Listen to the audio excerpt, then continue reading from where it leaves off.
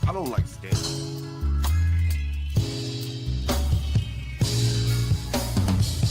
I think the only thing that has been Stanley. Hey, Stanley doesn't state the obvious, like what the he gives talking points. Yes, he does. The nature of American culture, it's a white people problem. I literally said they need to understand. Like this. If they want to be with you, it's called Stanley versus the world. You just assume their character by stereotype? I think people do that every day. Okay, I didn't ask you. What do I do? Okay. There is a hard truth that white feminists refuse to face. White feminism cannot be intersectional. And that's not a failure of execution. It's the contradiction by design. Intersectionality says equality without context is violence. And right there is the first fracture in female solidarity. Because white feminism depends deeply on good intentions, and those intentions being accepted as proof of moral goodness. Do you see how quickly that aligns with the core logic of supremacy culture? Intent over impact, self-perception over structural realities, comfort over accountability. Wait, if you haven't already, go ahead and subscribe to my channel. And let's get into my notes on, can a political framework like white feminism built around proximity to power truly dismantle power?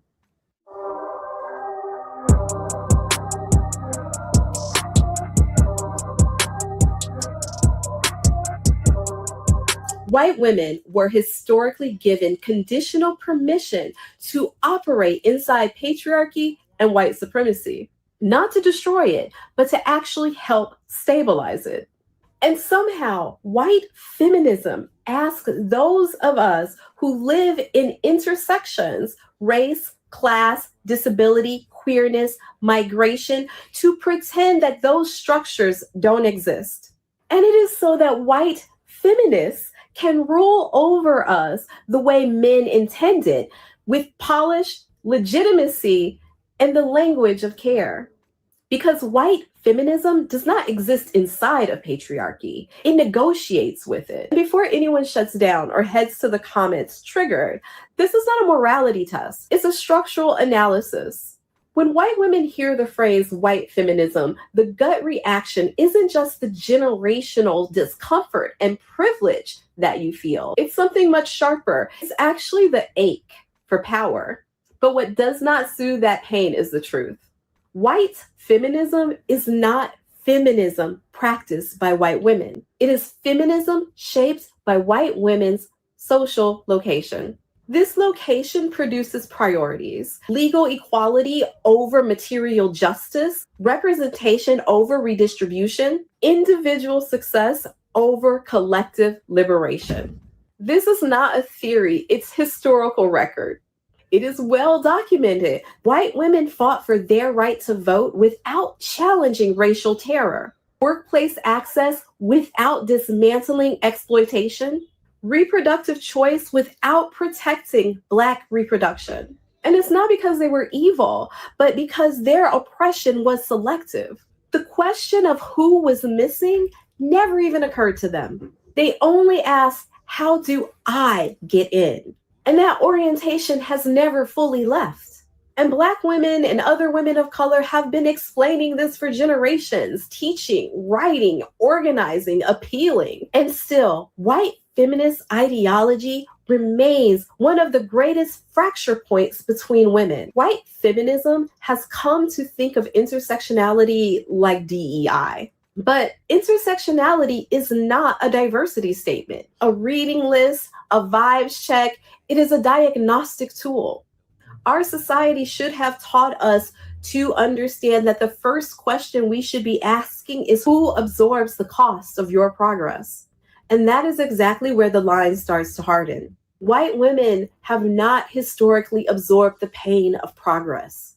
They displace it onto those they believe are more adapted to suffering.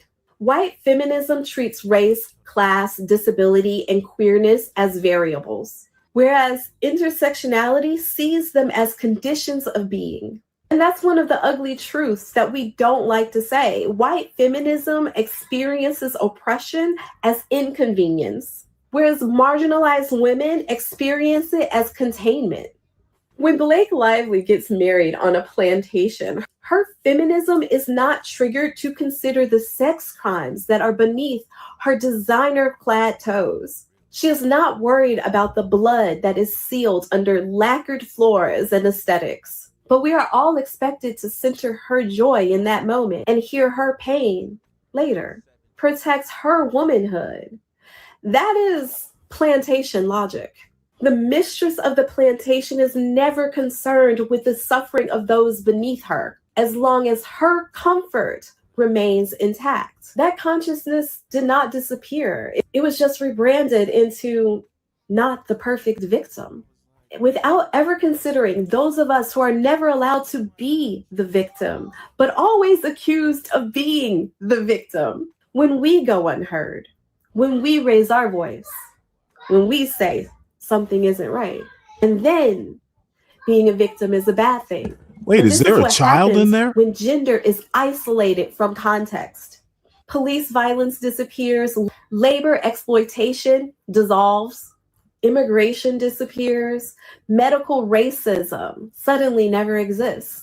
And this opposition to the truth suddenly makes feminism, white feminism, start protecting the very systems it claims to oppose. Because privilege does not mean that you had it easy. It means you were never required to notice certain harms. And this is where white feminist spaces often collapse when they are asked to follow leadership instead of offering it, lose control instead of gaining access, and accepting critique without centering their feelings. These challenges make them label intersectionality as divisive, too much, unfair to them, and hostile. It disrupts the assumption that white feminists have that feminism belongs to someone by default, when it doesn't, and it hasn't. White feminists refuse to acknowledge that proximity to power disallows them certain insights. And that refusal after generations starts to feel less like inability and more like desire. Much like supremacy culture itself, when equity is required, those closest to power suddenly feel oppressed. Power hierarchies cannot produce equality, no matter how pink you paint them. There are white women doing the work, and there are white women who are starting to understand their privilege and how feminism has left out everyone else. But there are more awakened white feminists who see allyship when everyone else sees performance. Blue bracelets, hashtags, signals of safety. It boils down to acknowledgement without dismantling. The white feminists who want to mark themselves as safe to the rest of us don't understand the truth that no one seems to say, are showing how privilege deludes you. White feminists aren't safe either. They are not safe from the patriarchal women who want to rule above them. And these are the circle that they're recruiting from, all while using the labor of marginalized women to stabilize white feminism. And all that does is show those patriarchal women that they're trying to recruit that you can still rule if you play nicely. I think more of us are starting to understand that while allyship says I support you, accountability says I will change my behavior even when it costs me. White feminism excels at allyship language, but is historically weak on accountability. Because accountability requires giving up narrative control, relinquishing leadership, redistributing resources, not just credit. Solidarity without sacrifice is branding, not politics. We are looking for co-conspirators, but we will not bleed first anymore. That privilege is gone. So let me be precise, because white feminism can participate in intersectional feminism, but it cannot be intersectional as a dominant framework. Intersectionality requires decentering whiteness, accepting non-reciprocal labor, following leadership from the margins, letting feminism be uncomfortable. And there are some white feminists that are doing this work quietly and consistently without applause. But when white feminism remains the loudest voice, intersectionality becomes aesthetic, not structural. Whiteness is separation, categorization, binaries. And unless that consciousness is dismantled, white feminism will always fail, which is precisely why it is patriarchy's preferred form of feminism. When white feminism fails, women of color disengage, movements fracture, reactionary politics grow, and patriarchy adapts. Because after all, patriarchy loves when feminism fights itself. There is nothing that protects hierarchy like selective liberation. The splintering of women is all patriarchy needs to survive. I actually believe that revolution can and should be female-led. But the greatest obstacle is one we never seem to say out loud. Che Guevara once said, "The true revolutionary is guided by a great feeling of love." Whiteness is not built on love. It's built on individualism. That's why when people talk about tragedies, we hear, "I have a daughter, I have a wife, I have a mother." People cannot see themselves outside of themselves anymore, and that is not love. There's a deep-seated belief in our society that you can stand near pain without being touched by it. And that is the foundation of white feminism. So I guess you ask the question again, can white feminism be intersectional? That's not the question. The question is, are white feminists willing to stop being the center of feminism? Intersectionality doesn't need permission. It needs space. It needs resources. It needs humility. If we were working towards focusing feminism on the least of us, the most intersectional of us, the rest of us would benefit by uplifting those women. If we poured our love into them, the rest of us standing near that will not go untouched by love. Liberation is not about who speaks the loudest. It should be about who needs the most love. And feminism that doesn't understand that isn't unfinished, it's unstable. Because love that only runs self-deep is shallow. Guys, if you haven't already, go ahead, subscribe to my channel. Hey, everybody. Welcome to Stanley versus the World. Sorry I'm way late, but I needed an old man nap. So I'm here. Actually, I want to watch another one by this lady. Something I wanted to watch. I guess it was day before yesterday that it came out. This, her point is well taken. And oddly enough, I'm thinking of a lot of these old YNs who talk about feminism and fourth wave feminism without actually even understanding feminism. And to be honest, I'm not sure I do sometimes, but I do know that if you are in a black space talking about the black women being feminists with no T, you have no clue what you're talking about. And her point about the intersectionality of it, look, again, and I'm probably wrong, but feminism, what she'll call white feminism, is patriarchy. It exists because patriarchy, white patriarchy, led it. Black people need to stop taking the secondhand ideas and adapting them to another facet of American culture. I could go deeper, but I'd be on shaky ground because I'm not a woman studies major. However, I do understand some things. So this is the other video that I want to show.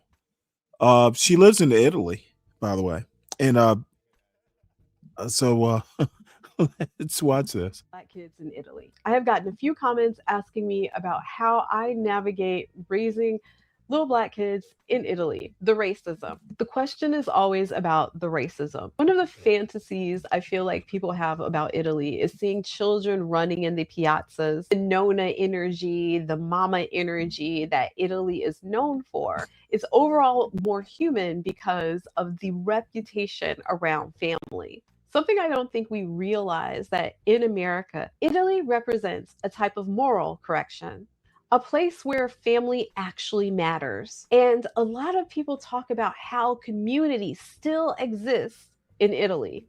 There is a safety around raising children, not just in Italy, but in Europe in general, or outside of the United States. Any critique of Italy and its school system, its system with children, if you're American, the first thing they're going to say is, at least you won't get shot in our schools. But that actually ignores some of the emotional damage associated with the bullying that goes on here. Because honestly, a lot of children will not experience gun violence in their schools personally, but the emotional toll that it takes on those children is yet to be known. We do know the emotional toll bullying takes on children in general. There are a lot of assumptions about raising children in Italy. There's a lot of assumptions about family, and there's a lot of assumptions about being Black, an immigrant, and existing here. If you haven't already, go ahead, subscribe to my channel, and let's get into my note on Black motherhood in Italy and how I've been navigating cultural, multicultural, multi ethnic, and systematic challenges.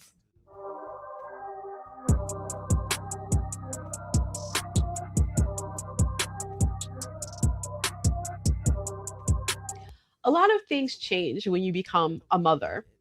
Your attitudes change. You look at so many things through a very different lens. I've talked to some people about the fact that when I first got here, I was treated very much like a baby with between my partner and his family. There was a lot of things that I did not become exposed to here in Italy until after I started having kids. When my first son was born and was still a baby, I realized very quickly how colorism was not subtle here at all. It was conversational. So, peep this. So, I'm at the beach. He's a little baby. That's the first one. He's like less than a year old. He's being fussy while I'm putting sunscreen on him. And there were three Italian women who walked over to like ooh and ah over how cute he was. Que meraviglia, and all this sort of thing that they do. So he's, fussing. And one of the women says to my baby, she leans in to my baby and she says to him in Italian, let your mother put the sunscreen so that you won't be as dark as she is. I was stunned. I was stunned into silence. And by the time I calculated and found my voice, her friend was pulling her away and saying something to the effect of like, that's not how sunscreen works. And this wasn't particularly malicious, aggressive. It was just casual conversation. And I think that's the point. Racism here arrives very casually, often like as an observation, as normal, as some sort of advice. It's like Italy is known for loving babies, but apparently certain shades get different love. Black motherhood here, I don't feel as though it is met with some sort of constant hostility. It's more about the dissonance. There's the type of warmth that they give you while they are also othering you. People will smile at your children. I will literally I remember when they were babies, I would walk down the street and people would smile at them and talk to them without ever acknowledging me. But even while they do that, they still disqualify them as fully belonging. And that feels like a constant contradiction in the air. Not everyone feels the same way about raising children of color here. So these are my opinions and my observations and the things that have affected how I see things. Because for me, raising children with dual heritage in a predominantly white environment and society means that you need to address identity early. My children have to understand that they are not immigrants. I am. They are Italian. They have all the rights to say that they are Italian. They have an Italian father. They have an Italian family. They learn to speak Italian first. And of course, Italian bureaucracy recognizes them as Italian. And yet, because of the melanin in their skin, people will see them as foreigners. Because in Italy, being Black often disqualifies you from being Italian. There's no hyphens here, there's simply doubt. And I can tell you how casual it is that people say it. I remember standing on the street and there was one of those like bike riders, and he was dark skinned, Indian looking guy, Asian. So he's going really fast through, he went really fast through the crosswalk. And the people in front of me said something like, oh, they don't have rules in your country.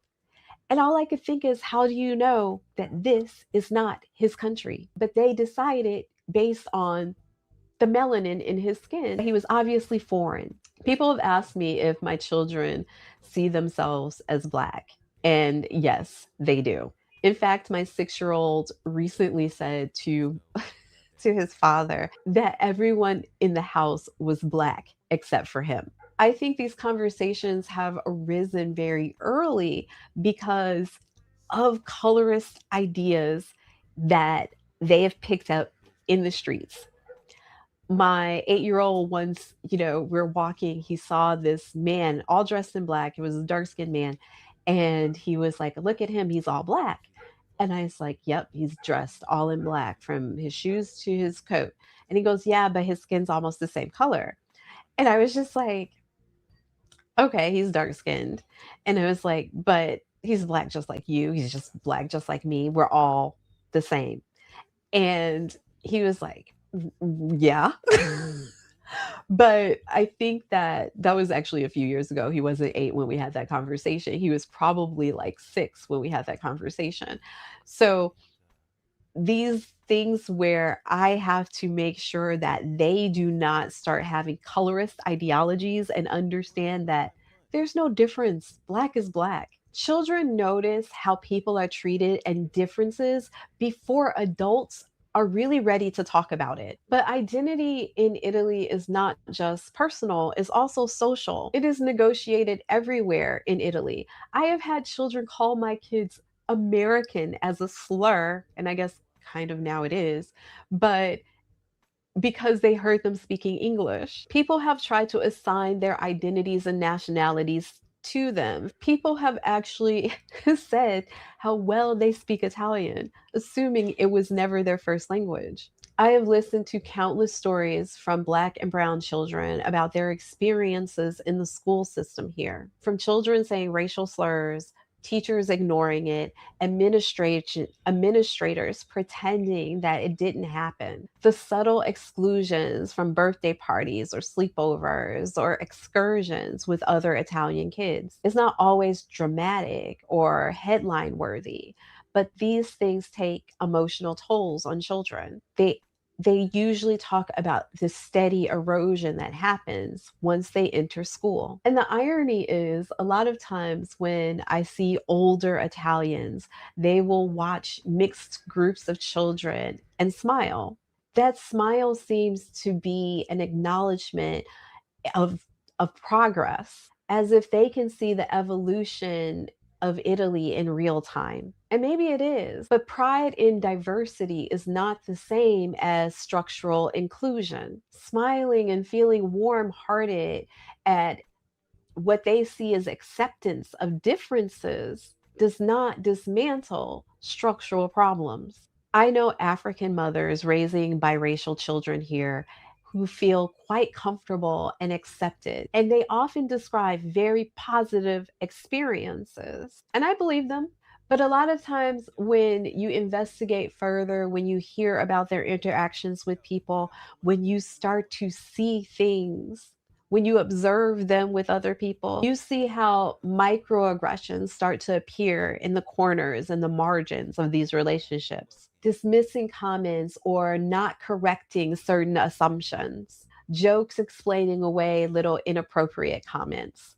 Something I realize that is often uncomfortable to admit is that we all have different thresholds for acceptable racism in order to get along.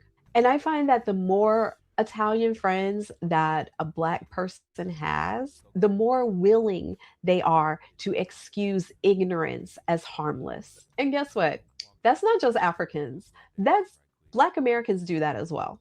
And sometimes it comes from survival, sometimes it comes from people having a desire to be accepted, not just by, say, Italians in a larger group, but white people in general. Sometimes they have very superficial relationships with these people.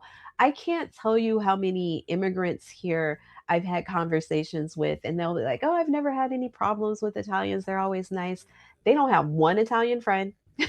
The exchanges that they are talking about are really just like not being treated like shit. But I find that if you never have deep relationships with people, certain things just don't hit the same. Surface level connections in any relationship protects you from depth level betrayals. Raising children should not be superficial. And this is one of the biggest challenges I have with a lot of relationships within motherhood and raising kids here. I do believe that becoming a mother, like I said, you start looking at things differently. It literally magnifies everything because you're not just navigating things for yourself, you're trying to navigate how you're going to move with your children and teach them in these spaces. And that is not any different for any person of color anywhere in the world, particularly in the United States. There is a lot of invisible labor that goes on with raising Black children anywhere where there are majority white people. I actually did not want our children to go to primary school here. I was like, okay with like, preschool, but by the time they're in primary school, I did not want us to still be in Italy. We're still here. And my primary reason was not because of race and racism. And of course, my biggest issue has already revealed itself to me. It was more about culture. And the first time I felt the culture press up against me was when our oldest son started primary school. I was really happy actually with preschool. Even though I wanted us to be gone by primary school, I was more than happy with preschool teacher and the preschools. I saw growth in the kids and I was impressed. But primary school revealed the emotional climate that I knew I would be uncomfortable with. Teachers yell, shame is used as motivation. Children are often corrected publicly and embarrassed in front of their peers. And this is relatively normalized. I feel like a lot of the emotional immaturity that I associated with the culture here starts in school. They see displays of immaturity in their learning from teachers and how the teachers respond to them in aggressive, childish ways. They have not evolved the emotional psychology in how they teach here. And I don't know that they do anywhere, but I know that generally yelling at kids is not seen as a motivational tool that is healthy. So my first grader starts telling me how his teachers are yelling at him. And we had already had a conversation with the teachers about how this type of behavior, this type of communication actually made our child shut down and it should not be used. Doesn't matter if like the whole yelling directly at him or other people in the class, if he feels like that is going to be the response that he gets, he's going to shut down. So I put in the group chat, hey, has anybody else's kid been experiencing this? Long story short, silence. The people who responded were basically defending the teachers and said that they were in agreement with the teachers.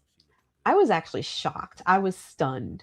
Then one mom reached out to me separately from the group chat, expressing sympathy and solace, but also kind of letting me know it's a you problem. I did not feel a community mobilizing for my child.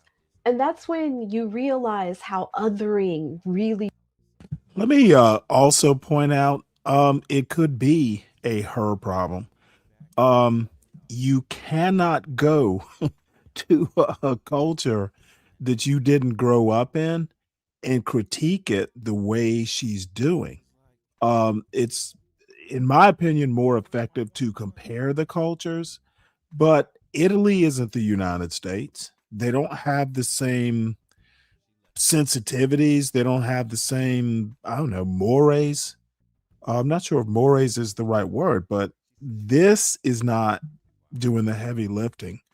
You can't remake a whole culture. And by the way, um, that Italian-ish culture is millennia old. You're not going to change it. Not sure that complaining about it is effective. Um, and but otherwise, it's a good video essay. looks and works. It basically shows whose discomfort actually matters. Because guess what? It's been 2 years. Like here in Italy, the kids stay in the same class together from first grade to fifth grade. Okay. And you have the same teachers, which I was shocked because after first grade, I was like, ooh, at least we're done with those. What? We still have those teachers. So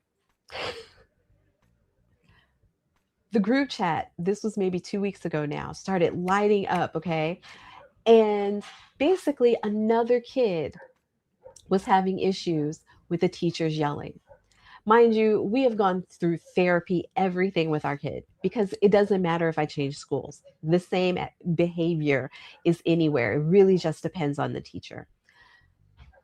So, anyway, we've been doing our due diligence with our kid. However, now another kid is having issues. Now the group chat's going on, going on.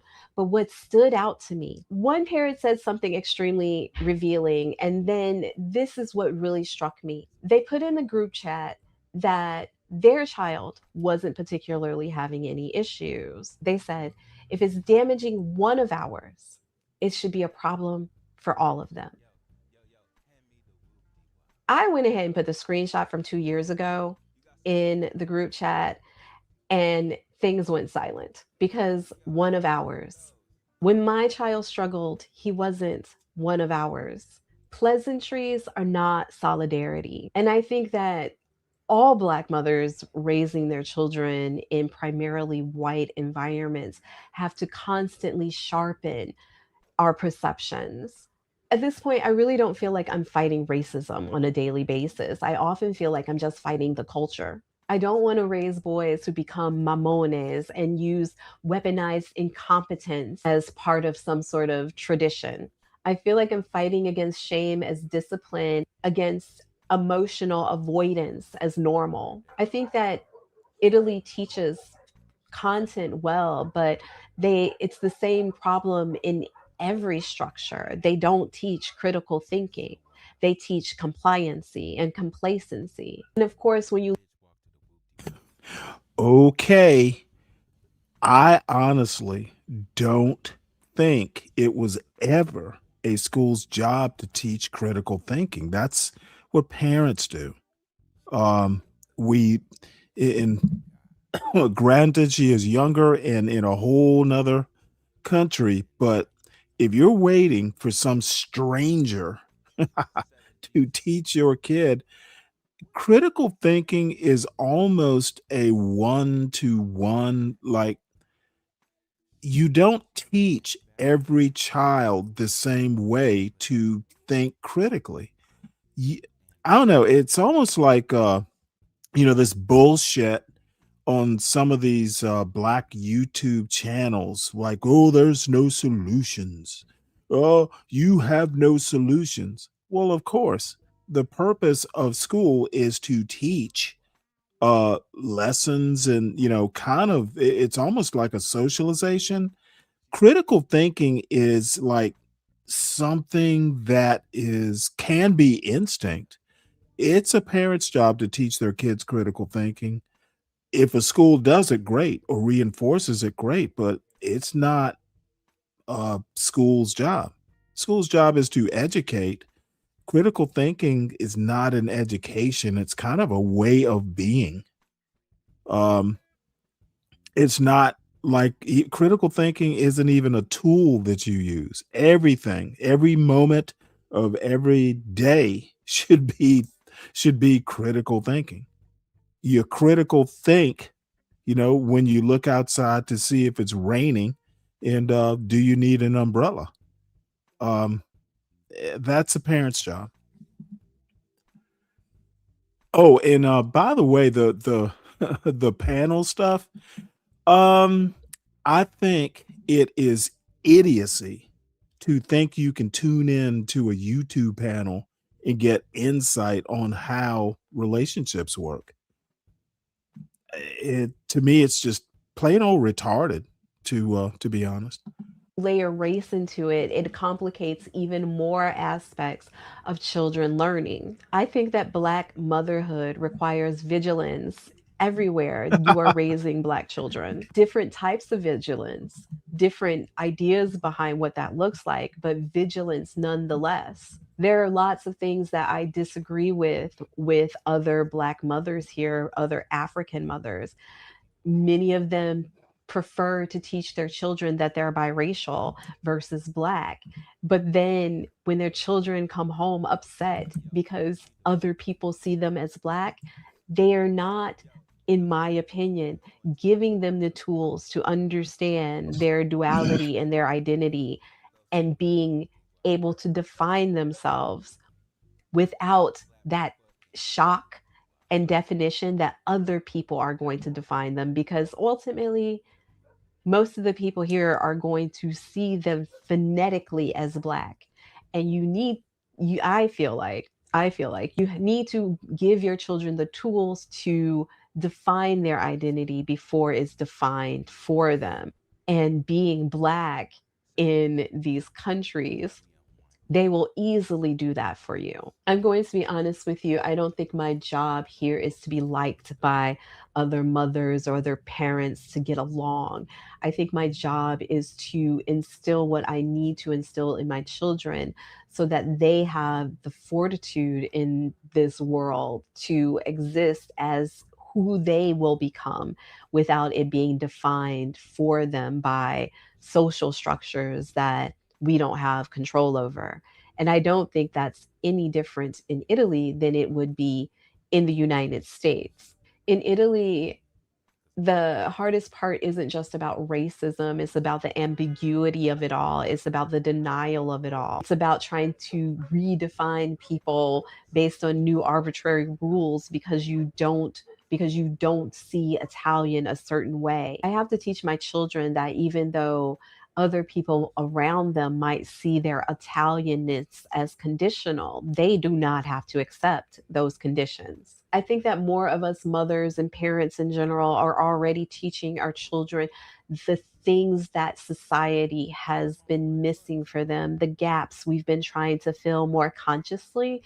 And I have I think that I have different gaps in this culture that I'm constantly paying attention to and thinking about in order to fill those for them. So hopefully we will be out of here before middle school. I'm determined. So, guys, if you haven't already, go ahead, subscribe to my channel. I look forward to having this discussion. All right, well, enough of that. I her last video I agreed with more. I have a whole nother set of I know I don't I think she is too dependent on school to teach things like critical thinking that she should be teaching. You can't learn critical thinking. If you got like 33 kids in a class, critical thinking skills and in other types of learning are best done one-on-one, parent to child, not teacher who is a paid employee of the state to 33 other little souls. Don't expect too much of schools. So Anyway, let us move on to these very few news articles. Actually, there are more than a few. And sorry I'm late. As I said, I needed an old man nap after I was on Sharon's show, and that's quite a workout. Um, you know, a lot of idiots over there. So it takes work, and it just kind of made me tired. So in 2025, trade deficit in goods reached record high. I don't know. Actually, last year was the first year. We have to. It's more telling what the numbers look like after 2 years. But Trump, these tariffs are a fucking bust. Um, Nothing against tariffs per se. The way they are being imposed as a weapon. Uh, Trump's not smart enough, and neither is his cabinet, Scott Bessent, etc. So, data released Thursday by the Census Bureau showed the overall trade deficit with the world narrowed, the result of an expanding trade surplus in services. The trade deficit in goods was the highest on record. Um, I don't know what to say other than what is Trump doing with the money? Tariffs. Tariffs were supposed to, number one, generate revenue, and number two, essentially what this means is Americans are just saying, "Fuck it, we're going to buy that sob anyway." Um, we'll pay the extra money. So, not good news, and that's more a that's more a culture thing. Um, Americans are going to get what they want, apparently. So let's see. Federal judge accuses Trump administration of terror against immigrants in scathing ruling. So the terrorists are the ICE people, and I'm not sure I disagree with that. On February 19th, U.S. District Judge Sunshine Sykes, ooh, I love that name, in Riverside vacated a Board of Immigration Appeals decision and issued a scathing ruling criticizing the Trump administration's immigration policies. The U.S. Department of Homeland Security reversed prior practice last year, leading the Board of Immigration Appeals to adopt that interpretation, prompting immigration judges to mandate detention and thousands of immigrants to seek release in federal court. Sykes wrote that DHS falsely claimed ICE targeted only the worst of the worst and said that maybe that phrase merely mirrors the severity and ill-natured conduct by the government. Oh, damn. Sykes ordered DHS to notify detained immigrants nationwide that they may seek release on bond, preventing immigration judges from relying on the board's decision amid more than 20,000 habeas corpus cases. Sykes cited 2 Minnesota deaths as evidence of broader harm, saying that the executive branch killed Renee Good and Alex Preddy, and Americans expressed deep concern over unlawful acts. November and December rulings found the change unlawful. Well, here's the deal.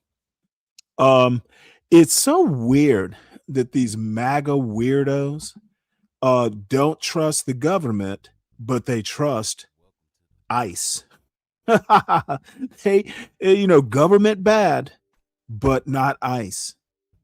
They're weirdos. MAGA blacks and the MAGA masses are weirdos and basically unthinking oafs. So that's my 2 cents. New DHS memo outlines plan to detain refugees for further vetting. This is troubling. So resettlement organizations said the updated guidance represents a dramatic shift in how refugees are treated after being legally permitted to enter the United States. Now, there's a problem here. Basically, there's a deadline involved once you get refugee status. You're supposed to do paperwork, for green cards, or there's a next step.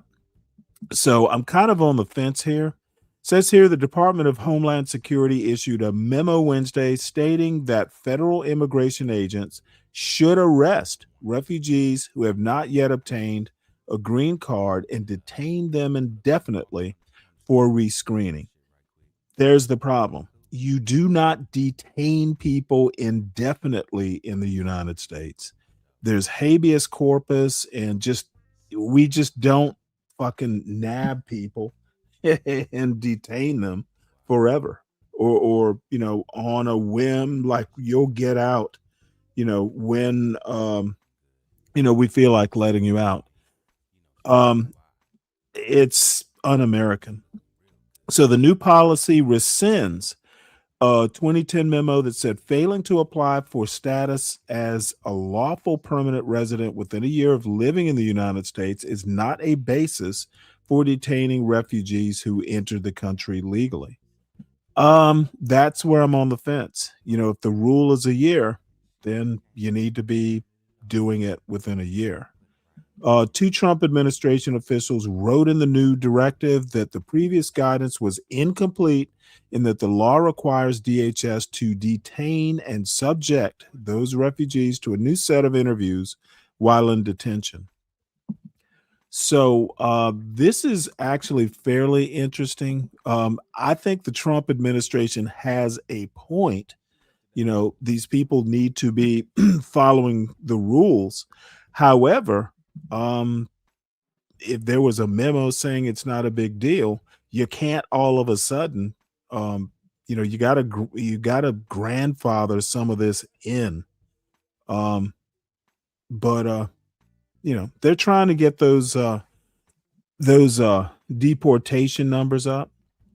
That's pretty much what this is. Let's see here. Minnesota judge holds lawyer for DOJ in contempt as tensions flare over immigration cases. As I have said several times over the past couple weeks,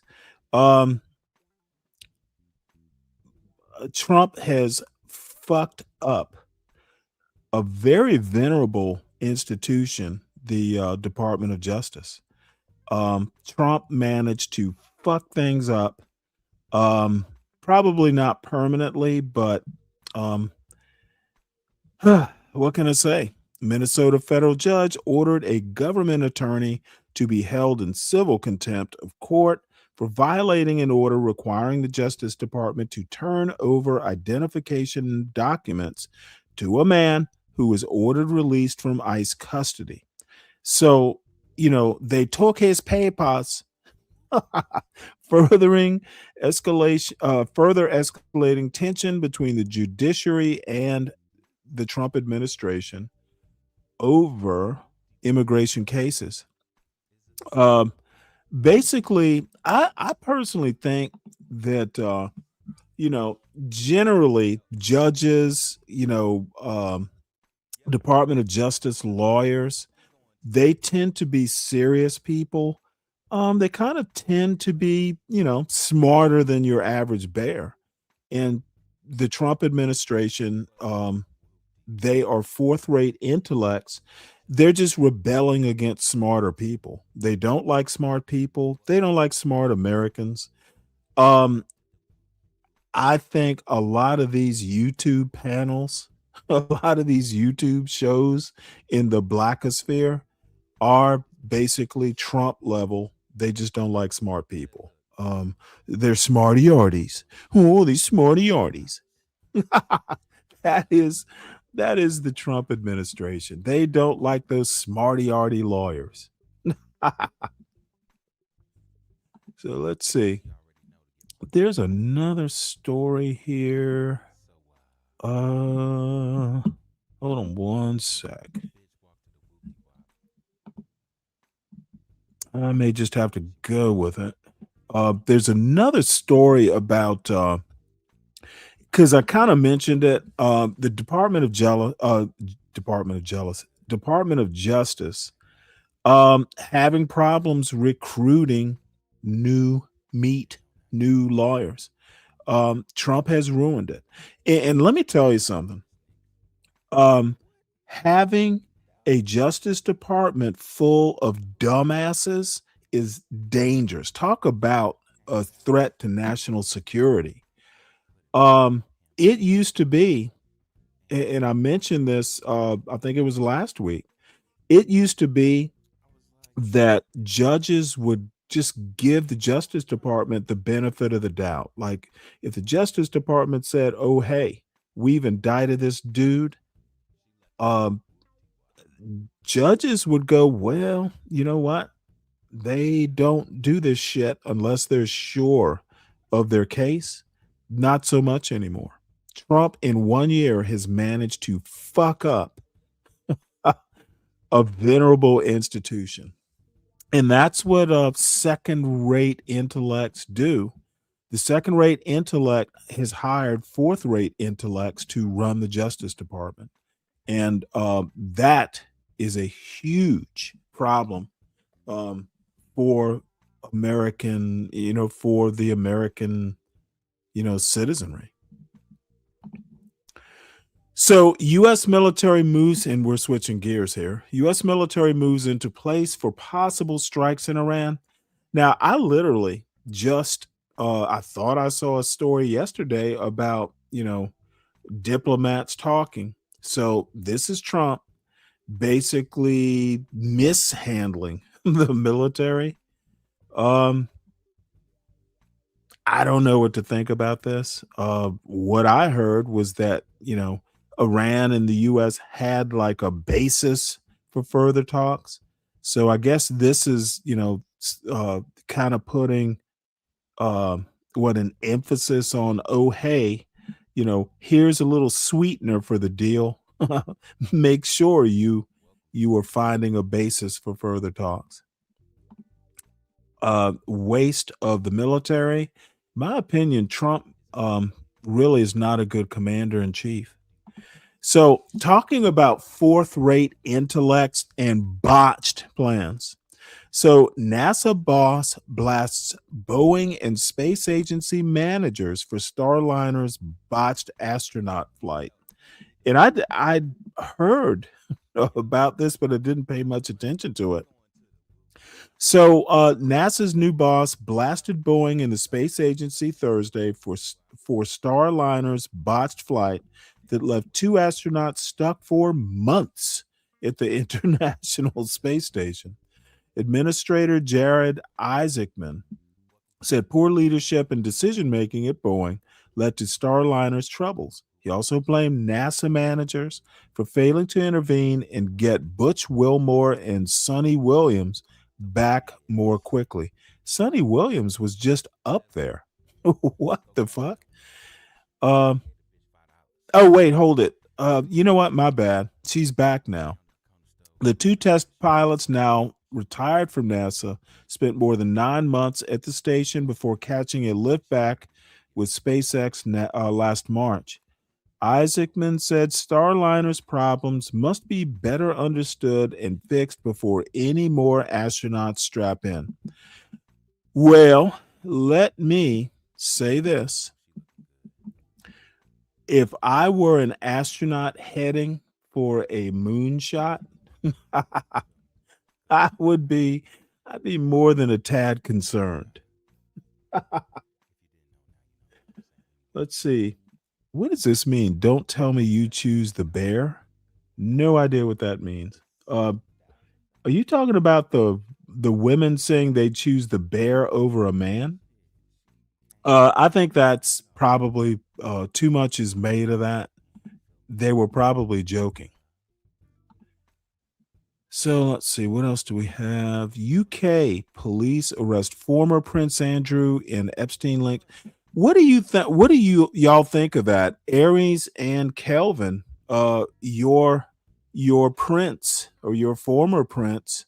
And as a matter of fact, this came up on a panel earlier today. Like, I, for the life of me, don't understand the choice of stories people make. They're trying to compare. Well, ooh, look at England. You know, they got former Prince Andrew. Ooh, when are they gonna do that in the States? Well, dude, Andrew has been a pariah in the world in the royal family for quite some time. You know, I'm old enough to remember him and Fergie.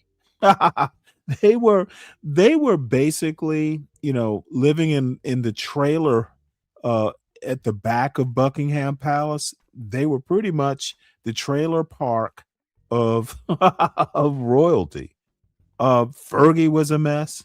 Andrew was a mess. Actually, that whole royal family's a fucking mess. How people like Kelvin and Aries. And Aries, I'm not going to put you into this because I know you have thoughts on the royal family, but I suspect Kelvin was at the Queen's funeral. Andrew being arrested, I'd be surprised if anything happens. It's just a little bit of a formality. I don't see how they're going to send a former royal to jail, but you know what? It is England.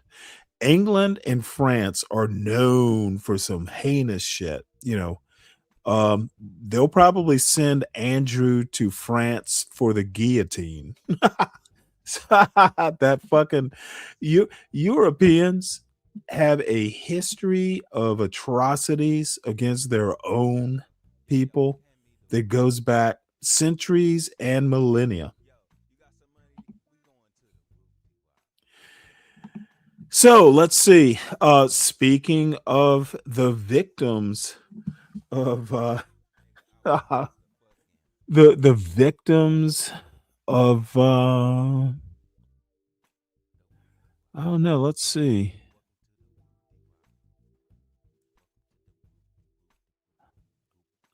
Now Epstein, I don't even know how this connects, but apparently this dude, what is Casey Wasserman, um supposedly to head the 28 Olympics, Summer Olympics in LA, somehow or another has an intersection with Epstein. And here's the deal. There is someone who shall remain nameless going, well, I don't understand. I don't understand why Epstein is such a big deal. Y'all need to move on. I'm like, what? Dude, what Americans, what MAGA blacks, and just MAGA type Republicans in general don't understand. The conspiracy theory literally involves your chosen dear leader. Trump is in the fucking center of this bullshit. Everybody's resigning, and Trump literally was Epstein's best bud for decades. Well, I won't say for decades, but for quite some time. Why aren't the MAGA blacks doing a show about why aren't they prosecuting Trump? Why is Trump not in more hot water?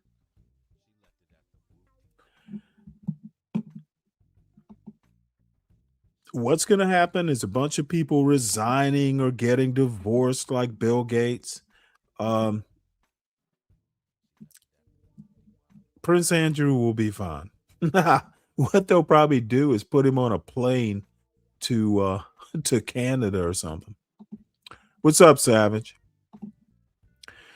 Okay, UN warns of ethnic cleansing in Gaza and the West Bank. No duh. That's probably why the UN will be replaced by Trump's Board of Peace. The Board of Peace doesn't think that Israel did anything wrong. Israel, they have a right to defend themselves. How they defend themselves is up to them. Just fucking sad.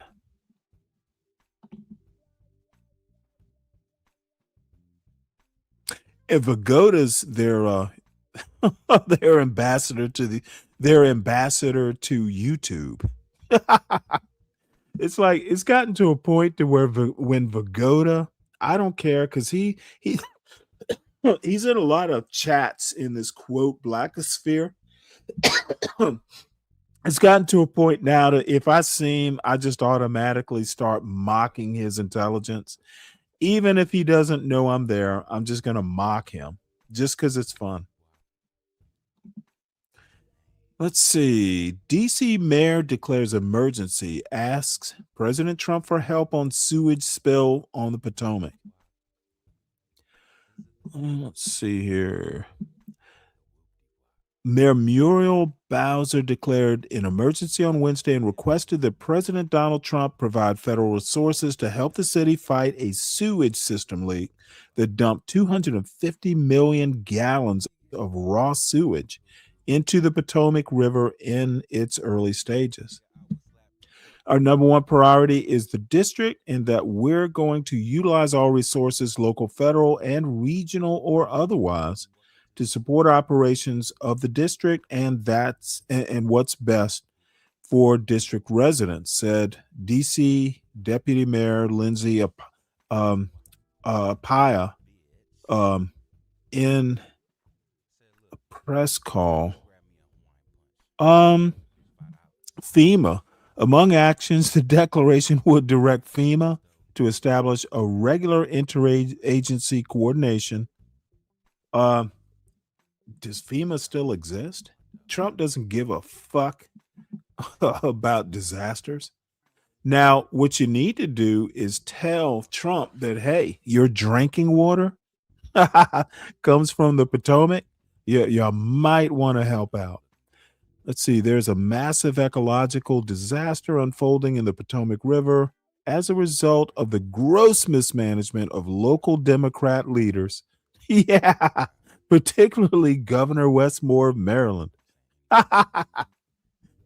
You know, sometimes these fucking MAGA folks, and I come across it all the time on this show. You'll be talking about Trump and they'll go, well, Biden, well, Obama. Yeah. Whataboutism runs deep in the veins of MAGA blacks. So this show is going to wind up. I've been promising for quite some time, for a few days now, to go back and look at some of Shirley Chisholm's old video. One from Face the Nation. Another is more a documentary. And I was hoping Natasha would drop by, because it's specifically, she and I kind of went back and forth in the chat about it. Big fan of Shirley Chisholm. And, again, MAGA blacks and just blacks on YouTube don't know shit about Black history.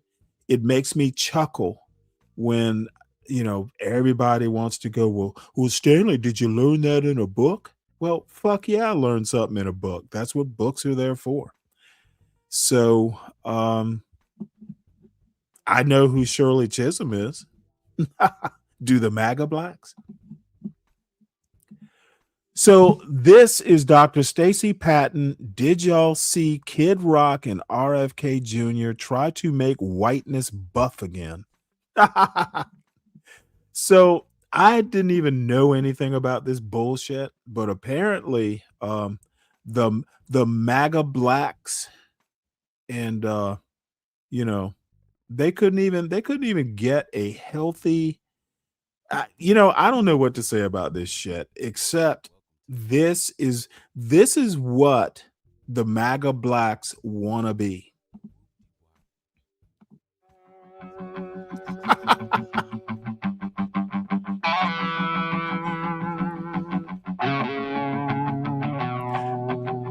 This is Make America Healthy Again. Not mentally healthy. Now look at this motherfucker with his plumber's crack. This is disgusting. I'm not even sure I can go farther than this. Oh my God.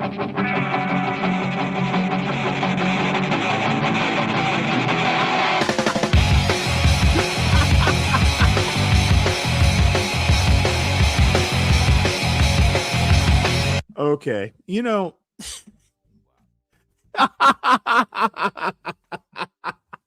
Fucking Christ. I'm trying to figure out because I'm sure I'm going to get some sort of ding, for this music.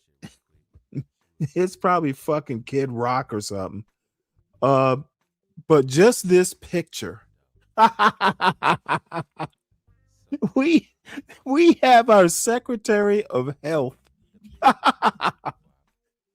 and a fucking drug addict rock star, has been rock star, acting like they're healthy.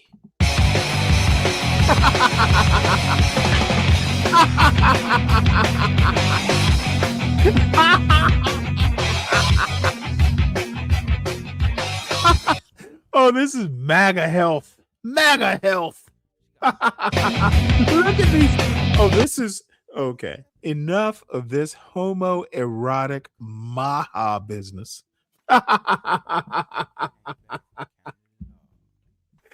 Oh my. Oh my. I don't even know what to think. But a Kennedy is jacked for his age. Hey, Brian, he's jacked. Well, you know what? I'm impressed that you noticed he's jacked. Oh boy, he's age appropriate for you, Brian. Don't be shy. I think he's probably got a Maha hotline. God damn, this is as homoerotic as what the fuck is this?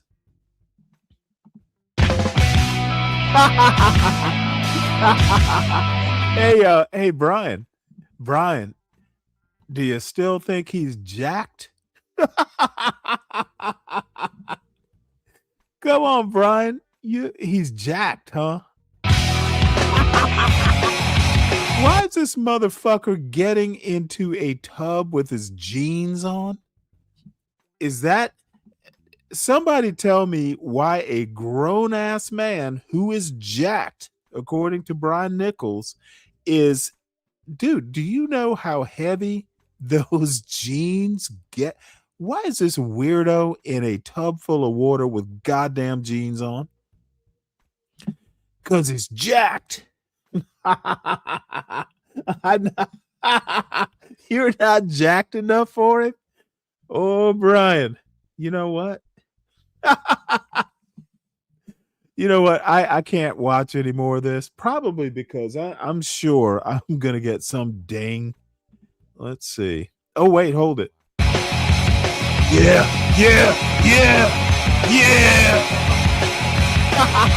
Hey, this is what America's youth wants. They want two damn near, well, fuck, I think RFK must be older than me.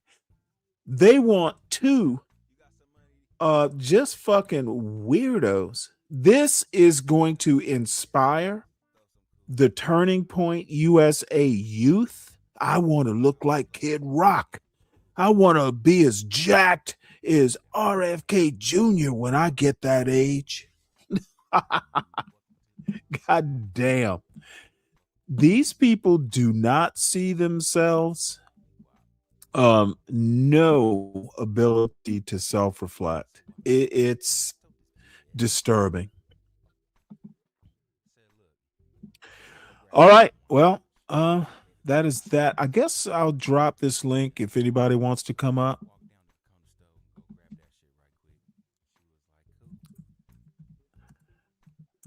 So feel free, folks, if you want. We're gonna look at some Shirley Chisholm and more more black people should know about her and Barbara Jordan. And the funny thing is I knew about these two women. You won't see Barbara Jordan. You know, I'll do it maybe Saturday. Look at some videos of her. This is Black History. This is Black History Month. Shirley Chisholm rarely gets mentioned, especially in this MAGA blackosphere that's on YouTube. These motherfuckers have no clue who she is, and I mock them. Wanted to be a candidate for the presidency. It seems to me you've had a lot of arguments with a lot of people who don't take you seriously. And lately, at least, most of the arguments have been with black leaders. Who is your real opposition, the black community or the white community? My real opposition stems from a combination of factors in both of these communities. I think there are people in the black community and people in the white community who would not see my candidacy with any great deal of favor. And that is understandable in the light of the kind of society in which we are currently living. And I believe that as my candidacy begins to move out more and more on the broader American scene, that many persons will begin to recognize that I'm a very serious candidate and that I have all of the other qualities that some of the other aspirants who are running for this presidential office do have. From CBS Washington, Face the Nation, a spontaneous and unrehearsed news interview with Representative Shirley Chisholm of New York, the first black woman ever elected to Congress, who has said that she will seek the Democratic presidential nomination in 1972.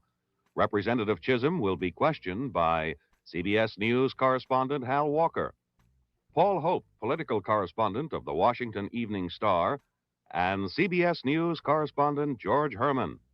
We shall continue the interview with Representative Chisholm in a moment. Mrs. Chisholm, the Black Caucus finished a meeting here, a two-day meeting here in Washington just recently.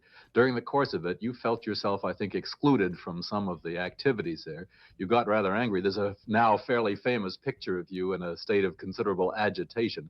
Did you find that there was something political, or was this what Women's Lib likes to call male chauvinism? It's a combination of both of these things. First of all, in terms of the women's liberal. Let me go back to what, and God damn it, I cannot remember her name.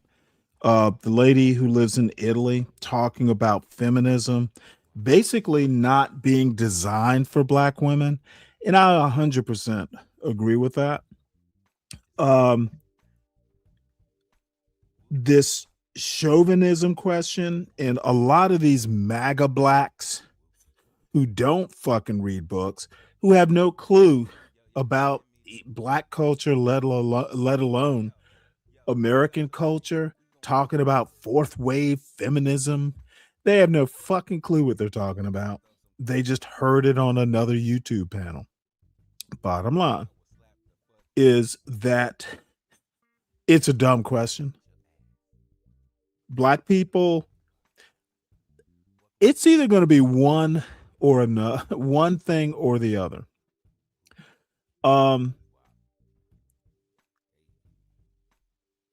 Black people don't have to necessarily conform to feminism or any other type of ism.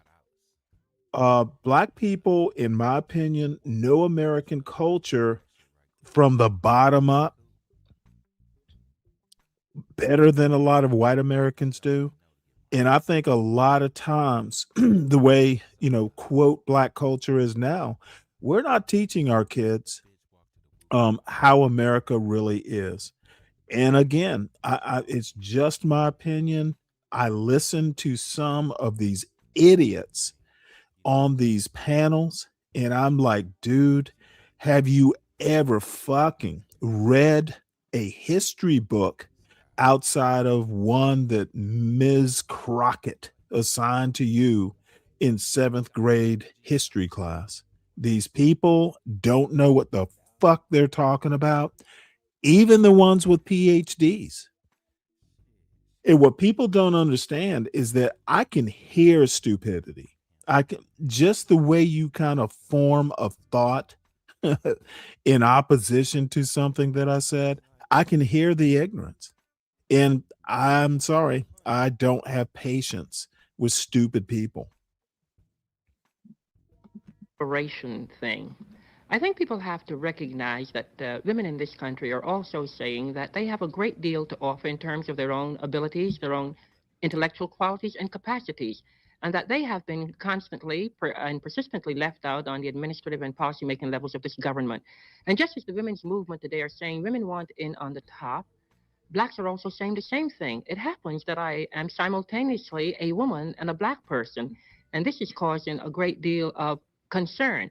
Many persons have to recognize that even though in their own inherent basic attitudes towards women in this society that they do not feel their place is in the political arena, they have to recognize that I do exist. And what happened this past weekend in the Black Political Leaders Conference is the fact that although I'm the only black person currently who is saying that I am going to make a serious bid for the presidency, the attempt not to even permit me to speak on a broad level at one of the two panels that were going to be discussing strategies for 1972, when all of the delegates would have been assembled at these two panels, is a subtle and a covert indication of the feelings towards a woman's candidacy. Male chauvinism is a real problem in our society.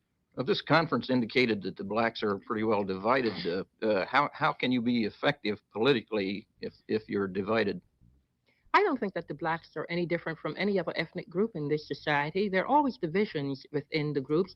I think one of the purposes of this conference was to really see if we can bring in together from all over this country people who are holding important elective and appointive offices to map some kind of strategy for 1972. And of course, you have differences of approaches and differences of opinions with respect to this strategy. Some feel favorite son candidacy, some feel lining up behind a single candidate, and some feel other things. And I think that we do have to recognize that there is no unanimity of approach as yet with respect to the strategy by black officials in this country for 72.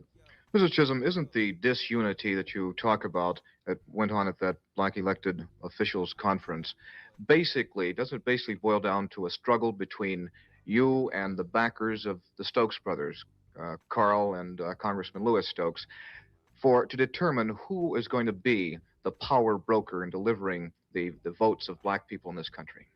Since you mention it, let me just say this to you.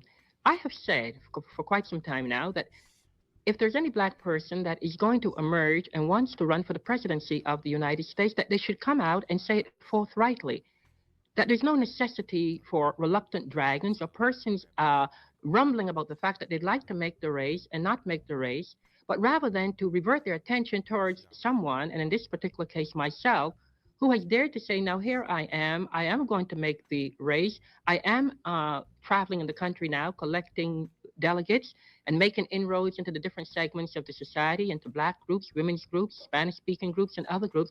And I am saying that I am a serious candidate. I've never said or I've never felt at any particular point that no black man, for that matter, who wants to run should not run. But what they have been doing, they have been holding back, have been acting like reluctant dragons, and then proceed to try to bring me forth as a person who is interested in possibly using divisive tactics.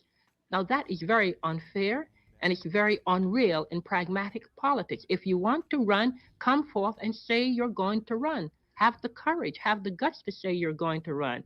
But do not begin to try to thwart the ambitions of someone who dares to get out and do the nitty-gritty work that is necessary to make the candidacy become a viable one. A serious candidate could mean several things. Do you seriously believe that you can win?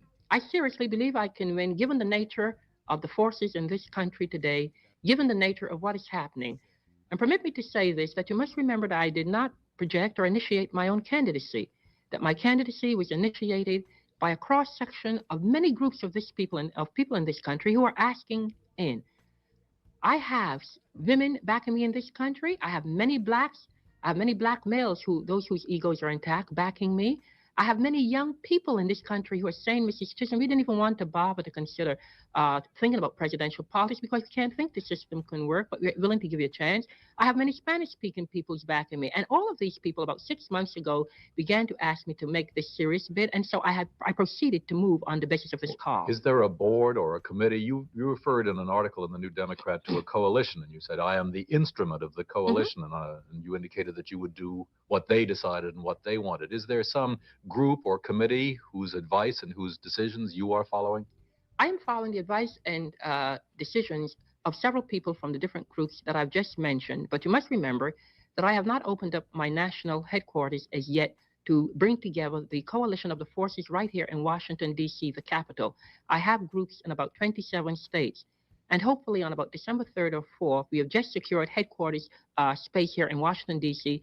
We will be officially opening our headquarters and coordinating all of the efforts and all of the forces, and at that time, a press conference will be called to identify many of the persons who are associated with me in this movement. Well, you've never said positively that you are a candidate. Are you saying now that you positively are a candidate? No, I'm not saying positively I'm a candidate now. I don't know why I should be any different from some of the other aspirants. I'm still saying that as the momentum begins to swell and the fact that fundraising galas are being put together in this country and the forces are organizing more and more every day, that around January 3rd or 4th, if I am able to have at least $300,000, which is a minimal amount, because I'm not going to enter every primary, I will be a definite candidate around January 3rd or 4th. The chances are 99 to 100 that I will be running. And does it make any difference what the other black leaders decide they want to do? You're going to be in it regardless? Yes, I'm going to run regardless because, as I said, I was first projected by a number of forces 5 or 6 months ago.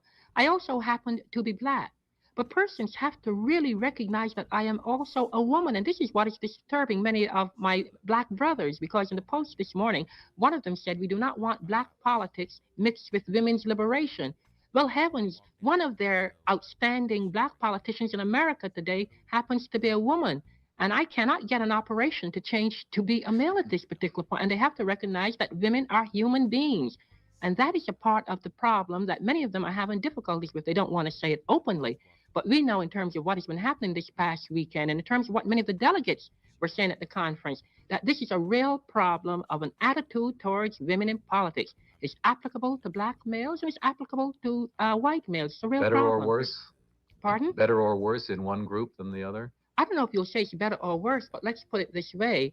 Because of the role of that the black woman has played in this country for such a long time, and because of a society which projected her into a very assertive, dominant role because the men had been emasculated for so long, she has a certain reservoir of talents and perseverance that she's been able to bring to many fields of endeavor. And of course, when you have a black woman like myself, who is a very assertive woman, who is a woman that has confidence in herself and her abilities, moving out here, it is a threat to some of my brothers whose egos are not particularly secure. And I recognize this. And I do want to say that I did not... Wait, that sounds like something Sugar Bum would say, or Sugar Bum would say. Some of my brothers are not very confident. We didn't have this convention this weekend to endorse any candidate. That was not the purpose of the convention, because people have to do what they have to do. But all I'm saying is that there have to be a recognition that Shirley Chisholm does exist and that you must not try to use maneuvers to bypass her. That's all I'm saying. Mrs. Chisholm, isn't the whole idea of women's liberation also, hasn't it been received with a certain amount of coolness by black women who are concerned about black male egos? And don't you run some danger of alienating both black women as well as black men? No, I think that's a very erroneous thing, because when you have women like Fannie Lou Hamer and Merle Evers and Dorothy Height being a part of the Policy Council Committee of the National Women's Political Caucus, and these women do represent black women on different levels in the American society, one has to indicate that in the women's liberation movement, there are aspects of that movement that are very meaningful to the black woman because she is at the very bottom of the ladder. It doesn't mean that the black woman has to accept every platform and every plank. But when the women's liberation movement in this country has such a thing as national daycare centers as a part of their total platform, that plank is very meaningful to black women. And what black women have to learn to do is to accept those planks or those postures of different organizations that will be very meaningful for them in this society. But what is wrong, actually, the thing that is very, very wrong is that when you use the word women's liberation, it evokes certain negative things in the minds of people, and that is very unfortunate. One of the women you mentioned, I'm sorry, was Mrs. Medgar Evers. And Mrs. Evers, as you know, has endorsed Senator Muskie. Do you consider that, in a sense, a blow to your own candidacy? No, I don't consider that a blow to my own candidacy, because whoever said that every black woman is going to support Shirley Chisholm? Whoever said that every black man, every white woman, every young person, every Spanish-speaking person, every one of the Democratic candidates are going to have people from these groups? That's not a blow to my own candidacy. I can't expect, merely because a person is black, he's going to follow me body and soul. That would be a very erroneous thing to expect. How much clout do you expect the blacks to have at the convention, and what are you going to demand? It almost sounds like John Galt. How much support do you think the blacks? And if you do have some clout. First of all, the blacks have to come up with the strategy that they have been talking about, for the past 6 or 7 months. First of all, you can only talk about the blacks having clout at the convention if they do come up with a strategy that's going to be able to coalesce most of them into a force to be reckoned with. Secondly, in terms of my own candidacy, because I do have and do present a coalition candidacy, it will mean that I will be going to the convention with clout, irrespective of what other groups might do or might not do. What do you expect to demand at the convention? I expect to have a very, very important role in saying what the total ticket is going to look like. I expect to have a say in terms of cabinet members. I expect to have a say in terms of some of the things that blacks and women and Indians and other groups who've never really had any input into a Democratic convention. I expect to have a great deal of say into saying what the next administration must look like and what it must address itself to. Should it have a black woman named Mrs. Shirley Chisholm in the cabinet? That will be dependent on all of the people who are backing me at the convention as to whether or not they feel that this is a role that I should play. I'm constantly saying that because I want everyone to know that I am not running to become a vice president or to become a cabinet member. I am running very seriously to become the president of this country. And so therefore, I am not interested in discussing this from any other standpoint, but I also have to be a pragmatic political realist and realize that this might arise at the convention. You've stated your opinion, of not on the show, but in press and published in the past on many of the other candidates. But on Senator Muskie, you have a rather balanced, almost equivocal thing. You say you don't like what he said about the impracticality of running with a black vice president, and yet you believe that he can still retrieve his position if he were to meet with the black leaders. Can you expand on that a little bit? Yes, I'll be very glad to expand on that. First of all, with respect to the statement that he made, perhaps Senator Muskie did in truth, and with utter candor, mention the fact that he didn't think that a black person on the ticket could be helpful. But it was not a question of utter candor or frankness. It was a question of beginning to prepare this country to engage in attitudes of the fact that a black person can be on the top level or in the administrative role in this country someday on the national scene. You have to make that comparison also to the Southerners who for many years felt that civil rights shouldn't go to black people. But yet, Southern leaders began to move in the direction of, by giving the leadership, it's a question of moral leadership. The reason I said that he might be possibly able to retrieve some of what he said is because his campaign staff and the forces around him are beginning to move in the direction in terms of some of the most recent statements and some of the meetings he's been having, and of course, and also on the employment of Mr. John Dean, who he's been moving around the country to see if it can be reconciled. And this is why I said that there's a possibility that he might be able to retrieve some of what he said or felt. Would you to the point where he would possibly get your backing? I am running for the presidency of the United States, so I don't know how he's going to get my backing. Well, if you don't get the money that you say you must have in order to make this affirmative decision. At the appropriate time, it will be clearly indicated whom I would back. Will you support the nominee of the Democratic Party? I do not know whether or not I would support the nominee of the Democratic Party, and this has been the position of several other persons who are also running and aspiring for the Democratic nominee, because we don't know who that person is going to be. If George Wallace emerges, I certainly couldn't support him. Well, you're a National Democratic Committee woman from New York. Don't you feel some obligation to support the party? I'm a National Democratic Committee woman from New York. I supported Mayor Lindsay when he ran for the mayor of the city of New York. I supported other persons who were not the nominee for our party at certain conventions. That's not the issue, because ultimately my being the National Democratic Committee woman has to stem from the votes of the delegates at the convention. I became the National Committee woman because of the votes of the delegates, not because of the votes of political bosses who never wanted me in this position in the first place. Mr. Chisholm, on some of the basic issues that you, I'm sure, will be talking about, aside from women's liberation, your support of minorities, how do you feel about what will be the effect of William Rehnquist's confirmation as a Supreme Court justice? Well, I believe that William Rehnquist's confirmation by the Senate for the Supreme Court would be an indication of the direction in which the Nixon administration has been moving for quite some time with respect to appointees to the Supreme Court bench. The scenario has been going on for quite some time. Each time certain persons have been projected. You have libertarian forces in this country that have appeared before the committees and given their testimony. And I think that William Rehnquist's nomination would further indicate that the executive branch of government certainly seems to have a commitment to making sure that it puts persons with extremely conservative points of view, persons whose positions on civil rights issues in this country leave much to be desired. It will be no deviation from the script that has been written by the White House. Will you work against it in the few days that remain on the subject? I certainly will. Do you think you have any chance? I do not know whether or not I have any chance, but I will continue to do what we did when we went against Judge Carswell's nomination. Why, let me get back to politics for a moment and ask you why you have decided that you want to run on the Democratic Party ticket, why you did not decide to strike off in a new direction. Because many persons within the Democratic Party structure, persons who have been Democrats all of their lives, said to me that they're willing to give the system another chance by working within the system to see if they can't bring about change at the national convention. Because it has been my humble belief that if we're going to bring about change, that we still can bring about change within this system. I really believe that. I believe that we can make this system responsive. But you're not going to be able to make the system responsive unless you know the weaknesses and the strengths of the system and be on the inside to know where it is that you have to strike.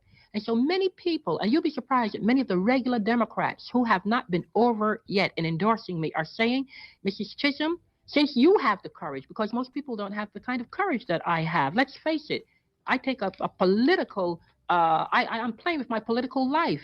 And I recognize that I am, but I feel it is so important in America that somebody has the courage and the daring to do this, that on the basis of many Democrats that people really do not know about, and many of the people out there who give the votes to the delegates, I'm not talking about the elitist boss politicians on the top level. I'm talking about the people who said to me, Mrs. Chisholm, go into it as a Democrat, and let's see what we can't do. Along that line, though, you've been asked to enter the Florida primary on the Republican ticket. Have you given that any serious consideration? I have considered it only insofar as I'm flattered that there's such a disgruntledness in the Republican Party that they dare to even ask Mrs. Chisholm to consider entering the Republican Party. Of course, I will not be able to enter the Republican primary. Can the system change faster than the American people? As you know, there have been a lot of reports, surveys, polls, and so forth, which show that the American people, just at the voter level, have been changing it with remarkable speed on many of their prejudices, class, race, and others. Do you agree, and do you think the system is responding to the change in the population? The system is responding on certain levels, and it is not responding on other levels. That is why it is so terribly important to have a change of administration. When President Nixon was inaugurated, he spoke about bringing us together. And yet in terms of what the president has done, he has served to alienate so many factors in this society. It is my humble belief, although some persons disagree with me, that perhaps the president really wants to bring us together. But the president of this country cannot bring us together with the kinds of advisors and the kinds of persons that he has around him in his advisory cabinet and as the head of his different cabinet departments, because these persons have no sensitivity or no real attunement to the needs and the cries of poor people, black people, Indians, Chicanos, women. They have no sensitivity. And they believe that so many of the outcries that are occurring in American society today are coming from what many of them euphemistically call the radical elements of society. Well, I wish they had an opportunity to travel with me through this country and see who some of these so-called radical elements are. They're some of the most conservatively oriented people who feel that this nation is not addressing itself to the domestic issues and the domestic crises that are causing the morale of the people at home to fall day by day. Do you think most blacks want to work within the system? I believe that a large number of blacks in this country want to work within the system if the system will just stop dealing in cliches and rhetoric and begin to implement the laws on the books. We have enough legislation and enough indication to indicate that the basis is there, but it's men, and that's why the administration has to be changed. Well, is anything any different in Congress? I mean, you're criticizing the other end of Pennsylvania Avenue. How about Congress? Oh, Congress has its share of the burden to bear also. There's no question about it. When you can read a book like Nick Cox's book, Let Them Eat Hunger, and see from that book what the appropriations and authority committees in the United States Congress has to do with monies for poverty programs, agriculture programs, and food programs, you realize that it's a big fraud, because the heads of the committees who control these programs, which are the lifeline for poor people in this country, are people that have basic inherent racial attitudes towards Indians, poor people, and blacks in this nation. Can anybody, no matter what handicaps or what advantages, do you think, defeat President Nixon in the coming year? After all, he'll have China under his belt. He'll have phase 2, a considerable change in the rate of inflation, which most people seem to think is doing some good. I presume you agree somewhere. Can anybody beat him? I think there's a possibility of beating President Nixon, but this is going to be very much What's determined. the gut issue? I think the gut issue is the whole domestic state of affairs at the time that the conventions begin to get underway. How the American people are reacting at that time to what is happening to them, because for such a long time they have been reacting in a very, very upset fashion, because their taxes have been used for the propagation of a war in Vietnam. The kinds of programs that has to do with services to people in this country have been cut back in the United States Congress.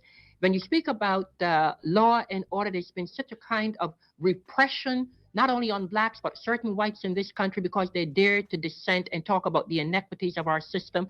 So to the extent that the American society at that time is still in ferment about what is happening to them as citizens of that land, the whole domestic crisis, the whole domestic situation, I feel, is going to be the most important thing in the campaign for 72. Is law and order a legitimate issue? Law and order is not a legitimate issue at all. Law and order is an issue behind which many people love to rally because of what those two words connote, law and order. Everyone wants law and order in a society. You can't have anarchy in a viable society, but you cannot have law and order without justice for all kinds of Americans. That's the key, and nobody talks about justice. All people talk about is law and order because it connotes certain things in the minds of people when they hear those two words. Law and order without justice. Wow. Everybody talks about law and order, but never about justice. Yep. Shout out to Shirley Chisholm. She's better than Malcolm X, in my opinion. Part of the reason the American society today is in ferment, not only with blacks, but also with many whites. Whatever the issues are facing the Republicans, the weaknesses that the Republicans have, given the disunity now in the total Democratic Party, and going back to the problems that you've had in this recent conference, could you not do the black people a favor by withdrawing in order to gain a certain amount of unity among blacks? It's not a question of my withdrawing. It's a question of the fact that Shirley Chisholm is not a presidential candidate of black people alone in this country. Shirley Chisholm is a candidate of all kinds of people. I am an American. And blacks and whites and young people have asked me to run, and this is where the mistake is constantly being made. This is my land also. This is my country also. And I'm highly flattered that there are forces in this country besides black that wants me to run.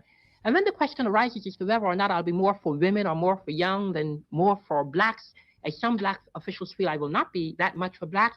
How dare they insult me when I have been the one leader in this country that has taken stands on very controversial issues that many of them would not dare to take because it's not politically expedient to do so. I am a candidate for American people, including blacks, women, and other groups. Thank you very much, Mrs. Chisholm. We've run out of time. Thank you very much for being with us on Face the Nation. Today on Face the Nation, Representative Shirley Chisholm, Democrat of New York, was interviewed by CBS News correspondent Hal Walker, Paul Hope, political correspondent of the Washington Evening Star, and CBS News correspondent George Herman. Next week, another prominent figure in the news will face the nation. You know, there are a lot of old and very good Face the Nation episodes. There's one I watched on this show probably 2 years ago now with Coretta Scott King. I won't say that Face the Nation then is any better than it is now, but you know, I look at all this sort of stuff as kind of history. It's fascinating. So this is, let's see, there is another Shirley Chisholm. This is you know, I'm not this is a Florida junior college documentary. So I watched some of it, but let's see what we got here. And by the way, if time holds up, there's another video from the Library of Congress. Again, shitloads of old videos on YouTube. Library of Congress has a whole YouTube channel with like thousands of these archival, well, it's archives of just videos. Shit, some of them are probably 100 years old. So people need to take advantage of some of these old archives. There's knowledge there.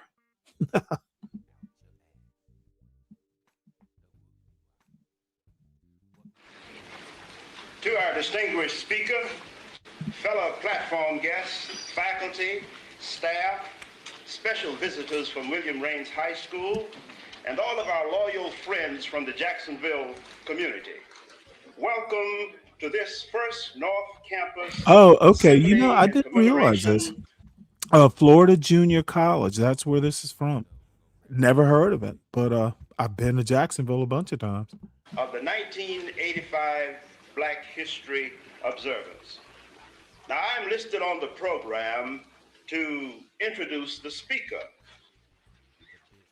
My task, though, while I stand, is multiple because Dr. Gwendolyn Chandler and Professor Brenda Simmons, who coordinated all of the planning and arrangements which has resulted in the program which you have in your hands, have indicated to me that they were quite concerned that we end this program promptly at 11 o'clock because we must share our distinguished speaker with our friends at the downtown campus at 12 o'clock.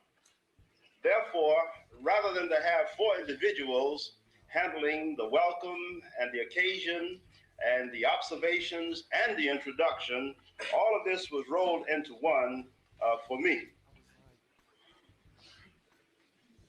Now, I ask your patience as we be about it. Since I have already extended the welcome, let's move on to the occasion. Over 60 years ago, the great Black historian, Dr. Carter G. Woodson, saw the need to fill a great void of ignorance and indifference to the many contributions made by Blacks in this country. He inaugurated an annual Black History celebration as a national event. The purpose was then and is now to provide Black people a better understanding of their place in history and to provide all Americans the opportunity for a greater awareness of the significant contributions Black have made and are making to this country, known as the United States of America. It is for that purpose that we gather in this place today.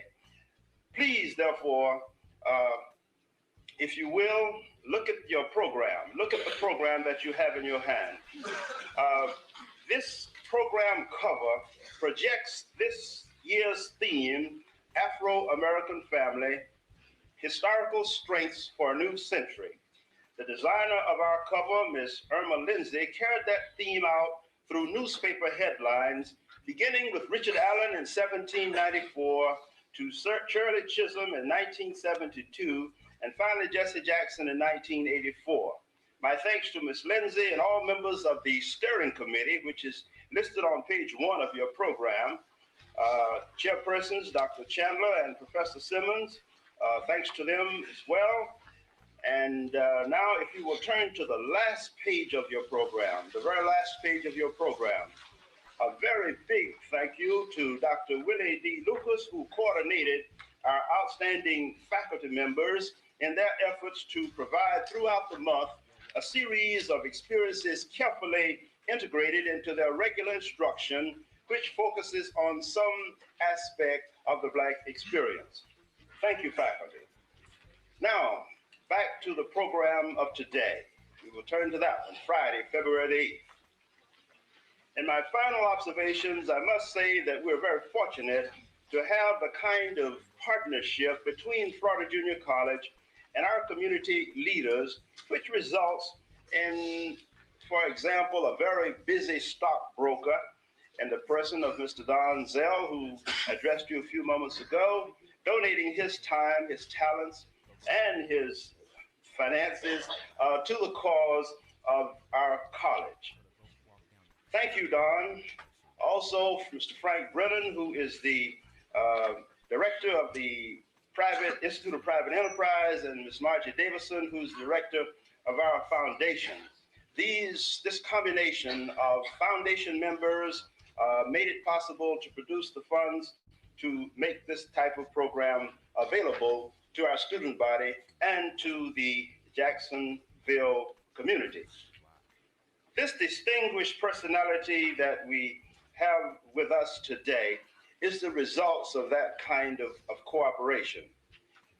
Thanks also to Ms. Donaldson and the Delta Sigma Theta sorority for your support of the college and to your distinguished soror. Okay, that takes care of all my assignments except one. But that one, the introduction of our great speaker.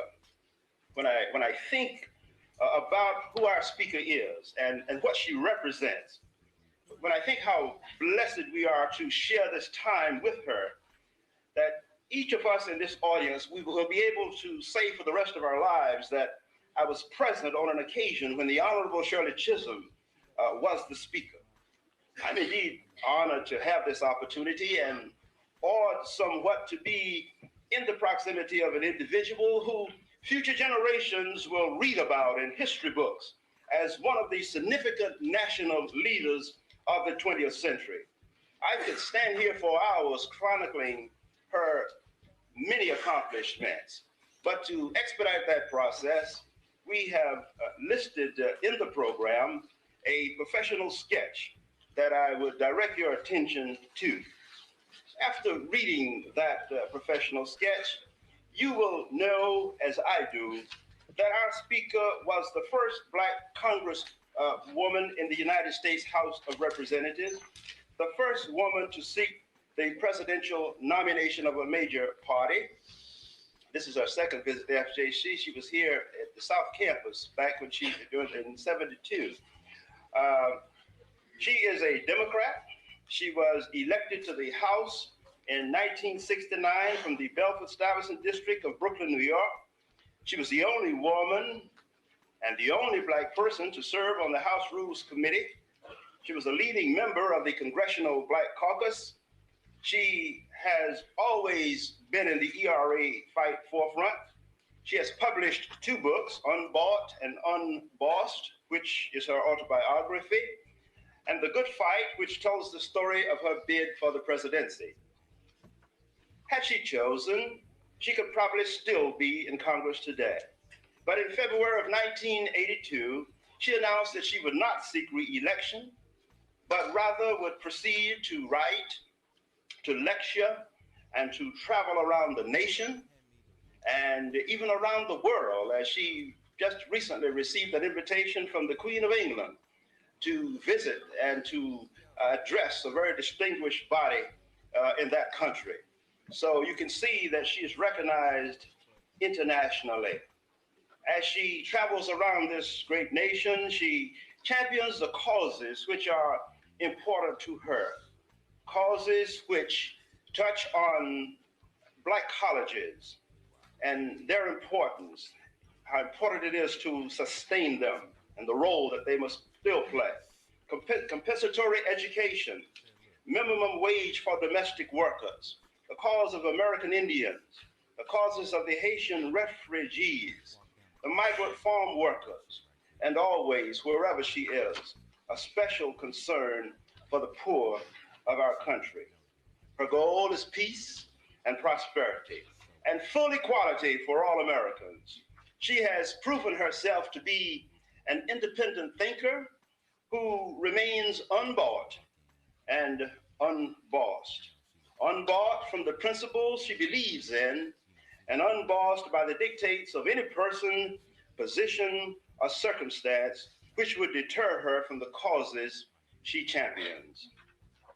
Ladies and gentlemen, let us, by our applause, welcome to the state of Florida, to the city of Jacksonville, to Florida Junior College, and to this North Campus, one of the great personalities and leaders of the 20th century, one who believes that truth shall set us free, one who enjoys rocking the boat of conventional thought, the one and only Honorable Mrs. Shirley Chisholm.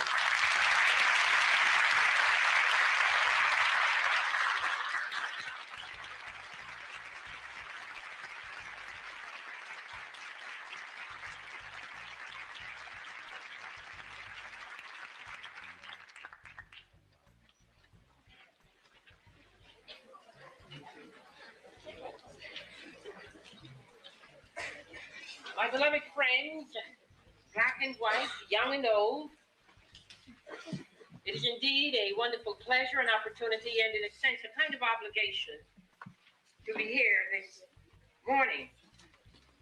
I was just hoping, in a sense, that the good provost Ezekiel will go on and on and on and on. I was kind of enjoying it myself.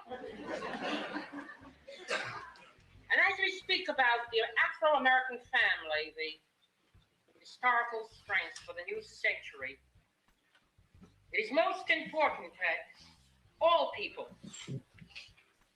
black and white, old and young, really understand something about the historical strengths of the Afro-American family.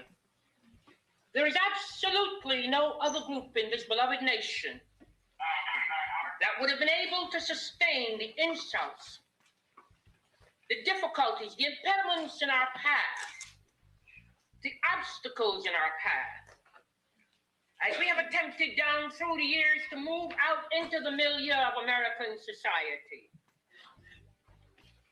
It's because of that unique tenacity, that resiliency, that strength, and that unshakable faith in the Almighty God, that black persons in this country have been able to keep going, even though it has been so rough. Let us understand a little bit more about ourselves. Let us teach particularly the young people who are here, because so often the young blacks who are growing up don't know anything about their history. And so often they begin to, in a sense, take things for granted. And you have to remember that your ancestors provided a legacy for you to follow. It's important that you take advantage of all of the educational opportunities that are now open to you that were not open to your parents and your grandparents and your great-grandparents.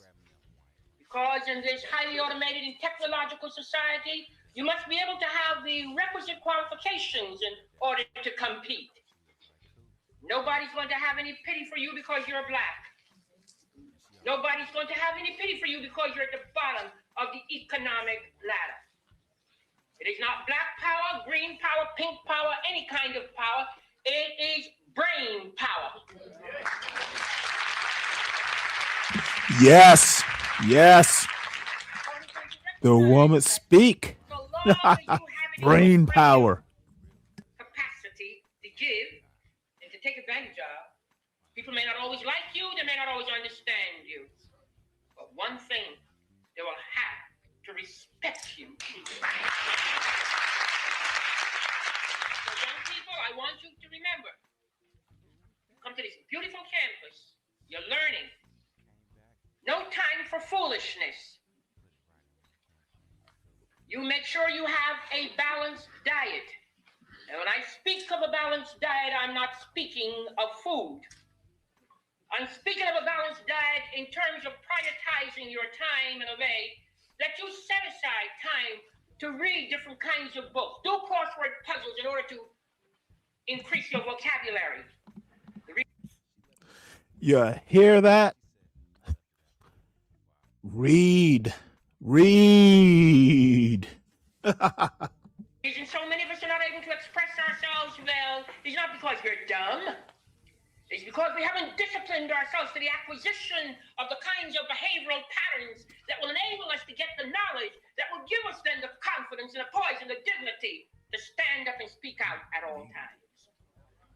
So you must be able to crossword puzzles, read books. I remember, young people, if I can share something with you, when I was growing up, so many of my peers used to always laugh at me. They used to always say, there goes Shirley St. Hill. Every time you see Shirley St. Hill, she's got 5 or 6 books coming from the library. You see where I am today?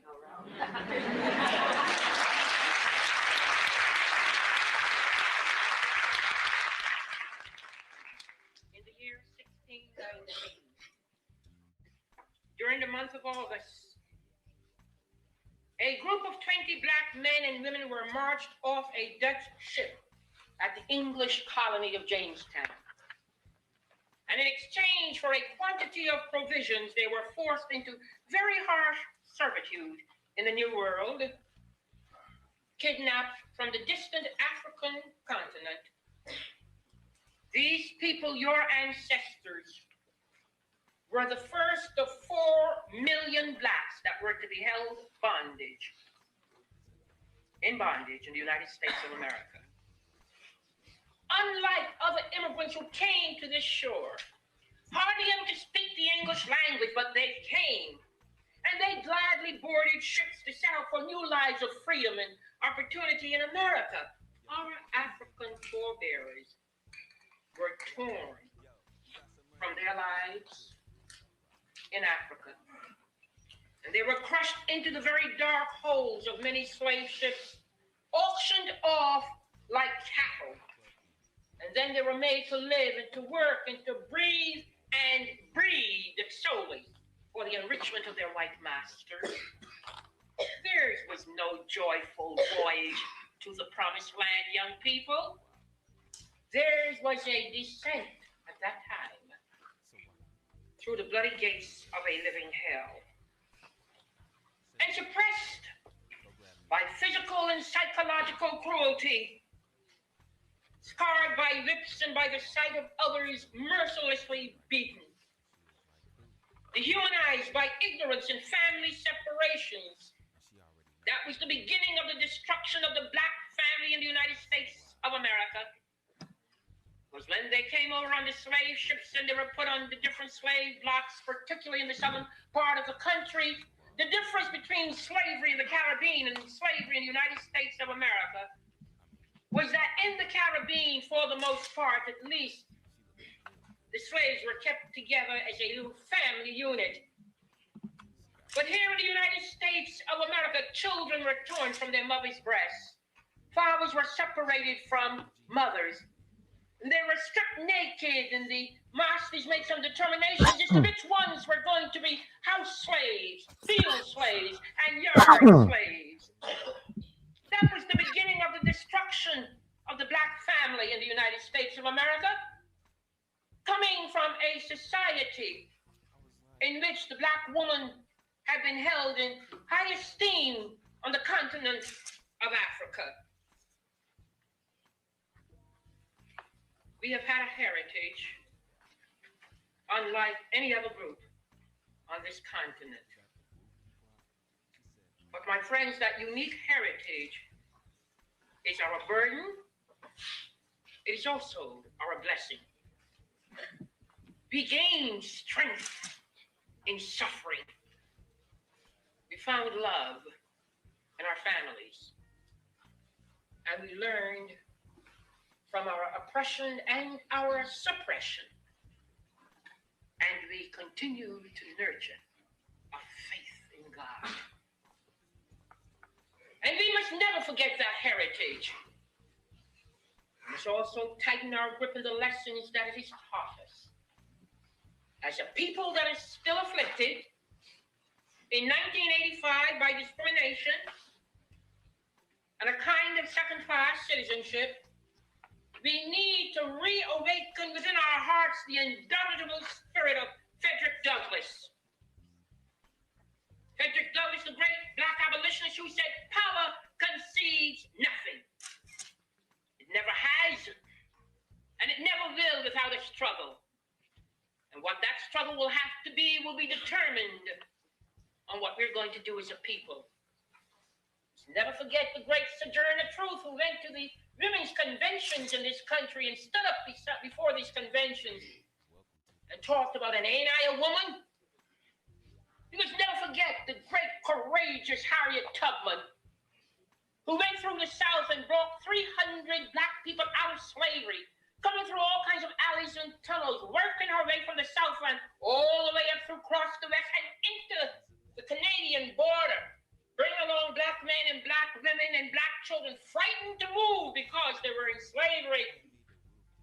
Little Harriet Tubman moving with her gun on her hip and her jacket and her old dresses covering her. And as they attempted to indicate to her that they were afraid to continue, she would cock that gun at them and she would say, you come or you die. Never forget the great Marcus Garvey. And regardless of whether or not we believed in Marcus Garvey's philosophy, he instilled in us some kind of pride in our heritage and in our roots.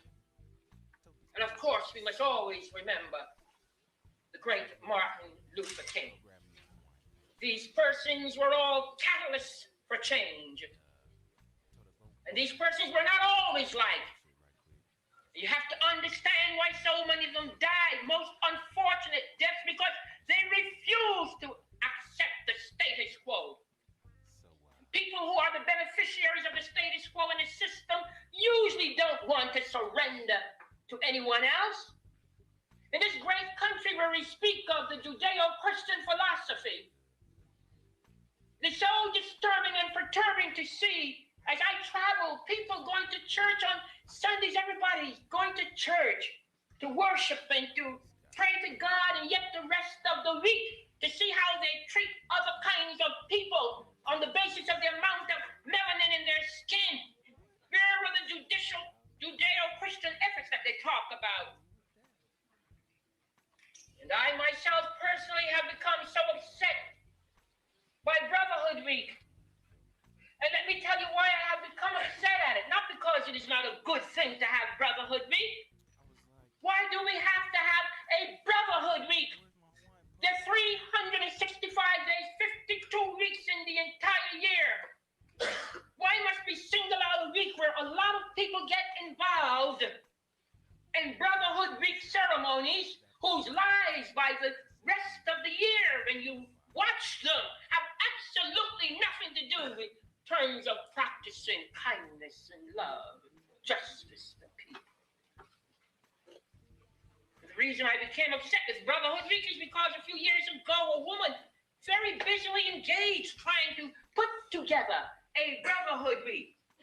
She wanted to make sure she had a Jewish person, an Italian person, a black person, and she was very conscious and deliberate in terms of what she was attempting to do.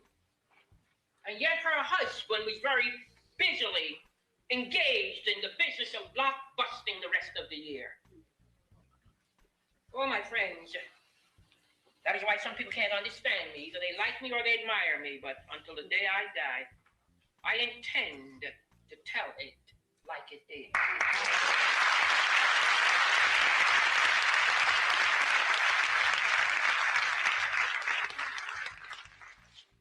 By the time of the Revolutionary War, there were about 500,000 slaves in America, young people. About 500,000.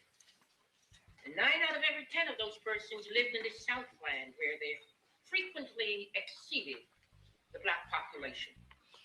In South Carolina, the whites were outnumbered 2 to 1, and the ratio was actually 50 to 50 in the state of Virginia. And the fervent appeals, the fervent rhetoric, even back in the 1700s, the appeals for freedom and equality that were being enunciated by Patrick Henry, Sam Adams, Thomas Jefferson, and other patriots, that kind of appeal certainly appealed to the black population of that time, the black men. Crispus Attucks, the first to defy and the first to die at the Boston Massacre. Salem Poor, a black man who was commended for his tremendous valor at Bunker Hill. Prince Hall, who later founded the first black Masonic Lodge. These 3,000 and 3,000 more fought against the British Redcoats. And they were not even fighting so much to get black people free at that time. They were fighting for a principle because the colonists were fighting against the stronghold of the British. Remember when that tea was thrown over in the Boston Harbor, the colonists began to yell, taxation without representation. Then they made their minds up that they would have to go to war with England and get our freedom. So the blacks who lived at that time were also a part of this. And so they were not fighting in terms of race at this time. They were fighting on the basis of a principle, and that principle was liberty. They were soon to discover. Well, let me pause right here. She's right and she's wrong on that part.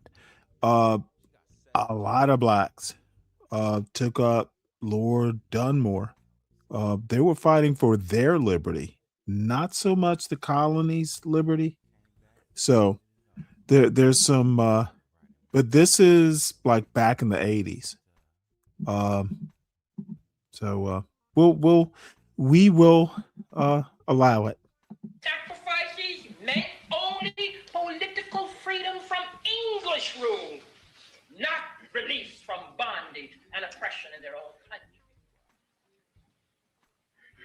In fact, the framers of our Constitution, while writing of the blessings of liberty to ourselves and to our posterity, they did nothing to abolish slavery, because black men were considered 3/5 of a human being when the Declaration of Independence and the United States Constitution was written.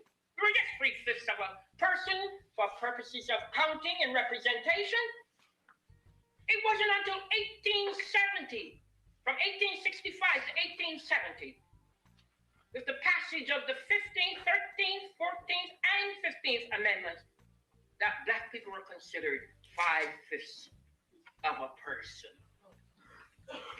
Slavery. Did you know that slavery was coolly recognized in Article 1 of our Constitution, which counted a black as 3/5 of a white? We teach you some history today, so you have facts in your heads. And under these constitutional provisions, and with a long list of oppressive laws in southern and many northern states, don't leave out the northern states at all, the black population at that time gained little benefit from the ejection of the English troops and the English government. But theoretically, blacks had some legal protections, but those protections were very strictly qualified. Often, where free blacks were permitted to testify in court, they were prohibited from testifying against whites. Some northern states forbade blacks from owning real estate, making contracts, and filing lawsuits. Blacks until the 1950s and 1960s, and a lot of you've experienced it, were excluded from railroad cars and stagecoaches and steamboats. When allowed, they were forced to sit in remote corners of theaters and lecture halls. They could not enter most hotels and restaurants, and when permitted in white churches, they were assigned to Negro pews. Only 5 states permitted blacks to vote, and those 5 states were all in New England. They were treated, segregated hospitals, jailed in segregated prisons, buried in segregated cemeteries, where no statute regulated their behavior. It didn't need a statute. It was just custom and tradition. So that which was not accomplished by law was carried out in other ways. In slave states, there were rigorous efforts to prevent blacks from obtaining even the most elementary education. Virginia law ordered 20 lashes for slaves who were assembling to read and write. North Carolina mandated 39 lashes and a $200 fine for any white person. And there were a number of whites who were tempted to teach these newly freed people to write. And they were fined $200 if they were caught teaching blacks. In Georgia, the penalty was $500 and imprisonment. That is the story of us in America.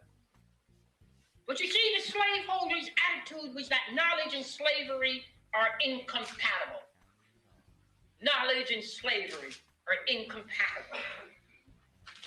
And they would cut off the thumbs and the forefingers of many slaves who were caught learning. But this mutilation, however, became a badge.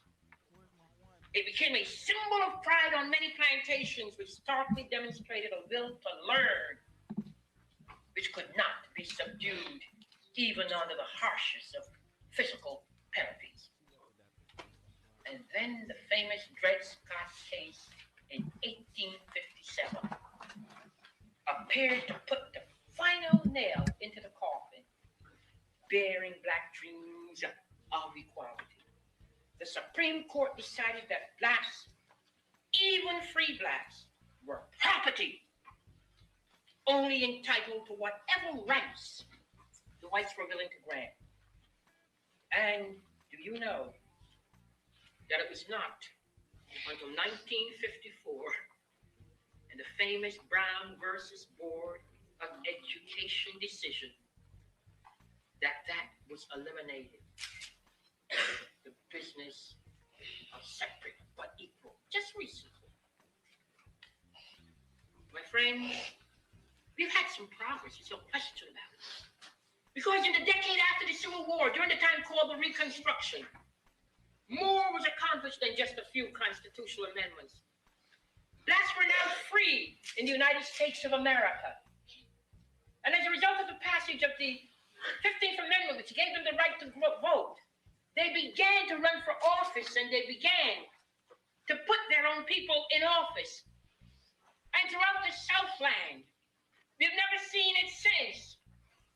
In the state of Mississippi, 30 blacks sat in the Mississippian state legislature during the period of the Reconstruction.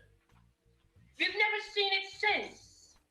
2 black men went to the United States Senate as senators. We've never seen it since. But Rutherford B. Hayes, the president at that time, put an end to those dreams because of a compromise he had worked out. A compromise which resulted in the removal of the Union troops, the troops who were put into the South then to protect the Union that had been put together as a result of the Civil War. And the moment that the Union troops were pulled out of the South, all hell broke loose. The freedom of blacks was no longer there. It was at this time in the history of this great nation that the Ku Klux Klan came into existence. Because they indicated quite clearly, we cannot do anything with the blacks any longer, because now they have the 13th, 14th, and 15th Amendments. They have a legal status in this country now. They're protected. So how are we going to really prevent them from developing to their fullest potential for so many states in the South, they were increasing in numbers. You know, someday they might surpass us and take over. The only thing left to do was to use harassment, intimidation, lynchings, mutilations, and all during the South for 15 years. Blacks were at the mercy of these persons who were determined that they should not move out fully. Did you know there was a Civil Rights Act in 1875 before the 1960s? We had a Civil Rights Act, but that Civil Rights Act in 1875 was declared unconstitutional. Hey, Yeti, welcome aboard. let me make a comment on that. Look,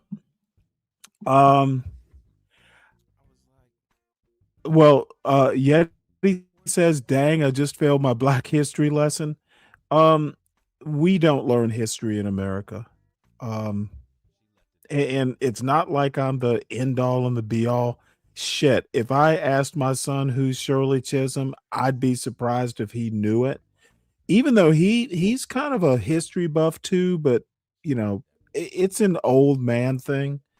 I have found it's not so much of a phenomenon, a weird phenomenon, that the older you get, you have more history to look back upon.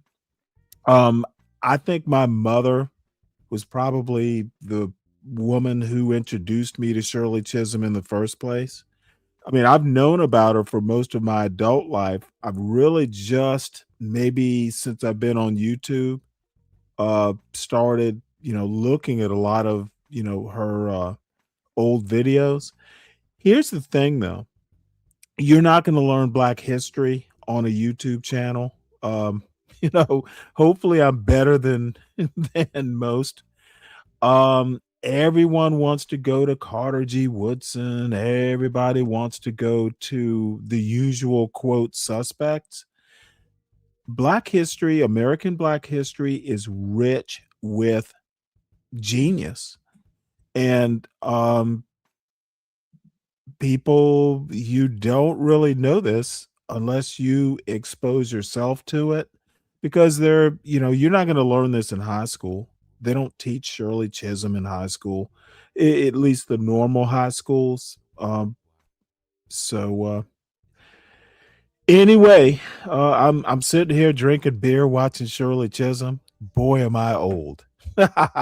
But I am enjoying myself. So Shirley Caesar, not quite the same person. They have the same first name. But hey, anything I can do to help. Um what can I say except I am a boring person with a YouTube channel and I'm enjoying this. So salute to the brave souls who are still watching. She was an orator uh par excellence. The woman, she's not stuttering like I do. She doesn't have verbal tics. That's the other thing I'm noticing. She's doing this and not mispronouncing words. She's scary good at public speaking. Constitutional. So Reconstruction is just the calm eye of the hurricane that was to hit us. Because we saw the Jim Crow laws, the literacy tests, the lynchings, all of these things undid so much of the reforms that had come to pass. This doesn't mean that there wasn't some improvement for blacks in this country at that time. Sure, there was some improvement. But every time improvements were being made, retrogression was always setting in, pulling back the kind of improvements that it took blood, sweat, and tears to achieve. As in the Civil War, thousands of black soldiers fought and died in World War I, World War II, and in Korea, in which more than 1 million of them served. And each conflict, the blacks dared to hope that at least their bravery and their sacrifices would earn them both fair treatment in the military and more equality for their people at home. But they were continually disappointed. The Revolutionary War, they were disappointed. The Civil War, they were disappointed. The World War, the Korean War, they were disappointed. This thing called equality constantly eluded us. It wasn't until 1948 that Harry Truman, the president at that time, did racial equality of treatment and opportunity come to United States Armed Forces. And most of us, of course, know the story of Rosa Parks. Rosa Parks started, unbeknownst to her, that she was going to start the beginning of the Second Reconstruction. 1955, this little black woman just got tired of paying the same fare as everybody else and marching to the back of the bus when there were seats in the front of the bus. She never dreamt that this action on her part would call forth one of the greatest leaders of our time, Dr. Martin Luther King. And it took months of boycotts and sit-ins and masses and mass arrests to shame our country into adhering to its principles that it enunciates so beautifully. One by one. Particularly during the years of President Kennedy and President Johnson, those two presidents, regardless of what our personal feelings may be, they began to topple some of the old barriers to equality. They tried. Federal civil rights and civil rights laws were enacted and enforced in spite of many bitter Southerners who had claimed that segregation was a communist plot and who were too short-sighted or too bigoted to understand that to hold a man down, you have to stay down with it. And it has always been so interesting that persons tend to feel that when black persons begin to get enough nerve and courage to retaliate against a system that denies them the equitability of opportunity, that it doesn't take a communist or socialist or anybody else to tell us that we're hurting. But you see, that is the old scapegoat mechanism in order to take our eyes off the ball. And we must understand that. Even in relatively small ways, the progress was encouraging. In 1965, Vivian Malone became the first black to graduate from the University of Alabama. All over the South and in the North, too. It was a beautiful thing because I was a part of the civil rights struggle in the 60s. It was a beautiful thing during the 60s to see black and white students marching together, living together, coming into the South and daring to get people to register and to vote. It was a beautiful white thing, right? A beautiful thing in the 60s to see that many black and white families were just beginning to become neighbors and friends. They were just beginning to see black and white laborers working together in different places, side by side, and having lunch together, and talking to each other. At the height of this beautiful resurgence, this second reconstruction, which we thought now would topple everything once and for all, there was such a heady optimism that someday, somewhere, somehow, racism in our society will be as unfamiliar and as repugnant as cannibalism. And during those sunny days, there was also the recognition that the granting of equal rights was not enough. Everyone, or nearly everyone, seemed to understand that after centuries of mistreatment, blacks needed and deserved some special kinds of help. Equality has little meaning to undernourished children. Equality does not automatically bring with it the ability to operate a drill press or to fly an airplane. Equality by itself teaches no grammar or algebra or history. Equality can mean all of this and much more if the government and private enterprise is willing to work together to fund the kinds of educational and training programs that will do more than just integrate a lunch counter or abolish a poll tax. Equality can mean even more if the government is also willing through affirmative action measures to speed the advancement of Blacks and Indians and other minorities in this country in graduate schools and management positions. Sure, it is difficult for many people to accept the concept of affirmative action. Why should we even have to deal with the concept of affirmative action in a democratic country? But affirmative action had to be the mechanism or instrumentality to be utilized as an artificial instrument because the persons who were in moral, authoritative kinds of positions didn't have the conscience or the guts to do that which was right. In our basic documents in this land, so we had to do something to people who have been denied ever since the founding of this republic. The same equitability of employment, educational opportunities across the board. Something had to be done. And of course, it's a real basic thing that anybody who enjoys what has been going on, they're not going to like it. And so you've had all this furor around affirmative action. Affirmative action in order to give Blacks and women the opportunity to have some opportunities that were heretofore denied to them. Not being selected because there were Blacks, or not being selected because there were women, but being selected because in spite of being Black, in spite of being women, had certain talents and requisites, but because of the inherent racism and sexism in the bloodstream of America, they never had the opportunity to be considered on the same level as those persons who were of the male gender.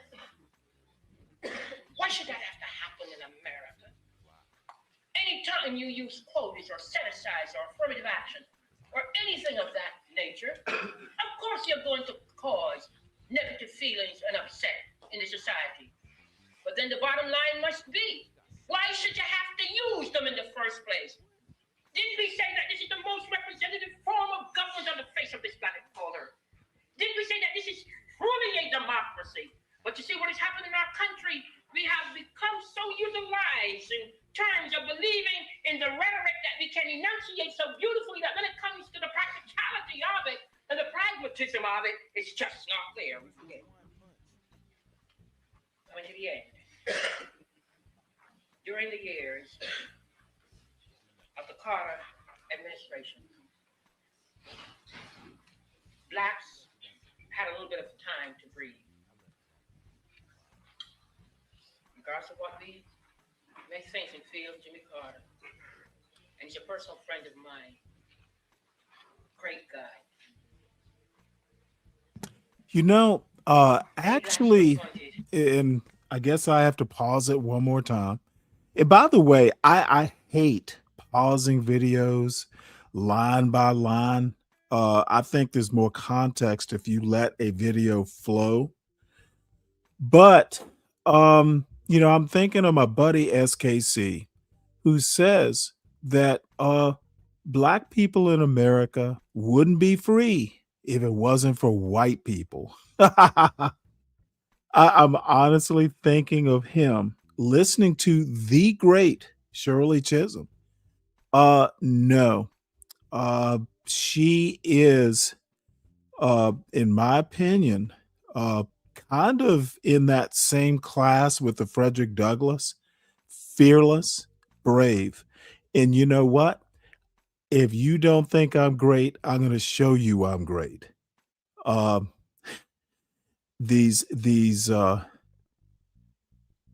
Yeah, I will never be president, but all I'm saying is this is Black history. This is Black American history. I do not know why Anton and Corey are not Black history. They are the to use a word that drew a comment from Natasha, they are the nadir of the quote black culture. They're not a zenith. This is Black history, folks. Learn from the greatest of our elders. High government positions. And there seemed to be a desire to begin to make government more responsive to people who had been left out so much. But today, gone is the federal commitment to right the wrongs of yesteryear. It's back when our beloved President Ronald Wilson Reagan spoke 2 nights ago. It was as though no poor people live in America anymore. There were no concerns for the poor whites in Appalachia. Boy, and you talk about poverty amongst blacks. Come and go with me to Appalachia. Up in the hills of West Virginia, what have you, they'll cry. No concern about the Indians who are living on reservations and living on land that is so arid they can't even raise the fruits and vegetables to keep them going. No concerns about, you don't hear about training programs anymore. You don't hear about the kinds of measures that will help people to get a little kind of dignity. You got a feeling, I don't know about you, but I got a feeling that it's a different kind of world. Really. No longer do we hear of any government responsibility to help black people, brown people, and poor white people to climb this ladder of opportunity, which is so important for many years. If you were to swallow the conservative rhetoric, you would have to believe that Black America and Indian America and Hispanic America was somehow grievously harmed by the Job Corps, by compensatory education. Oh, I got to replay that. That is, oh, that's dripping with the kind of cynicism. If you were to swallow the conservative rhetoric, you would have to believe that Black America and Indian America and Hispanic America was somehow grievously harmed by the Job Corps. Even she has to chuckle. That's funny as shit. That's like Clarence Thomas going, well, Black Americans are grievously harmed by affirmative action. One of the problems with our esteemed elder, Clarence Thomas, is he literally did a very white conservative thing. He took his personal experience and turned it into the end of something that would have helped probably millions of Black Americans. Okay, there are reasons Clarence Thomas couldn't get a job out of Yale, and I've expounded on them. I'll sound catty when I say it, and I'm not going to do it now. But yeah, affirmative action harmed Black people. That is what Clarence Thomas said. Oh my Lord, taking personal experience, turning it into a universal, taking an exception and turning it into a rule. I see so much of that in Black YouTube. It happened to me, therefore it happens to everybody. Such low caliber thinking. On compensatory education. Finally, the progress of Black people has been halted momentarily, but always in history, there are periods of progress and there are periods of retrogression. We're going through a certain amount of retrogression. And the keys to our progress have again been yanked from our fingers. And every day that this continues, every week that Black unemployment continues to rise. Oh, by the way, I suspect he's making some people in this audience and on the stage uncomfortable. but I love it. She's going in. Go, Shirley, go. In this country, in spite of all of the statistics that they are talking about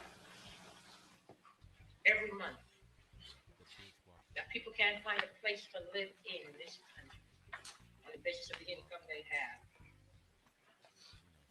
Guarantees a worsening of the depression, the despair, the disillusionment, and frustration that already grips so many people in our minority communities. And at this very moment, the foundation is being laid for yet another generation of Black Americans denied this American dream in terms of what has happened to them personally. The great Black poet Langston Hughes asked us, and perhaps he warns us, of the consequences. Langston Hughes wrote over 50 years ago, what happens to a dream deferred? Does it dry up like a raisin in the sun? Or fester like a sore and then run? Does it stink like rotten meat? Or crust and sugar over like a syrupy sweet? Maybe the dream just sags like a heavy load. Or does it explode? I pray that there will be no explosion. I pray that the dream deferred will soon become a dream come true. We have an obligation to do all in our power to make the American dream of equality and prosperity and justice become real for every American. Leave here today and be a committee of one, my friends. Don't worry about what the neighbors and the people in the community are going to say about you. People don't talk about you when you're not doing anything anyhow. So let them talk about you in terms of a commitment. Fan your spirit spark into a bright flame of determination. By the clear light of that fire, you will see that all of us can be what we should be. I thank God that I haven't had the opportunity to spend 25 years in the political arena. For all kinds of adversities and impediments that I had, the tremendous confidence that I have in myself, and the unshakable faith in God to make me realize and understand that a lot can be done. And I know that the Almighty God is not finished with me yet.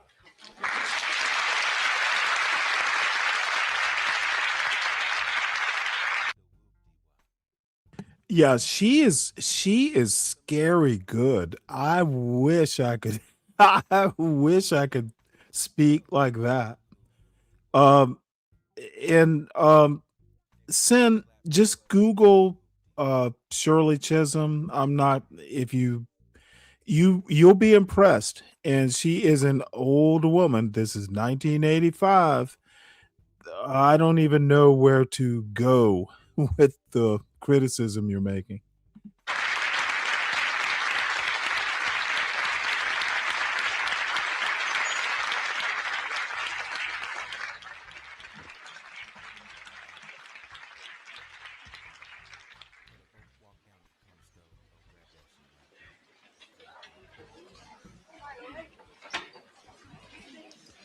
Let's see what she's.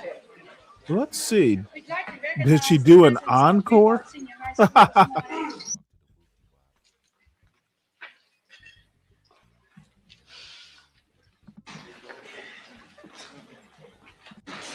Mrs. Chisholm, thank Oh, you she's getting an honorary for this degree, historical I guess. revelation. I'm sure that the students welcome knowing something about our heritage. We'd like for you to understand that it's time for our class changes. We apologize for them having to leave. This morning, according to our program, there are two presentations to be made. One in the presence of Mrs. Betty Hosendorf from the mayor's office of the city of Jacksonville. Is Mrs. Hosendorf present? I suppose she'll meet you at the downtown campus. And one of our sororities, Delta Sigma Theta, which I am a member, our president, Mrs. Lottie Donaldson of the You know what? Jacksonville 1A chapter, I think make a Shirley presentation Chisholm to was our soror, in a sorority, maybe? Mrs. Shirley. I can't remember now.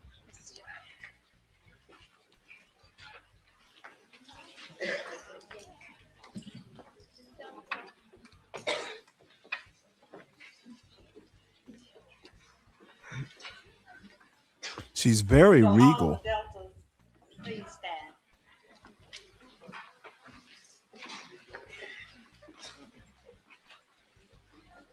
Sarah Chisholm's life is so inflamed with service to mankind that she serves as a torch to warm and to guide us.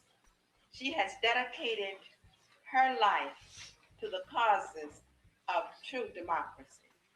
On behalf of the Jacksonville Alumni Chapter of Delta Sigma Theta Sorority, I would like to present you with this corsage. This corsage will depend on you with love, honor, and pride. And we do hope that you have a pleasant stay in our city. Thank you.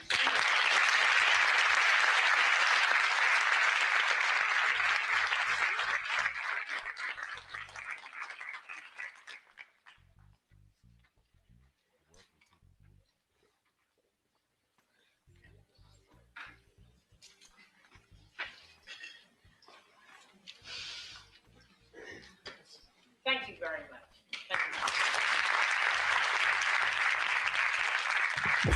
Oh. Well, I'm going to jump ahead here because they're going to ask her to speak again. And by the way, I've got another couple. Another couple. This is going to be Shirley Chisholm night, apparently.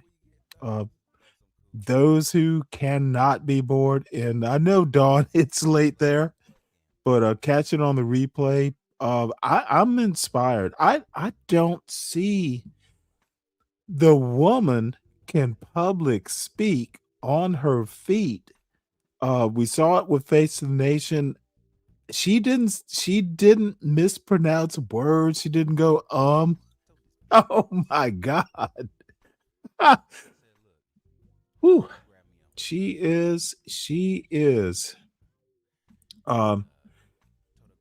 why she's not more revered in, the quote Black culture is beyond me.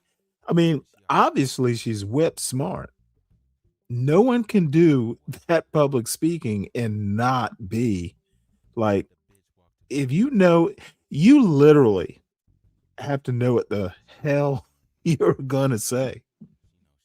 Then we want that. If you have any questions of Mrs. Chisholm, What's up, Dirty we'll Dude? take about 2 or 3. Oh, Dirty, you are thank you for your support. It's always just so awesome. That you have on your mind or something you want to say, feel very open. Oh, she's gonna Come on, take young people, questions. I know you do. Oh Don't be shit. shy. All right, here they in the back, the gentleman with the glasses. How old were you when you No. first got into politics? When I was a member, now let me see. Show you what's happening. I became a district leader back in 1960, 61. I was born in 1924. Anybody who can do arithmetic fast, that was what, 40 years, 41, whatever it was. I was about 38 to 40 when I first started moving out politically. For 10 years, I was a speech writer. Very few people know this. I got a learning and an understanding about this entire business of persons who may not be equipped to write speeches or put things together, but have access to the monies to hire people to do it. And I remember I used to write speeches for Republicans and Democrats, and they paid me well. One of the things that used to really be so revealing to me was really mediocrity of so many of these persons, but they had the access to the thing which is the milk of American politics. And that's money. Okay, what else? Yes? You made your bid for presidency. What moved you to make this? Because obviously there had been no other blacks running, and you've been a female, so obviously you were scared. So what really got you going? Yeah, very good question. Very good question. I didn't make the move to make a bid for the presidency with any knowledge that I would become president. I made the move with the feeling that it always takes catalysts for change in a society to be ahead of his time or her time. I just felt at that time the time had come in America for persons other than white males to consider leading this nation. I was a black person and I was a female person. And many persons had heard me speak and they liked my fearlessness, my articulation, and they said, you should run. And I said to these persons that you can't run on the basis of moral support, not realizing that in 2 states, they would raise money, $10,000 so quickly, and tell me, well, Chisholm, what are you going to do now? Because we raised the money for you to participate. And I want to tell you, one of your states was Florida. Florida. I will never forget, out of all of the governors in this country at that time, I would never forget Reuben Askew. Reuben Askew was so kind that he really opened up the state for me. And I'll never forget it. And the other state was Minnesota. Those were the first 2 states that raised, you remember, sizable sum of money. And then when they raised the money, believe it or not, I got scared. Because I didn't believe when I said you need more than moral encouragement that they would raise the money. So then when they did, they could have called my bluff. So I made the decision. And once I made the decision to run, I knew then that hell would break loose. And it did. That's how I got into it. I went into the different states, and it was a marvelous experience. Yes, sir. You. What type of contrast, if any, or any parallel, did you notice between the Johnson administration and the Kennedy administration, or even perhaps between the proposed policies of Bobby Kennedy? Well, I think, basically speaking, that President Johnson attempted to carry through the same kinds of aspirations and ideas that had been started in the John F. Fitzgerald Kennedy administration. But I think over and beyond that, Johnson must be given a great deal of credit on his own. Johnson was the president of this country that initiated the so-called Great Society. He was the person that, if you look at executive actions and things that are done by gentlemen who have been presidents of these United States, one has to say that Lyndon Baines Johnson did a great many things for the poor and the blacks in this country on the domestic level. His downfall, of course, was the Vietnam War. That really destroyed him completely. But Johnson did, to my way of thinking, much more for the minorities, domestically speaking, than John Fitzgerald Kennedy. John Fitzgerald Kennedy did much more in terms of initiating the civil rights legislation, what have you. So they both played a very specific kind of role. But what is so sad is that many persons forget to talk about the contributions of Lyndon Baines Johnson because the Vietnam War overshadowed everything that he had done. It's very sad the way he had to leave office. Next question. Yes. I admire both you and Jesse Jackson, and I would like to know your views on his political campaign. And you could have Look at how she's commanding this room. she If I is had been me, she is at what time? at commanding. the time that Jesse Jackson ran. Don, believe me, one of these days, I I will do. I don't know how. You're an artist, and obviously an artist at a very high level. I'm just some nerd on the internet. You are actually an artist, like, and a professional artist. So you do what you want to do and be creative. This channel and me as the proprietor of the channel, we stand in awe. You do you. Maybe one of these days I'll be able to play, some of your art here with your permission. I would love to do it and have been wanting to do it. So that would be my honor. So you do what you do. And you do it well, by the way. So I'm fawning.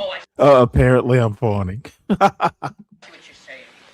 I don't think I would have done anything with different, because Jesse and I are very much alike in many ways.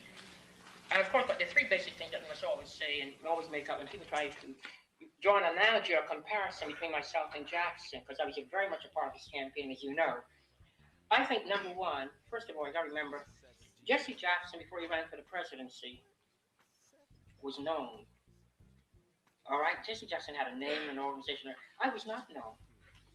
I was just a woman that had made history by just 3 years before being elected to the Congress of the United States. And I had no built-in base as such. Jesse had a built-in base.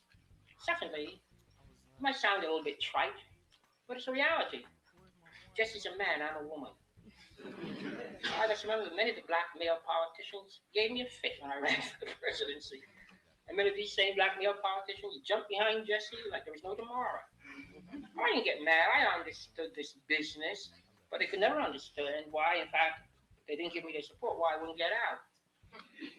All right? And number three, of course, the country is quite different 12 years later. The whole women's movement has come full circle. The whole civil rights struggle has come full circle. When I ran out here 13 years ago, they weren't even thinking about a black, never mind a woman.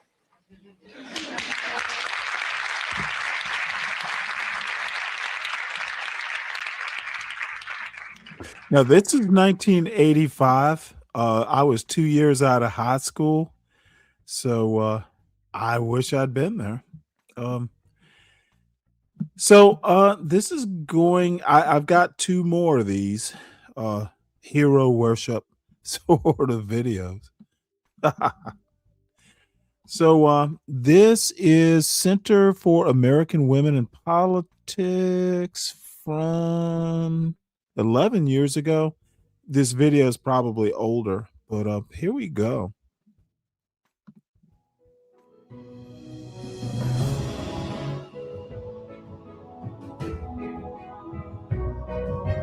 Oh, Rutgers.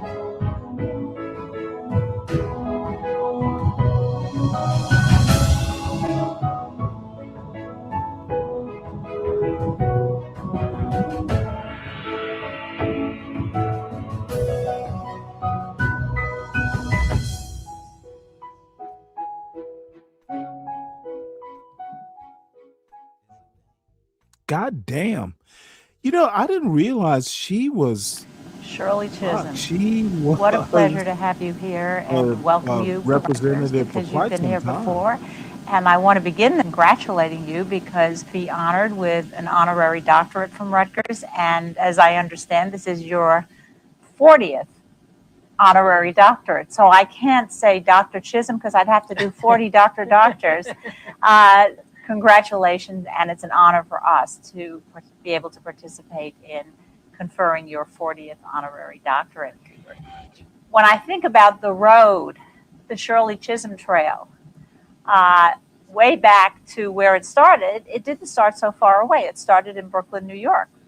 You were born in Brooklyn, New York, Yes, a Brooklyn that's right. girl. You actually went to college. Yeah. You took 6 years out and went to live with your grandmother in Barbados, and then came back and went to Brooklyn College and Columbia University.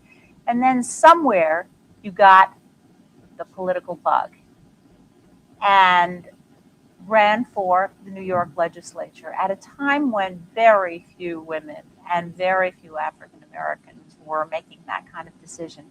Tell me a little bit about what made you decide to do that. That decision was made when I was a sophomore in Brooklyn College. We had a Democratic leader in Brooklyn who came to give a lecture on the plight of Well, let me comment on this. I hate to interrupt the great Shirley Chisholm. Look, PhD Diva probably has a PhD, but there's, I have to tell a story which will not reflect well on me. When I got out of the Navy, you know, at some point I wanted a master's in public policy. And I, Old Dominion University, I was in Norfolk at the time, and I nailed the GRE. I'm good at taking standardized tests, but I couldn't afford it. So I went to the head of the, I think it was somehow or another, it was political science and public policy. It was, no, it was master's in public administration. So I went and talked to the head of the department, made an appointment, and I basically said, "Hey, I need help.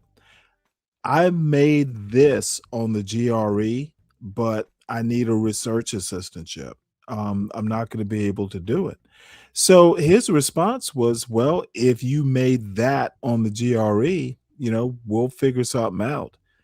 Yes, I made that on the GRE. I knocked it out of the park. That's what you do. And I took 2 classes working on a master's in public policy, public administration. Probably would have been more a policy concentration. And dude, there were a bunch of people who were getting, when you work as a civil servant, you get a pay bump if you get a master's. If you got a master's, you get a pay bump. If you get a PhD, you get a pay bump. These people are interested in punching a ticket. They're not actually interested in brilliance, in like learning. It is rote scholarship, not actual critical thinking.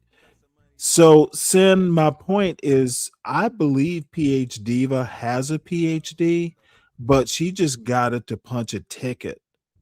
She's not a scholar. You can get a PhD and not be a scholar.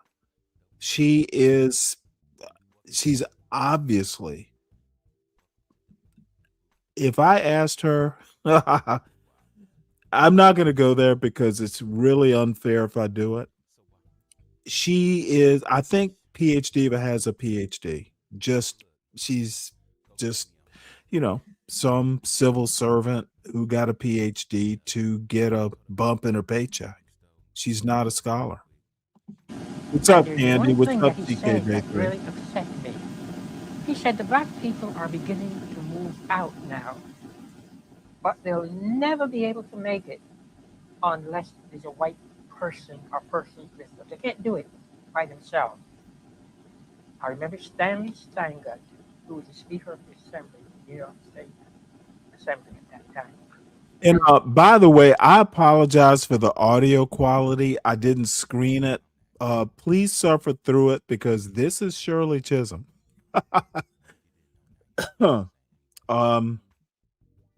Struggle to hear. And this is obviously hero worship. I'm sorry to fawn over the great Shirley Chisholm, but it is Black History Month. And to CKJ3's point, um, PhDs are not necessarily like, you know, special people. Um, she hosted, I didn't know she hosted a channel with JP. Did not know that. But I believe she has a PhD.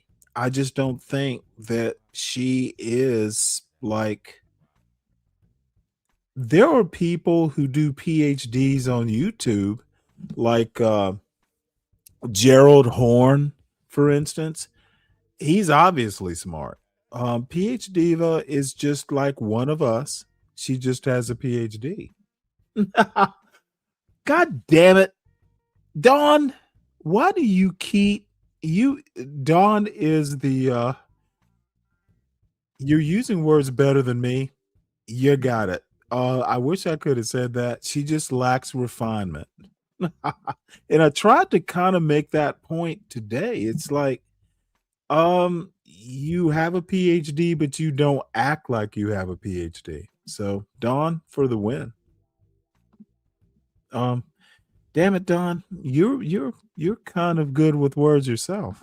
That stayed in my head and was the kind of statement that was made that propelled me to show him, well, you'll see.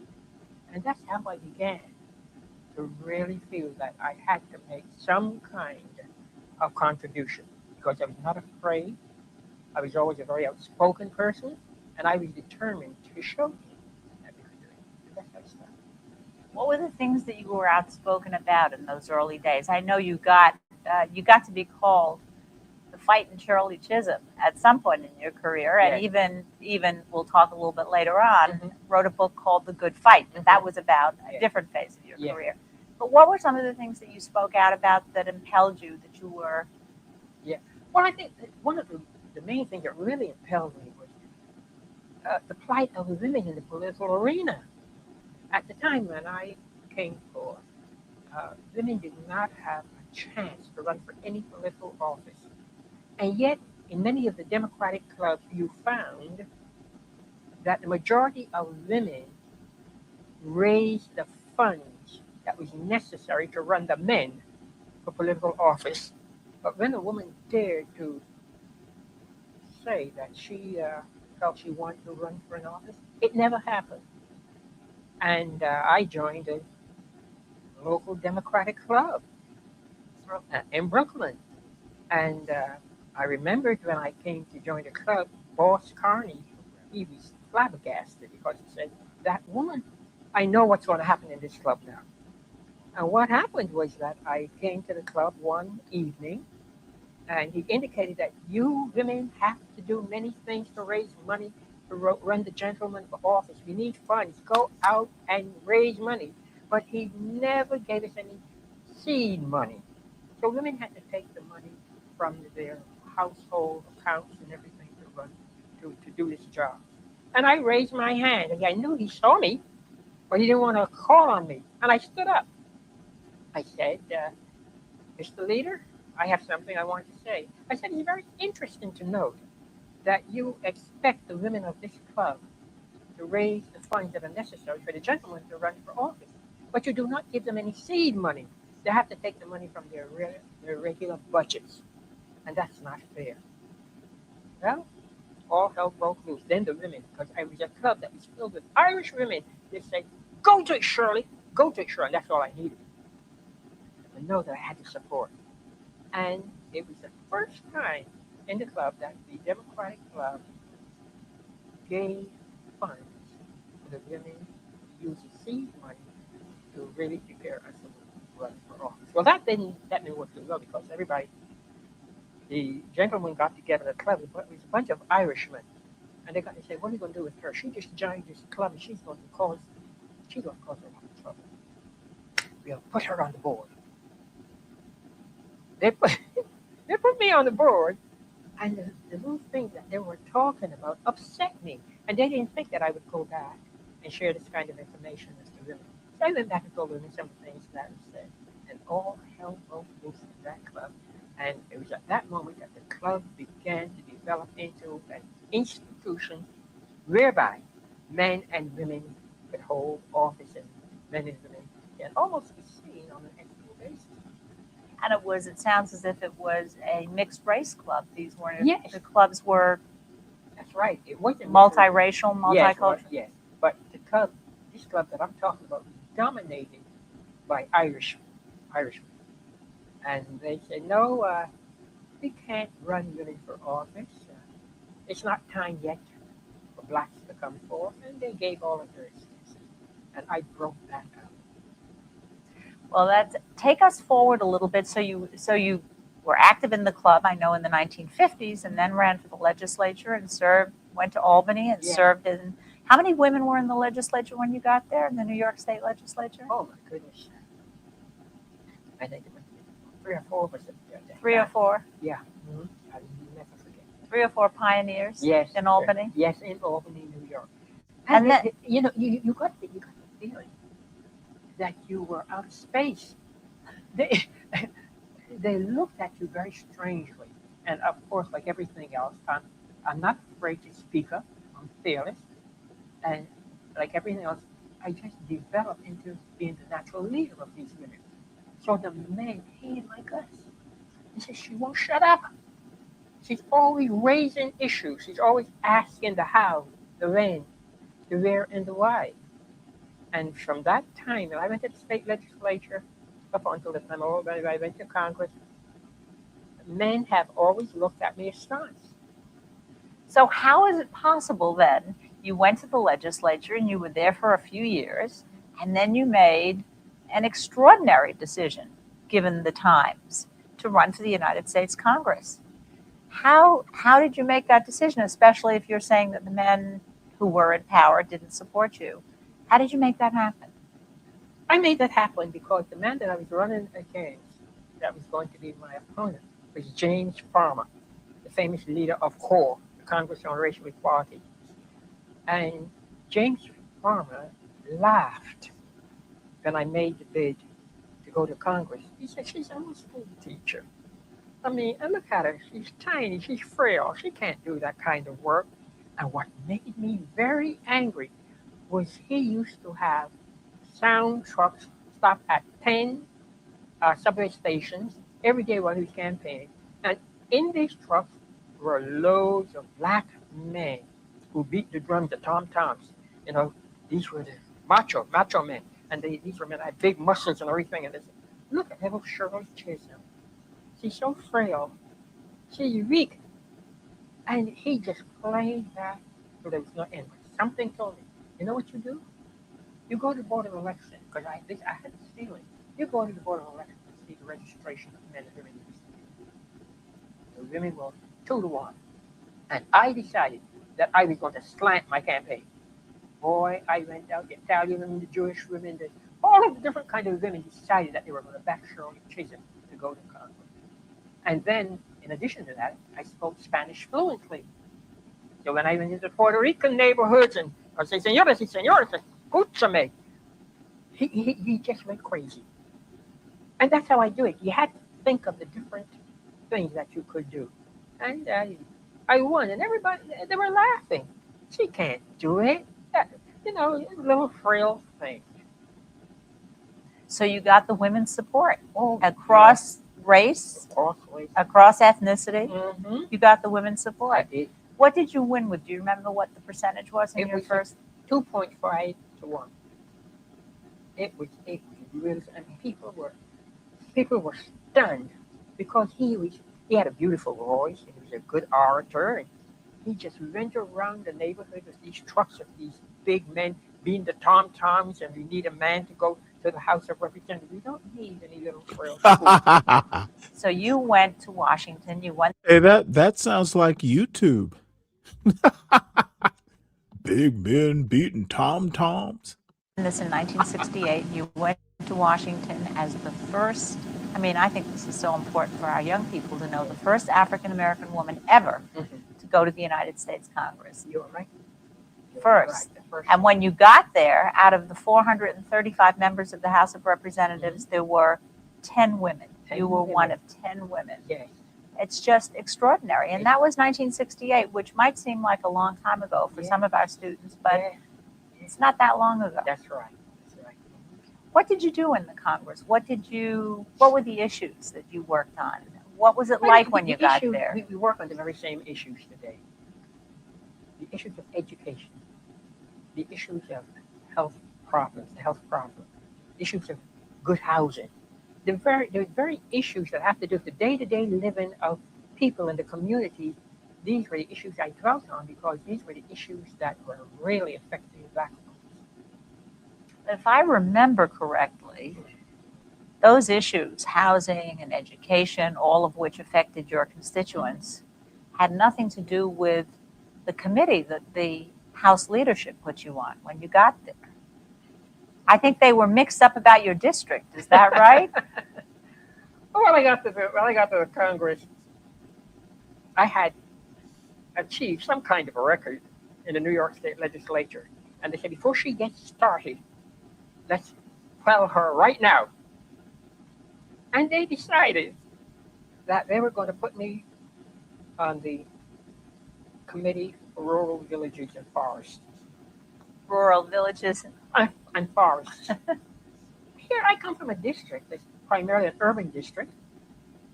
And these men are going to put me on a district where you have to deal with trees. Didn't even know that they didn't read the book of Tree Grows in Brooklyn. And I refused to accept the committee assignment. And the gentleman said to me, you don't dictate to us what committee you want to get on.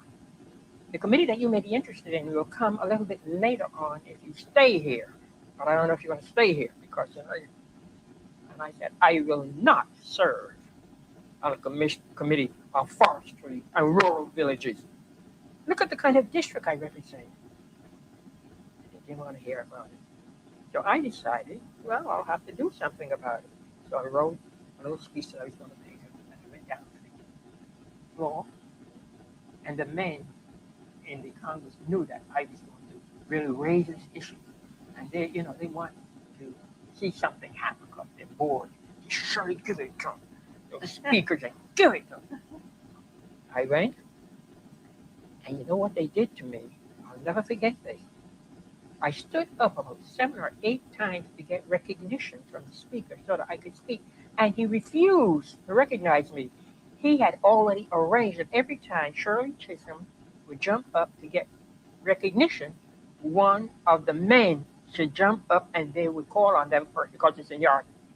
See, this was done so that I would just get plain tired. But I didn't know Shirley Chisholm. I got so mad. I wrote a little speech that I was going to give. And then I threw the speech down. Savage, are you still in the chat? If so, please show yourself. I have something I'm thinking about that I would like your input on. I think I pinned the link. And it involves PhD Diva, and it kind of connects to Dawn's last comment. In the chair, and I marched right down to the well of the House. And the speaker, he was frightened because you don't march down to the well of the House unless you receive recognition. And here I said, go to Shirley, and this is all I needed. But the men are saying, go to, and then, and the speaker said, we will have order in this house. And the men were carrying on. So I went down and I made my speech. I said, I will not accept any membership on the Committee on Rural Villages and Forests because apparently you all did not read the book A Tree Grows in Brooklyn. A tree does not grow in Brooklyn. And I cannot represent something that has nothing at all to do with the needs and the concerns of the constituency that I represent. The speaker jumped off the platform. He didn't know what to do because in the first place, I should not have run down to the aisle because nobody had recognized me. But I got so tired of getting up to get recognition, and every time I got up, he picked somebody that had seniority. And, well, They put me on the Educational Labor Committee and every committee that better. And from that time on, nobody could put anybody on just any committee they wanted. I broke that. That's quite an achievement. Yes, it was. It was. Well, then what happened really is that the men became very much, I would say this, I didn't have any real power because I was a freshman, but the men became afraid of the tactics that I used and usually succeeded. They said she was a good strategist. She knew what to do. They became very much afraid of that. And from that time on, when they wanted special things to be done, before they would do it, if they had a feeling that I was going to object, they would have a private meeting with me and about 5 or 6 men to calm me down first before we do anything. What would you say in that period, that time that you were in the Congress, which actually was, you got there in 69 and you left in 82. You did something in between that was pretty significant. We'll get to it in a minute. But in that period, what would you say was your proudest legislative achievement? You know, obviously this kind of reform on seniority is very important. But as far as your legislative achievement, what do you think back as something? Title I, and then Title IX, the Title IX in education, that was the bill that had to do with women having the opportunity to win scholarship on the athletic field. That's how women got to win athletic scholarship. That was very, very important. And then, of course, the minimum wage. I worked on that. Oh, yes, I remember the minimum wage, especially for domestic workers, That's was right. a very important issue. Yes, that's right. Okay, so here you are, the first African-American woman in the Congress of the United States. There are only 10 women in the entire Congress of the United States. You get there in 1969, and lo and behold, in 1972, we have a presidential election, and Shirley Chisholm decides to run for president of the United States and launches a campaign and takes it all the way through to the Democratic Convention. This is 2002 that we're sitting and talking. No other woman in our history has done that. No woman did it before that, and no one has done it since then. You did it. What on earth made you do that? Did you think you could become president of the United States? Not. I knew I could not become president. But the time had come when persons other than males could run for the presidency of this country. Why couldn't a woman run? Why couldn't a black person run? I was angry that everything always redounded to the benefit of white males. It made me mad. You had very brilliant women. You had brilliant black men, and they couldn't even think of it. And it made me mad. So I decided that I would remake a bid. Of course, I knew I couldn't win, but somewhere, somehow, they had to get used to the idea that persons other than white males could be president of this country and should be president. So I decided to put my hat in the ring. I had a ball. I had a ball. I traveled in about 20-something states, and I carried my message to the people. And it was surprising. I was really surprised how many people knew that I couldn't be president, but they acknowledged the fact that I was not afraid to chart a new course in the history of this country. And you did not have the support, as I remember you were in the Congress when the Congressional Black Caucus was formed, and there was a growing organization of black elected officials, and you didn't have the support of the African American political community, and the feminists were split because they were split right they wanted. You know, to Dawn's point, it is kind of crazy that she is not celebrated more. I think there's something I just thought about that I'll look up right quick. But look, I know about Shirley Chisholm because I was raised by Shirley Chisholm black women. My grandmother and my mother's mother and my mother.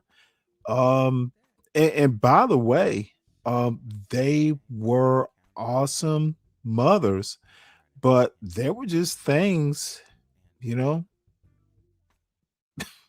I don't know. One of these days, because I've had a couple cans of Coors Light, so I'm probably losing some articulateness.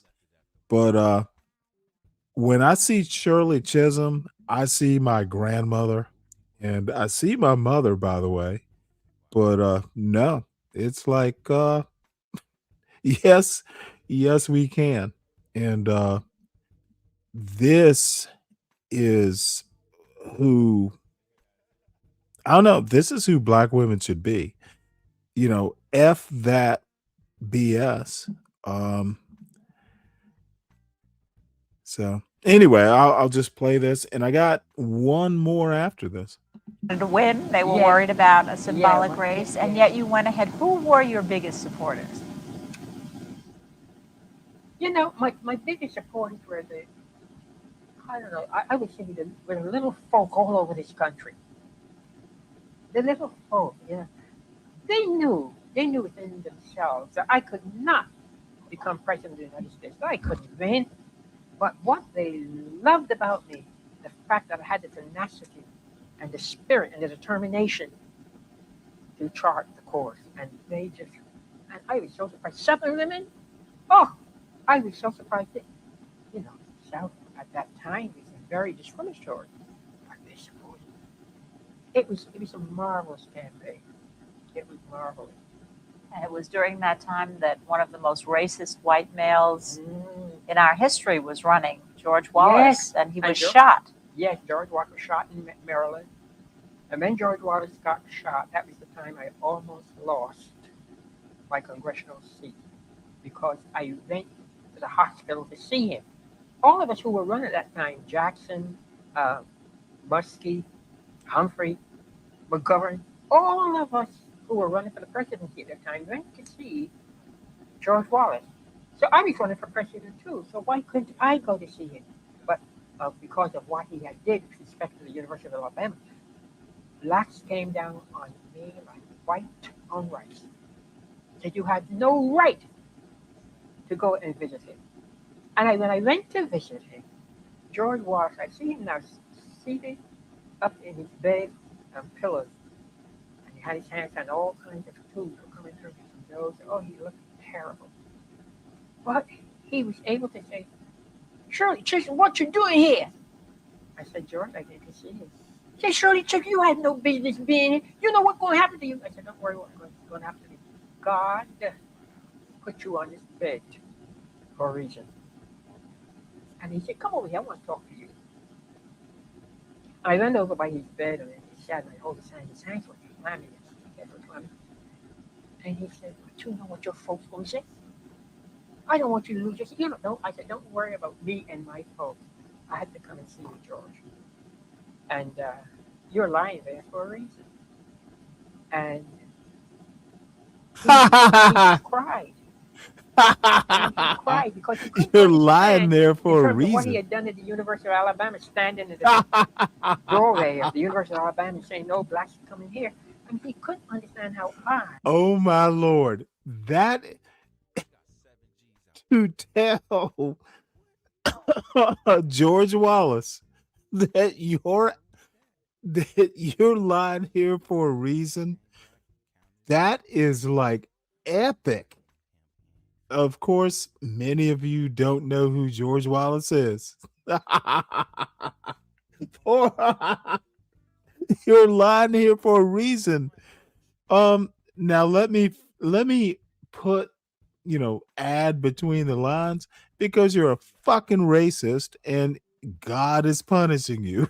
That's what I'm taking from this. That is hilarious. who had decided to make a challenge for the presidency could come to see him. And it was time to go. He didn't want me to go. This He woman really, is really her cried. dry And then humor about, I guess it was 4 years after that, he has sent for me. sharpness. And when I landed at the Hey, what's up, Mike Montgomery, V? Alabama airport, he had people all over the roofs at the buildings at the airport. Policemen were there. He Oh, wanted to Yeti. show me what had happened. He had Yeti, you were too kind. I I am not. I'm not even 1/5 of CT's show. I'm not that good an entertainer. But hey, we got Shirley Chisholm. That is. Let me put it to you this way. I have been threatening to show Shirley Chisholm, and I'm just reminded that the best of us don't get celebrated enough in Black history. Quite frankly, the Black historians like Gerald Horne, Annette Gordon Reed, we've got some brilliant Black historians. We don't read their books. There are Black people, Annette Gordon Reed from Texas, Gerald Horne from St. Louis. We got Black Southern historians who are fucking just outright brilliant. Annette Gordon Reed teaches law and history at Harvard. Gerald Horne, law. Well, he doesn't teach law. He teaches history at University of Houston. Both of them have practiced actual law. Both Annette Gordon Reed and Gerald Horne, Ivy League lawyers, Ivy League PhDs in history. Who's reading their books? I am. We got Black excellence in academia who write about our histories and quotes, our part of American history, and no fucking body knows who they are. These people are effing brilliant. Gerald Horne, brilliant. Annette Gordon Reed, brilliant. And there are others. Cornel West, the first, brilliance. The dude wrote a philosophy text, and no, I haven't read it. It's considered a classic, but y'all don't know the Black academic excellence. We got some intellectual firepower, and no one ever fucking talks about them on this particular Black sector of YouTube. And we are remiss as YouTube creators if we don't highlight them, talk about them after we've read them and discussed. We got Black excellence. And for the Nidishes of the world, they read books. They fucking wrote books. Why aren't we reading them? I will be merciless on Black stupidity in this space. So, sorry. I literally look down on Black stupidity when you don't have to be black and stupid, son. To paraphrase something I heard from Animal House decades ago. You don't have to be black and stupid, son. changed somewhat. And I went to the governor's mansion and he showed me all of the Black people that he had on the Secretary of State and Secretary. He wanted me to see. That is just an extraordinary accomplishment during that presidential campaign. I wish we could talk for hours. We've only got a limited time, so I'm going to ask you, given all of that history, and there's so much more, what would you say to young people today? You ran for office against all expectations and tides. You served with distinction. What would you tell young people today? Is that a way to go? Would you encourage them, and what would you tell them? I would tell them to study hard, get a good education, and make your mind up as to what you want to do in life. And whatever it is that you want to do, drown yourself in it. Look neither to the north nor the south. Look neither to the east nor the west. But just plod on and on and on. And look only to God and to your conscience for approval of whatever you do. Not man. And would you encourage them to go into politics? Oh, yes. It's needed. It's needed? Oh, it's needed. It's needed. Sometimes, like today, I'm just so discouraged in a sense because I think we are seeing that a lot of men and women who are really well equipped to run for office don't want to run for office because of all of this stuff that goes on. And we really need good people, people that are committed, people that have integrity, people that have soul to run for office. And I think also you said somewhere that you didn't see, if I'm remembering correctly, you didn't see enough courage in office today. That you're certainly someone whose history that word applies to. Yes, I always say, from the time I was 2 years old, my mother just couldn't handle me. I always had courage to speak out, to speak up, and my motto is, you look only to God and your conscience for approval. And I'm a deeply religious person. I do not wear my religion on my sleeve because people get the wrong impression. Don't talk with God, talk with God. But I know that my faith has sustained me. Well, your faith has and your history have inspired so many people, and I know will continue to. It was a pleasure to talk to you, and again, congratulations on your 40th honorary degree. Oh, thank you very much, Ruth. Thank you very much. What a woman. So yep, we're gonna keep doing this, folks.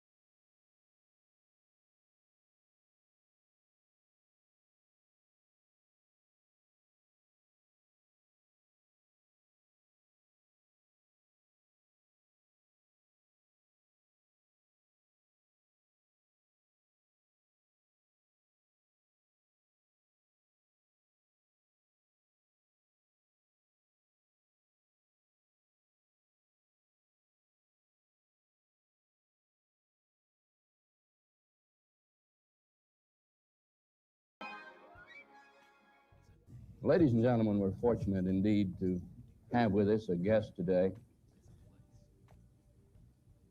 who for 3 years in a row has been on the Gallup poll list of the 10 most admired women in the world. Last year, she was picked for the television award of the Woman of the Year in the area of public affairs. She's the only woman in America who has ever been a serious candidate for President of the United States. She received 152 delegate votes at the National Democratic Convention and 72 for president. Many observers who followed her in the California primary and the television debates that covered that primary have said that she outdebated all of the major Democratic candidates for president in those TV debates. She represents an area very much unlike the 6th District of Missouri. She's a warm, she's a beautiful human being. She's been very kind to me in my first term in office. Anytime I have constituents from North Missouri that are with me in Washington and we meet Shirley Chisholm, she stops to talk with them. And not just to say hello, but to talk with them. Because this lady likes people, and it shows. We're lucky to have her in Washington. We're fortunate to have her with us here in North Missouri. She's the #1 woman in American politics. Let us welcome warmly to North Missouri, Congresswoman Shirley Chisholm.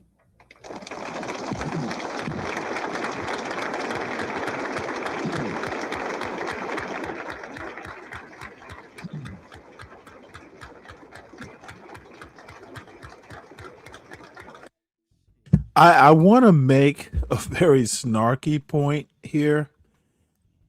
This is Missouri. Why don't the idiots in the blackosphere of this here YouTube know the black excellence that has been and will be? Y'all can sit around and whine about who should lead and who should follow. We lead. You just need to know the history of it.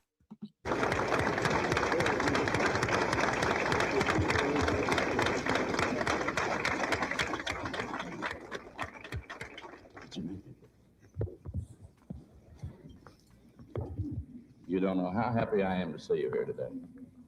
I'm very, very glad to be here today. Ladies and gentlemen, I deem this a real opportunity, and not only an opportunity, but a real pleasure to be here this afternoon in this section of Missouri. For quite some time, your congressman came to Washington, D.C. I have had the pleasure of learning a great deal about the rural areas of the country. One of the real difficulties in Washington, D.C. is that although the House of Representatives is comprised of 435 members, said members come from different sections of this country and are not always able to empathize with the problems and the concerns of other areas. The people from the urban areas don't always understand the concerns of the people from the rural areas and vice versa. And so often when we vote negatively against the rural area, or the rural area politicians vote against the urban areas, it is not because there is a resentment or a kind of detachment. It is because there is an ignorance of the situation. And what is needed is people who have compassion and concern to try to educate those of us from the urban area. And I want to say that Jerry Litton has been very instrumental in helping to educate Shirley Chisholm, a woman that comes from a real urban area in the center of this country.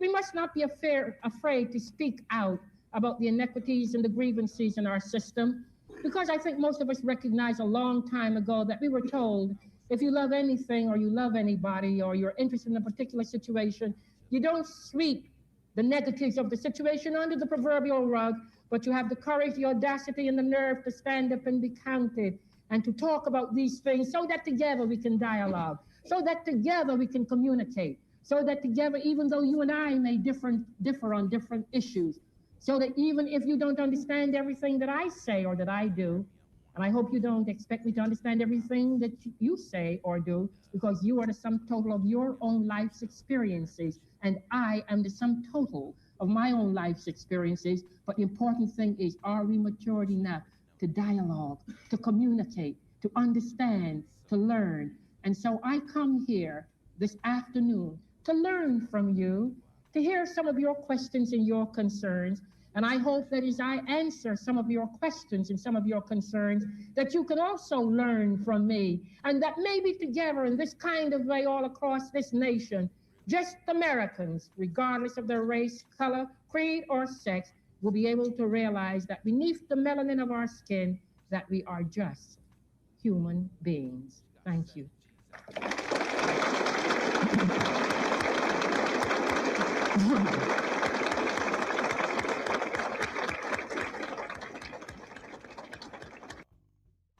I'm gonna have to address this point. Sin says, "Show me a man who uses the term." Sorry, apparently I'm catching a damn cold. Show me a man who uses the term female outside of science, and I'll show you a misogynist. Uh, Pithy comment. I'm not sure I disagree with the comment, but you know, a scientist. Look, these old YNs have doomed themselves. It's a self-made cage. I don't understand why they do it. Hey, it's self-made. 99 days of talking about Corey and Anton is not 99 days of talking about Corey and Anton during Black History Month and 0 days of talking about Shirley Chisholm means you are doomed to your cage, and the bars are your stupidity. It's literally a self-made cage. Why don't we move right on into the questions and answers? And I know many of you have a lot of things that are on your minds. If you'll come to the microphones and state your question, state your name and your town, if you would first. The microphone on my right, the microphone here on my left, and we'd be happy to field those questions. Good afternoon. I'm Ann Walters from Kirksville, Missouri, and I'd like to ask Ms. Chisholm what she thinks the future is for the women in politics today and in the future. Oh, I think the future is a beautiful one. I think that we have to. I need to point out that this is Missouri back in the 70s. It was a border state, but might as well be the Deep South. I will also remind you that Clarence Thomas's first job, I think he was in Savannah for a bit, but his first major, like, quote, road to the Supreme Court was working for the Attorney General's office in Missouri. And I could go into why, Clarence Thomas is a fascinating person, but I just want to set the stage. This is a woman. She's probably the only Black person, let alone woman, in this room. And look how she's commanding it. Look how they respect her. This is Black excellence. This is what should be highlighted by this little sector of YouTube. The woman is regal. She's commanding in a very racist state back in Missouri back in the 70s. It was a time. Recognize that in our nation, we have a tendency to become too hung up on sex, physically, psychologically, and emotionally. we need to use our physical and our mental talents and abilities that the good Lord has given to us for the amelioration of conditions in the United States of America. And there's no psychological test as yet, my dear lady, that indicates that either one of the two sexes have a superiority over the other one in terms of gray brain matter. But what we need to do, that the bright men and the bright women in this nation need to help to put our country together. And don't be afraid to recognize it. They're stupid men, and they're stupid women. They're brilliant men, that's funny. and they're brilliant women. And we need to use the talents of those of us who have said talents to help our nation. I do a great deal of traveling. I've traveled in other parts of the world, and I've never seen a nation so hung up on sex as I have in this nation. And that's why so many of us have to spend a lot of time on the psychoanalyst and the psychiatrist's couch.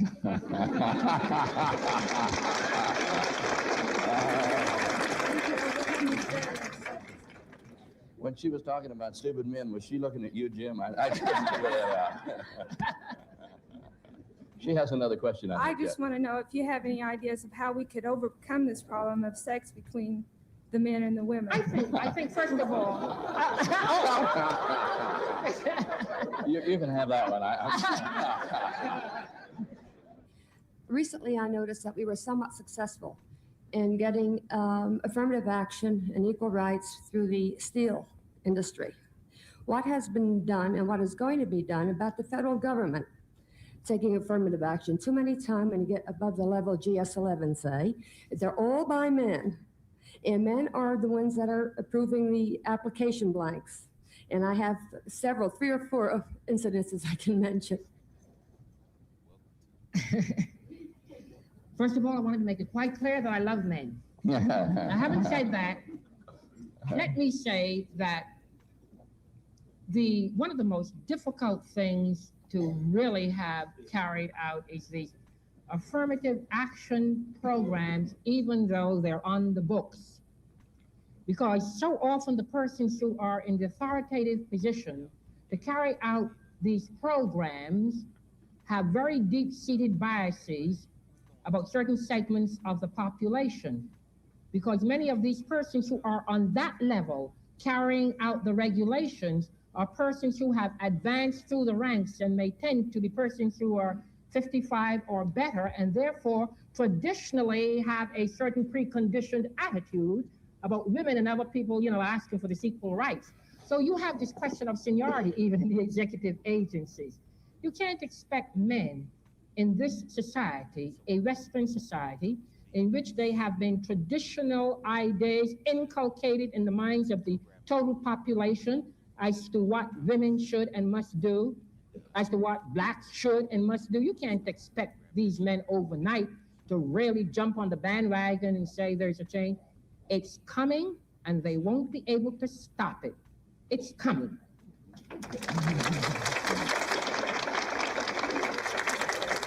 I might add that a lot of my colleagues in the House would no doubt agree with what I'm about to say.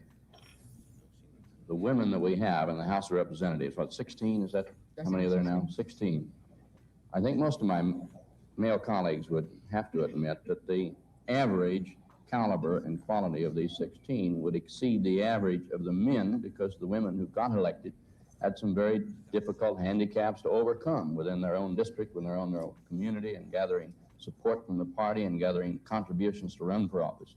And those women who are within the 16 in the House of Representatives are very competent, very capable, and very aggressive, and very highly regarded by their male colleagues from within the House. Jerry, I think that I think people understand this. They may not want to articulate it the way you do, but I think that it is recognized that today in political office, and particularly holding an office as high as a member of the House of Representatives, that the women have to be eminently qualified. I heard a speaker the other day say that he thought that maybe this next election might be the best year for women in politics, because thus far, outside of one secretary, most of the people involved in Watergate have been men. That's right. So,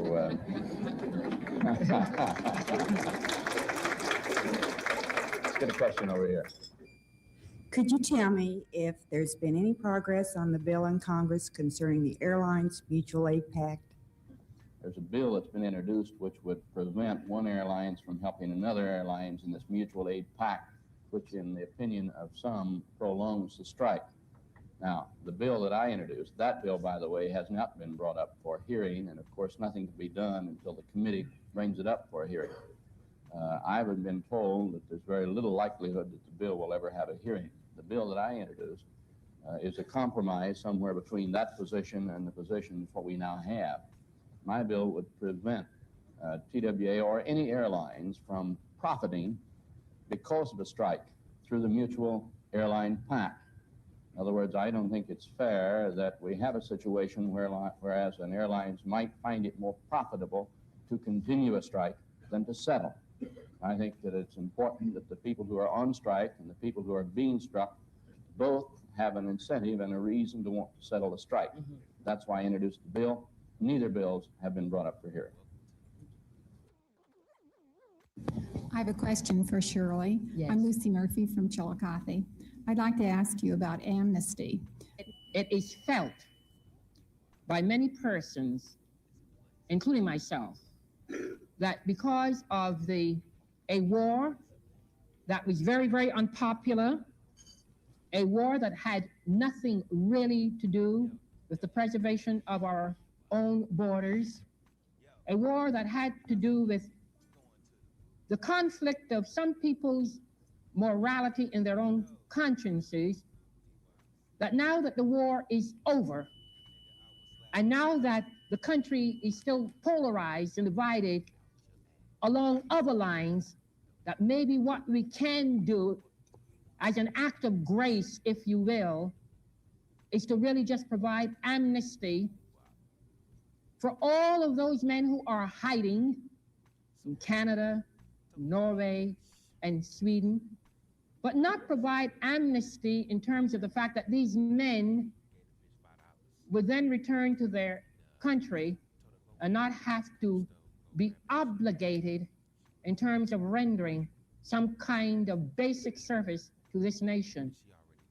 So what I am saying, maybe I'm saying in a sense, a conditional kind of amnesty where many people don't agree. Many people say no amnesty at all. I say a conditional amnesty, and some say no amnesty, period.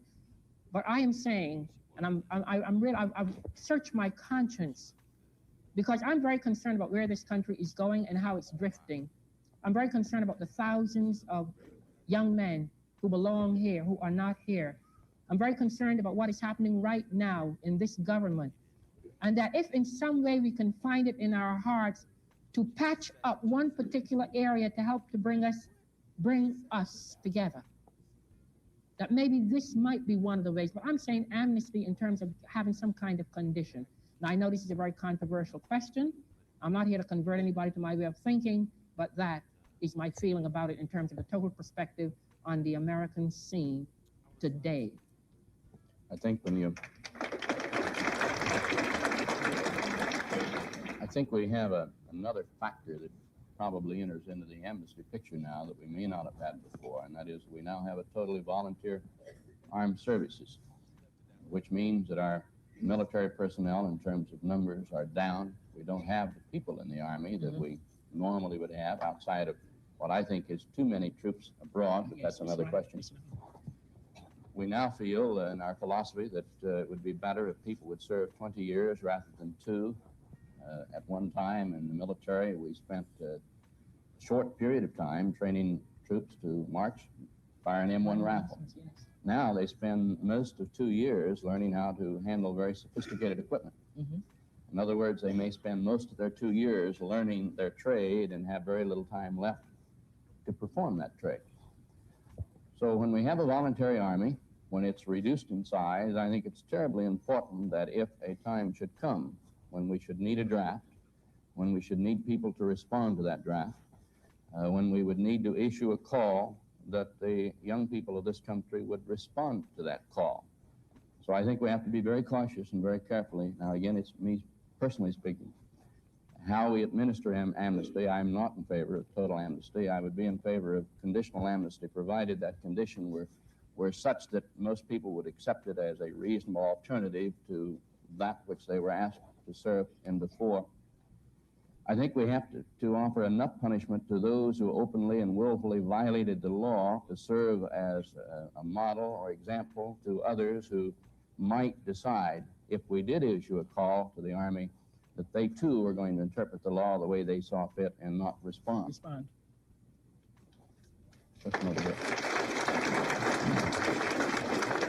Yes, everyone knows that President Nixon has had some trouble with these tax returns. You noticed that. Which to me brings up the whole question of tax reform. My question is, and this is to both of you, What can we do and what can you do to make sure that this problem isn't forgotten after Watergate? And I'd also like to ask Congresswoman Chisholm what she thinks of dialogue like this that we're doing today. Well, let me take the latter part because that's easier to answer. Dialogue like this is needed all over this nation. This is a wonderful forum because if Congressman Litton did not give me, and I'm going to put it that way, give me the opportunity to come in here and speak with you, I'm sure that there are many of you in this room had conditioned or preconceived attitudes about that woman from New York because you didn't know her. But by having the opportunity to hear me and to talk with me, people could say, well, you know, she's not a screaming black radical woman. She's a woman with sense. If I didn't come here today, there are probably a lot of people in this room that might feel that way. It's understandable because of what we have done to certain ethnic groups and certain peoples in this country. So from that standpoint, the communication is beautiful. It gives people an opportunity to see and hear those figures who are playing a certain role in this country, whether or not you agree with what the person is saying. There's a dialogue going on.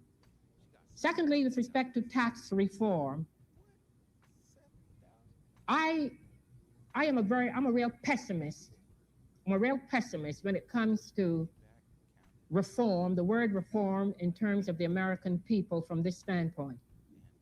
Americans have very short memories. And we react to emergencies and we react to crises. We never act in terms of projected plans.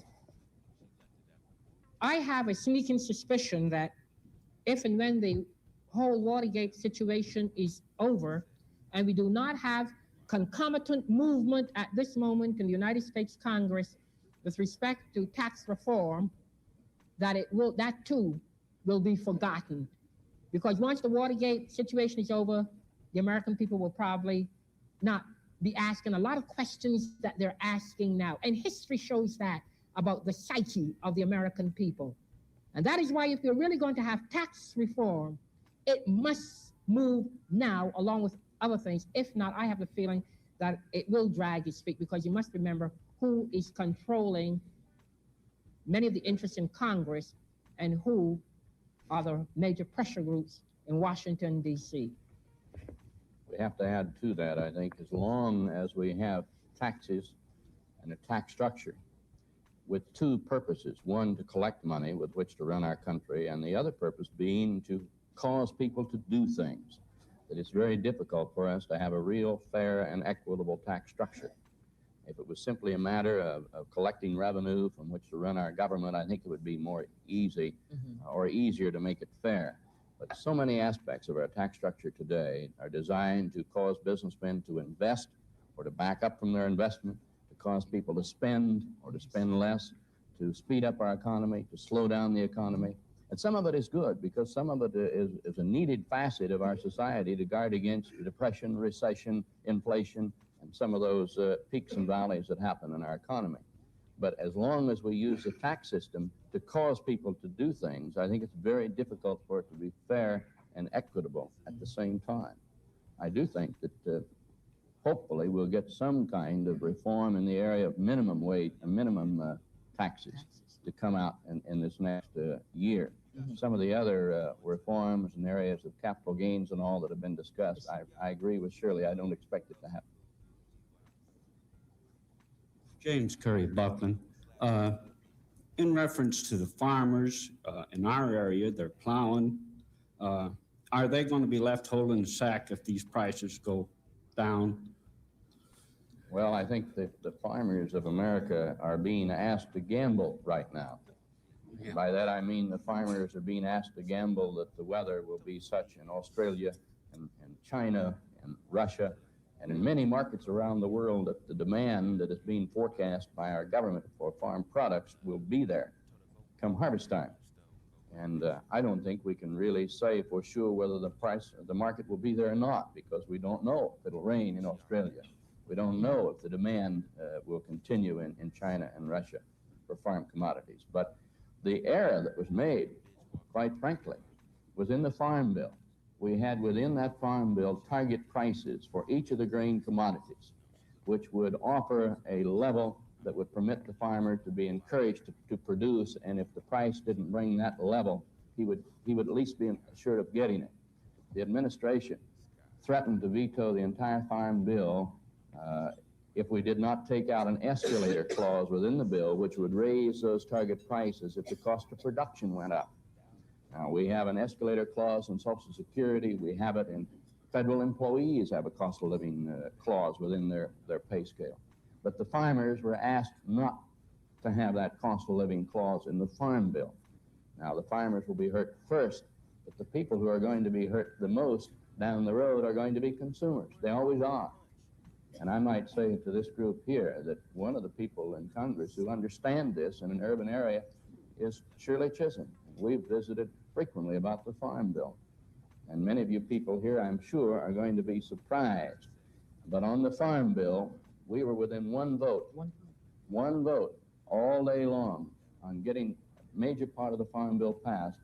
And I'll tell you that Shirley Chisholm was voting for the Farm Bill. And I would like to say this, I'd like to say this, and I'd like to be honest about it. I come from an urban area. I know little or nothing about farms. And so I did for quite some time in Congress what a lot of people from the urban areas did.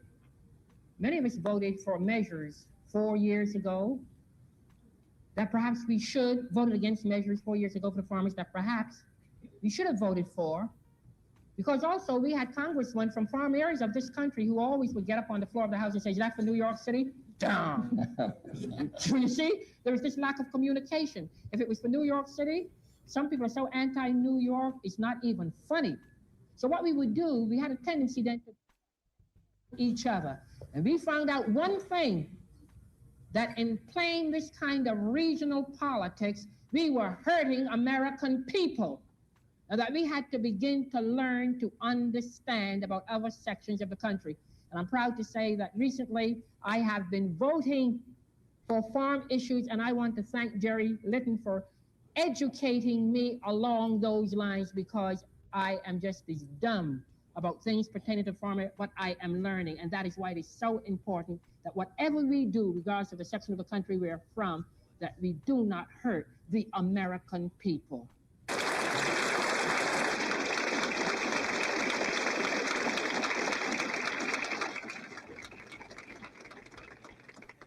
The time has gone quickly, very quickly, and the time is gone. And we have no time for more questions, although I'm sure that after we conclude this program, that Shirley Chisholm would be most happy to visit with some of you who would like to come up here to the stage, as would I. We have some very interesting guests in the future. In 2 months, we have a man who many consider the second most powerful man in the United States, and I'm speaking of Carl Albert, the Speaker of the House of Representatives. The following month, we have a very conservative, Republican, young congressman from your state, Shirley, Jackie Kemp, former quarterback of the Buffalo Bills, who will be our guest then. We have a very exciting guest next month that I know you people here will enjoy and appreciate. She, too, is a woman. She's very young, in her 30s. She'll be bringing with her her husband and her 2 children. She's aggressive, very talented, very articulate, very frank, and very outspoken. She's a member of the Armed Services Committee. She's been fighting military spending while she's been on that committee. She's Pat Schroeder from Denver, Colorado. She's really frank and outspoken in the true Harry Truman tradition, right? Yes. They're in for a treat, are they not? Yes, I think so. She'll be our guest next month, and I hope that you come back then for our dialogue for Litton. Thank you very much for coming.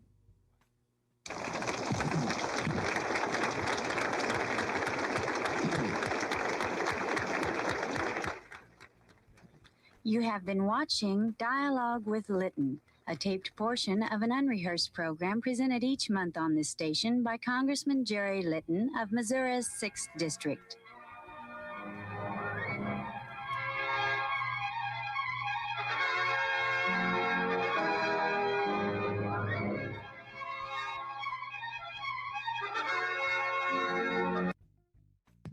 Well, we are just going to keep up the Shirley Chisholm theme. This is 1983, apparently.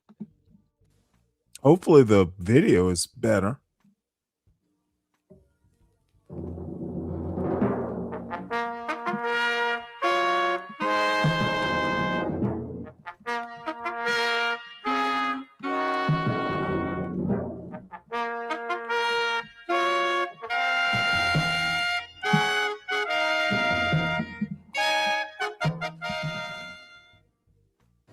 I'm Ethel Case from Whiskey Case from Greenfield Community College, and I have a particular honor tonight, and I'd like to get on with it so you can hear the person that we've all come very enthusiastically to hear. As we begin this exciting program, I would like to thank the foundation of Greenfield Community College for making this evening possible. I would also like to thank the area newspapers for their kind suggestions. And the high school for their use of the auditorium. As you came here to listen to Mrs. Chisholm, I'll try to keep my introduction short. Mrs. Chisholm was born in Brooklyn, New York, spent some early years in the Barbados, returned to Brooklyn, graduated from Brooklyn College, my alma mater, cum laude, and began a career in early childhood education. She completed her master's degree at Columbia University while working full-time. Active in the political club of her district, she became very aware of the many changes that needed to be made to assure fairer representation of the Blacks, Hispanics, women, and other minorities. In 1964, she was elected to the New York State Assembly, the second woman and one of only 8 Black members. During her 4 years in Albany, she did a lot of stirring up, and in her own words, quote, had a liberal education in how politics is run in our country, unquote. And again, in her words, added, I did not like a great deal of what I learned, unquote. In 1968, she was elected to Congress, the first Black woman to attain that distinction. As a member of the House Veterans Affairs, Education, and Labor Committees, she achieved major breakthroughs for the poor, women, minorities, and aliens. In 1971, she announced her candidacy as a nominee for the presidency. And though she was not successful, her name, her ideals, and her commitment became part of America's consciousness. In 1982, she ended her stint in Congress and is now a Purrington professor at Mount Holyoke College, devoting herself, as she had always planned, to teaching, lecturing, and traveling in order to create a new national state of mind. I refer you to her 2 books, Unbought and Unbossed, an autobiography, and The Good Fight, the story of her candidacy for the presidency. If you read those, you will feel, as many of us do, that this little Black woman, as she often calls herself, has by conviction and perseverance, and in the face of prejudice, bigotry, and political roadblocks, continued to speak out for many voices and causes that had for too long been silenced. It was interesting to me, and I want to share this with you, and I have his permission, that a young Greenfield boy named Steve Capshaw wrote in an essay on Shirley Chisholm in his 5th grade class last year, a 6th, sorry, Stephen. He said, I think that Shirley Chisholm is one of the few who have strongly helped build our wonderful country. She is someone whom her race, sex, and the whole country can look up to. Ladies and gentlemen, it is with great pleasure that I present Mrs. Shirley Chisholm.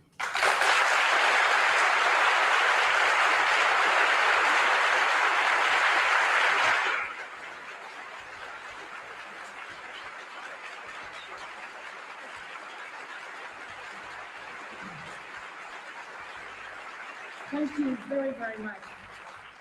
Thank you very much. I am very glad to be here this evening.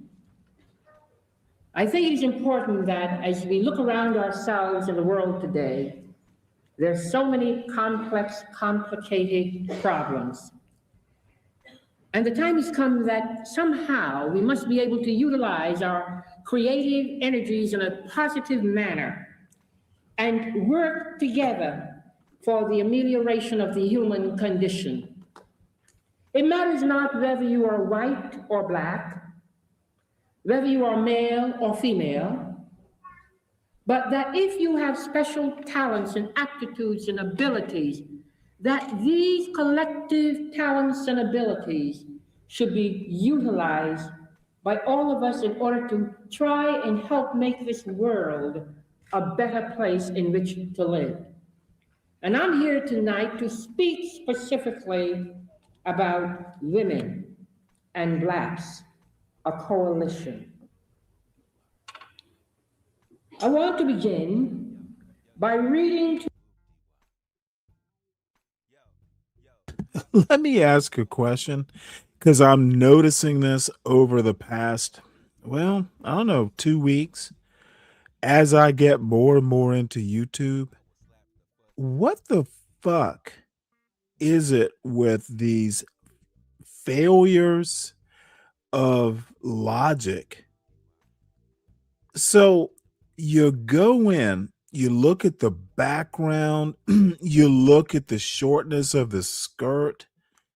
Do y'all understand that the whole point of a speech is what is said, not the looks of it?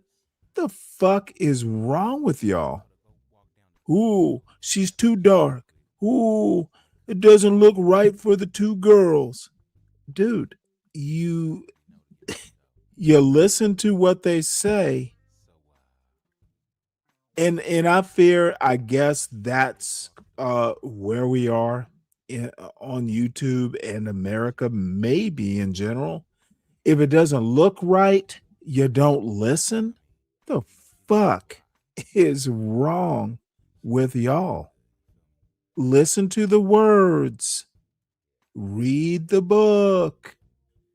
Oh, she too dark, therefore I can't listen. Really? Ooh, boy. We are going to crash. That's how Donald Trump got elected. Y'all are dumb.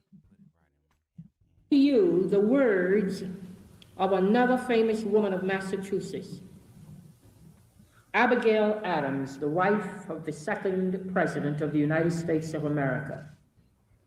In a letter to her husband at the Continental Congress back in the 18th century, she counseled the future president of the United States, and this is what she said thusly.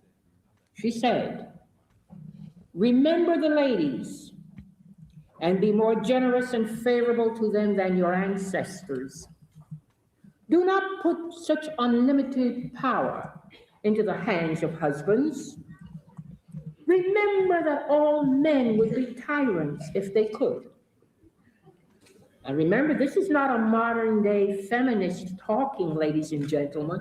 This is dear old Abigail in the 18th century.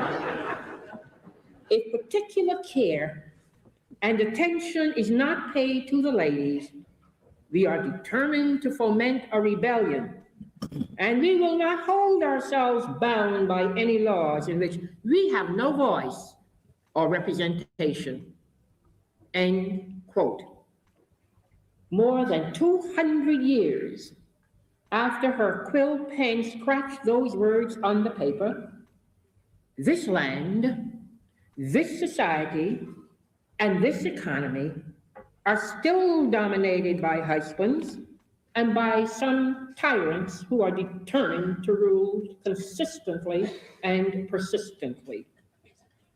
And not only are women still struggling under the weight of some of this tyranny, but blacks and other minorities in this nation also still know that true equality only as an ideal and a concept, not as an everyday reality.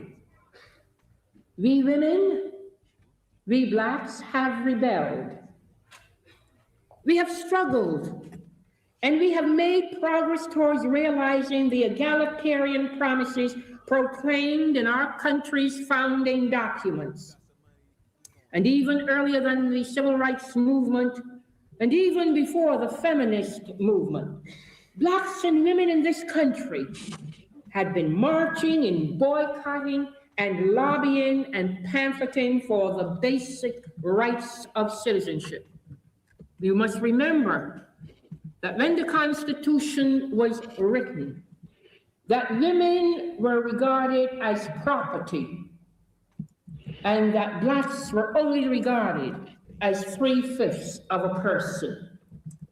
So one could understand how it is that blacks and women are still struggling to gain equitability of opportunity across the board in jobs, in education, and in training.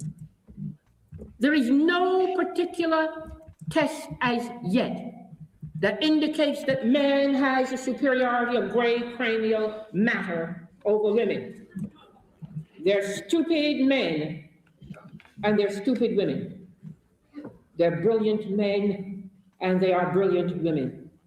And our country needs the collective talents of the genus Homo sapiens who have talent, of whom some are men and some are women, in order to be able to better the conditions for all of us.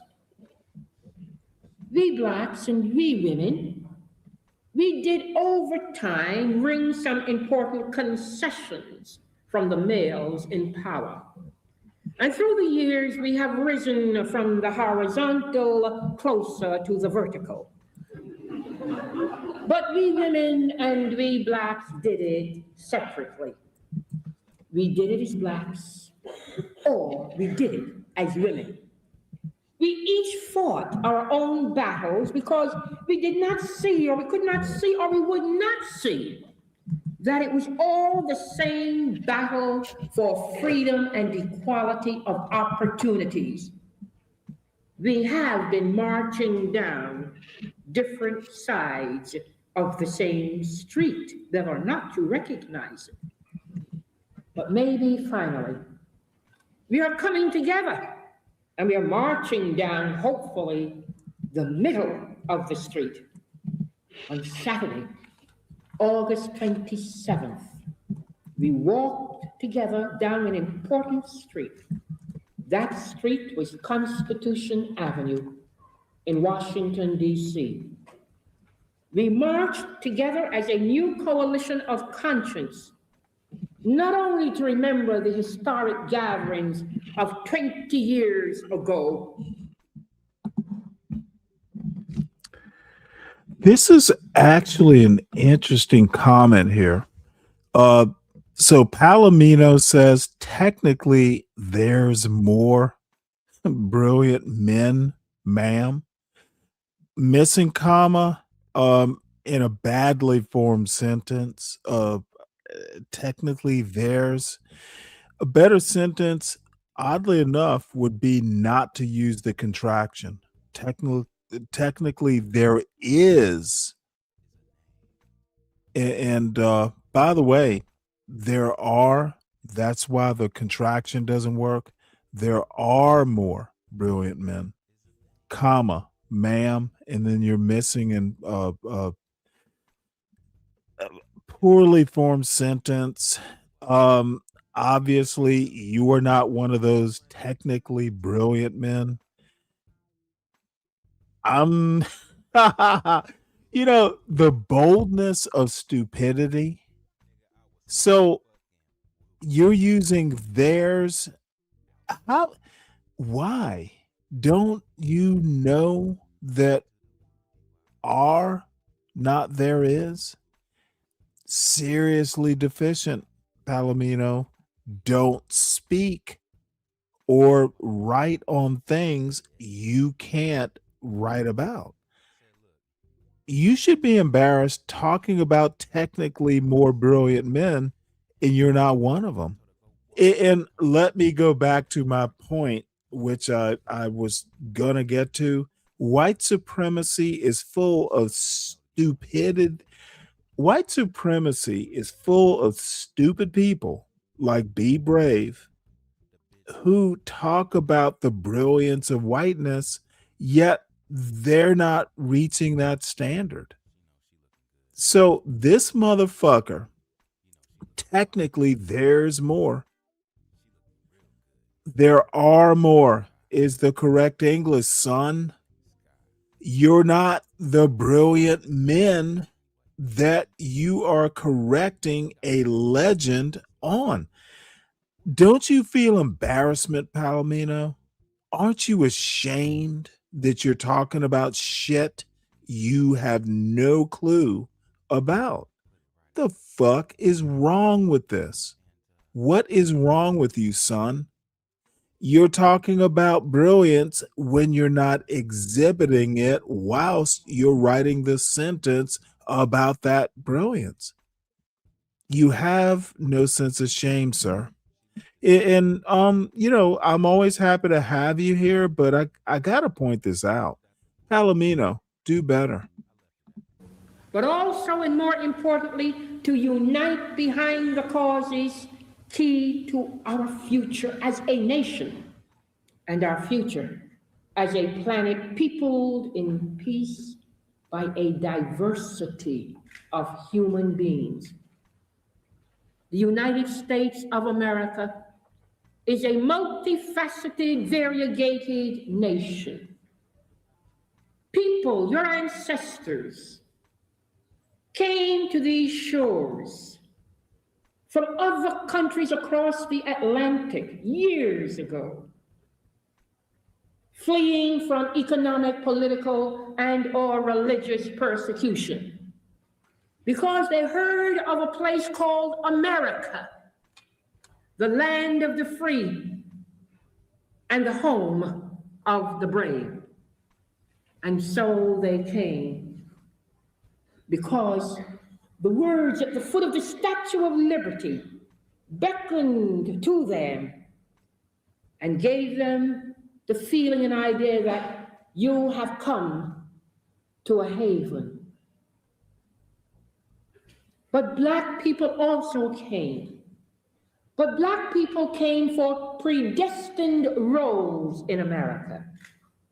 The words at the foot of the Statue of Liberty did not have the same meanings for Black people because they came to perform certain back-breaking slave labor on the cotton fields and the tobacco fields of Georgia, Alabama, South Carolina, Arkansas, in order to help develop this country in such a way that their labor, their sweat, their blood helped to make this country the great mercantile and financial center that it is today. So the blood and the sweat and the tears of Black citizens also lie rooted deeply in the stream of America. But because of our high visibility, the amount of melanin in our skins, even though we're all alike beneath, you remove that outer covering, my friends. And do you know that we really have the same kind of blood coursing through our veins, the same pair of lungs, the same circulatory system that if I could help you to live, my blood, or something that belongs to me, might help you to live. It would not be a question of race. So it is important for us to recognize in this country that we must move away from the phrase of, what do you people want now? Black people, my friends, want no more, nor no less than every other group that has come to the shores of America hardly able to speak the English language, but came in order to hopefully realize the fruition and the aspirations that they dreamt about as they were persecuted in Europe. The blood, the sweat, and the tears of Black Americans also lie rooted deeply in the soil of America. And this past August 27th, when we were in Washington and when we saw America marching together, when we recognized that indeed at that point in time, America was not anybody's melting pot. America is a salad bowl. Different pieces, different persons making up this multifaceted nation. And we better understand that although many of us may have come to this country, or our ancestors may have come to this country in different ships, we better understand that we're all in the same boat right now. Yes, my friends, this is called a coalition of conscience. But what it really is, and what it really needs to be, is a coalition of confrontation. But we're not speaking about confrontation in the streets. Our confrontation is against the policies and the philosophies and the personalities of the Reagan administration.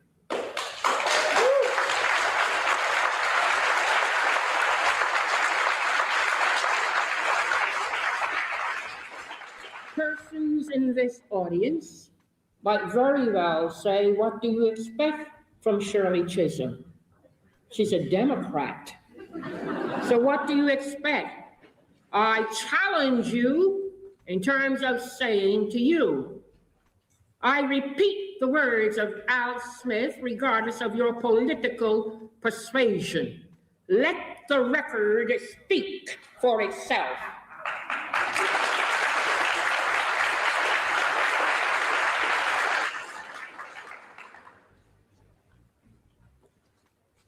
Not since 50 years ago in the United States of America have we found a situation in America in which so many segments simultaneously are suffering from a most deleterious impact on their quality of life. Senior citizens wondering whether or not the Social Security system is going to hold up. And yet during their productive years, they were told that if they paid into a system called the Social Security system, that in the twilight of their lives, they would not have to worry. They could be assured of food, shelter, and clothing. And look at what we did to so many elderly people in this country when we had begun to move in the direction of eliminating the $122 a month minimum Social Security, of which 81% collecting that minimum were females in America. And the only reason that did not come about was because of the outcry in this nation. And even during that time, doctors told me that the circulatory ailments and the heart conditions of so many senior citizens escalated because of the disquietude, the anxiety, the insecurity. These people who had been productive for years have been on the tax rolls of America and have paid into a system and deserve this in return, now wondering what was going to happen to them. Then the beautiful young people of this country, the young people who must get a technological, business, or academic education in order to have the requisites that are necessary to compete in a very highly automated and technological society. Now they don't know for sure whether or not they will be able to complete their college educations. Just came back from Dallas, Texas, and Kansas, meeting and seeing Hundreds of farmers who have lost their family farms, farms that have been in their families for generations because they do not have the money to make the loans.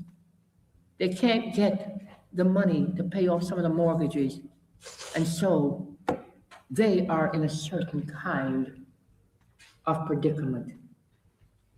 And the women and the blacks of this country, the women as a result of the women's rights movement, and the blacks as a result of the civil rights movement, were the recent two segments in America who adhered to the adage that God helps those who help themselves. And these groups went out for about 15 years, dramatically bringing their problems to the attention of America as a whole. And progress has been made, but during the past two and a half years, the actions, not the rhetoric, is not consistent in terms of the gains that we have made.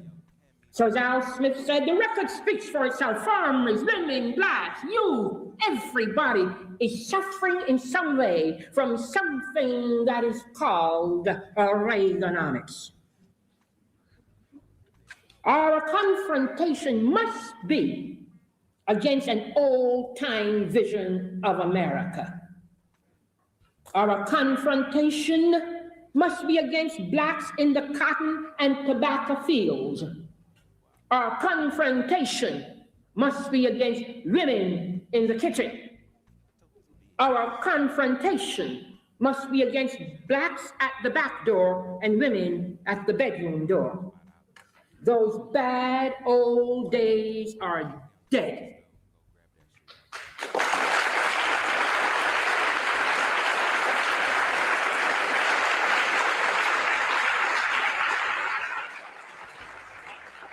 But my friends, the conservatives desire to pry the lid off the coffin.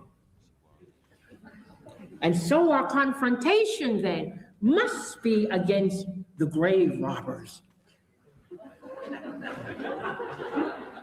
Our coalition has got to keep the lid nailed down tight and the wheels of progress turning and rolling once again.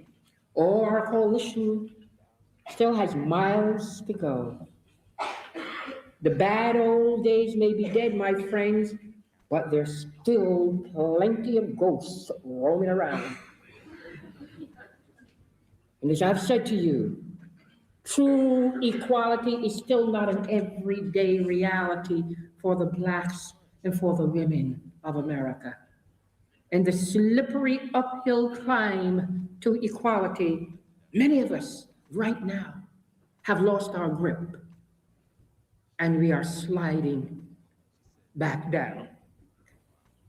It is poor women, it is poor blacks who fill the tenements of this nation and the housing projects of urban poverty. It is poor women and poor blacks trying to get by in the old houses and the shacks and the trailers of rural poverty right across the Appalachian hinterlands. If you go into Appalachia, you wouldn't believe that you are in a place called the United States of America, the richest country on the face of this earth. And it is poor women and poor blacks and their families that are now reeling from 2.5 years of President Reagan's regulatory and fiscal karate chops.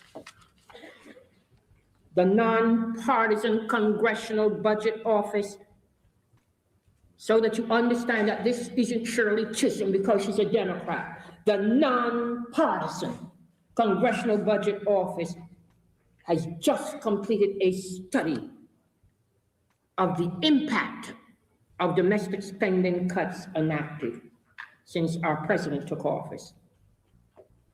In a close examination, this nonpartisan body looked at 26 human resource categories, and they calculated that there will be a total reduction of $110 billion for the people's programs in the next year and a half. And of that alarming total, 26 billion is in retirement programs. I hope many of you recognize that someday you're going to get old. And where are you going to be? 18.5 billion is in the health programs of this nation, and 25 billion is in the employment and training programs. Nobody is saying that we must continue to spend ad infinitum. You hear about inflation, you've got to do something to bring inflation down, and that the Democrats were the big spenders, and all of these shibboleths and all of these things you hear. There is no question about that the President of the United States has a responsibility to make sure that we don't constantly spend, so that our children's children will be bequeathed the legacy of having to pay off this fantastic debt. We recognize this. But we do not seem to realize that it doesn't make sense that in a period of 9 weeks, our beloved president can come across the television tube and say to us that we will have to spend approximately $1 trillion by the beginning of 1985 for the military and the defense of this nation in a peacetime economy. God help us if we go to war next week or next month, and we may very well be going into war in Central America, and maybe in a sense the American people will begin to wake up, because in this century, Americans have not been able to know what it really means. The wars have been fought thousands of miles away from our shores. And the president said he's acting thusly because he has a mandate. What kind of mandate does one speak of when only 27% of the 52% of the American people who went to the polls in November 1980 voted for our president? But I don't blame our president at all. I really don't. And the reason I don't blame our president is because America has gone to sleep. We are a bunch of Rip Van Winkles, quiescent. Everybody's quiet, only wringing their hands and wondering what's going to happen to us in the future.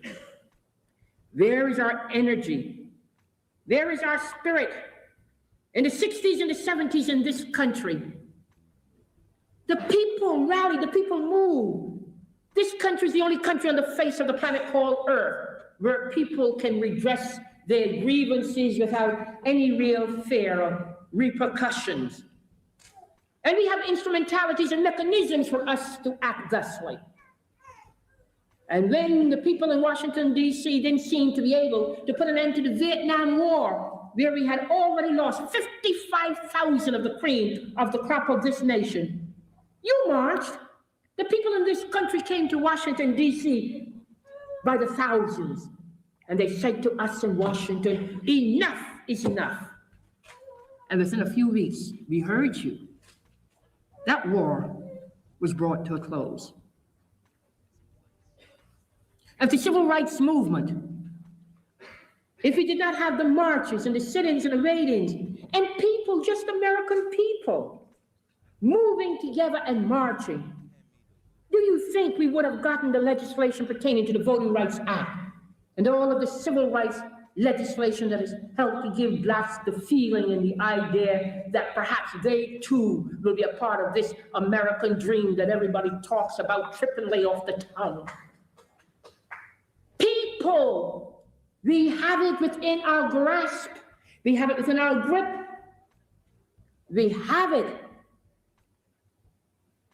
We can turn things around in this country, but we've got to get out of our quiescence. We've got to become re-energized, revitalized, rejuvenated. We've got to once again move in the direction of saying that this indeed is a government of the people, all of us in this room. and a government by the people, and a government for the people. But it is certainly not going to be a government of and by and for the people in reality unless we, the citizens of this realm, become angry enough to rise up in righteous indignation and say, we have to move in another kind of direction. The millions of dollars that I have witnessed since I was in the Congress for 14 years, spent in weaponry systems that were obsolescent before they came off the belt. Money that could be used for our education of our children in this country. Money that can be used to give those poor white kids in the hinterlands at least 2 glasses of milk a day. What madness are we on? Why are we so quiet? That is the rhetorical question I leave with thee. The Congressional Budget Nonpartisan Group also found that 3 million school children were dropped from the school lunch program. 700,000 fewer students obtained guaranteed student loans. Let the record speak for itself. But also, at a time when conservative forces oppress us with their outdated and their repressive views, women and blacks are becoming a political MX, capable in 1984, if we desire to do so, of blasting the conservative minority back where they belong, to the fringes of our political system. This is amazing. I'm kind of participating in the chat. Y'all look more than you listen. This is amazing and well, fascinating too. So what she's saying is less important than this looks like a Reese's commercial. What in the fuck? This might be this might be a problem with well, damn. Don't listen, but look. No wonder Trump is president. Women already outnumber men.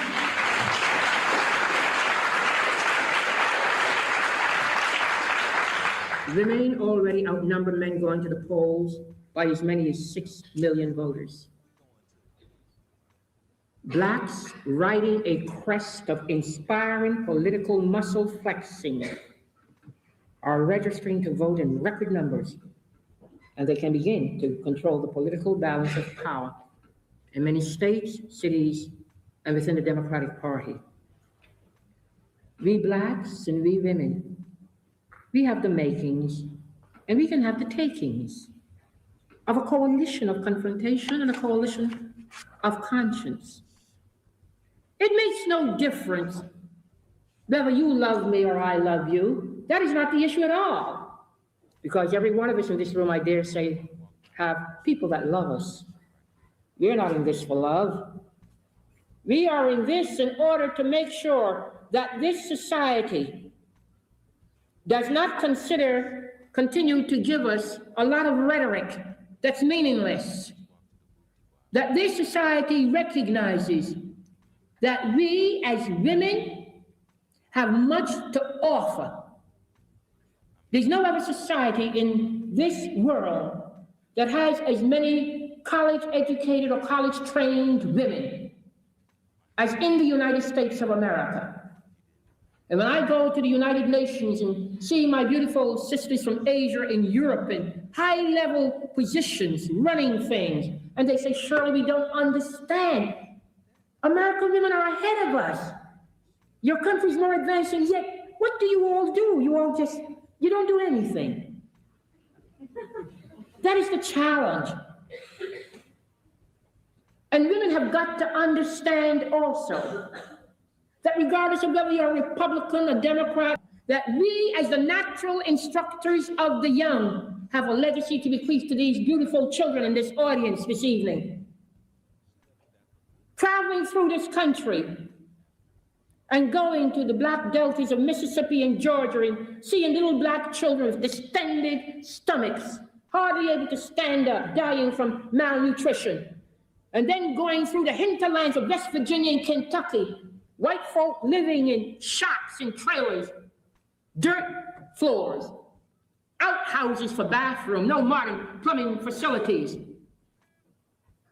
And as you see these tiny little white children running towards you, hardly able to stand up on knobbly knees, pale, sallow, beyond their years, they don't even look as though they're human beings living on this planet called Earth. And we're talking about care packages.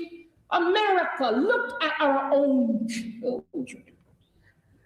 Look and see what is happening. You could never be the same person you are if you travel this country with me and come back here and sit in this auditorium in Greenfield tonight and not feel a stirring of some kind in your soul. These children are our future. And it's important for women to move out in the political area of this country on the city level, the statewide level, and on the national level. Not because we hate men, as people sometimes want to say. It's not a question of hating men at all. It is a question of recognizing that in the turn of human events and the course of circumstances in this nation, that unless women who are the natural instructors of the young have the opportunity to sit in these legislative bodies and speak about the child care centers, speak about the importance of a child having 3 glasses of milk a day, speak about the fact that it is necessary for children in Appalachia and in the South to get that hot lunch because it perhaps is the only meal that they can get. Speak about the fact that there's a need for daycare centers, not because of some socialistic concept, as some of these Neanderthal gentlemen talk about when they stand in the well of the House of Representatives. The fact is that 60% of the American women today are working. Women who have children between the ages of 5 and 15. And they're not working in order to acquire some kind of luxuries. They're working because many of them are the sole parent in the household. They're working because in so many instances, the husbands and the fathers are not earning enough money in order to take care of the basic necessities of life, food, shelter, and clothing. And in order to do this, they need to have places where their children can be cared for intellectually, psychologically, physically, and educationally. And that is what child care centers are about.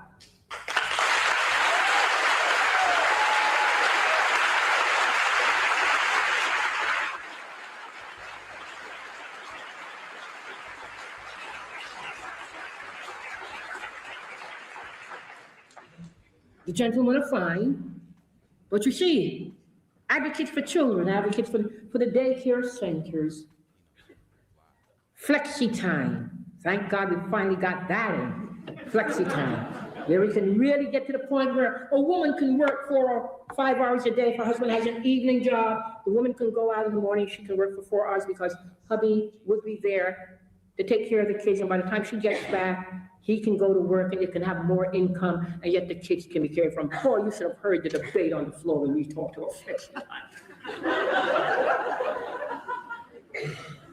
Some of these gentlemen, really, they're worse than Attila the Hun. It's amazing where they're coming from.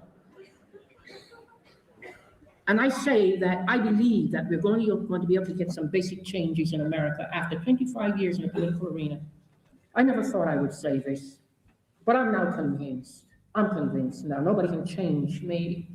I'm convinced that we're not going to have some of the changes that are necessary in America, the changes that have to do with the conservation and preservation of the most important resources a nation ever has, and that is its children, that we're not going to be able to have that until women are in positions of decision-making and administrative power in the political councils of this great nation. I truly believe that.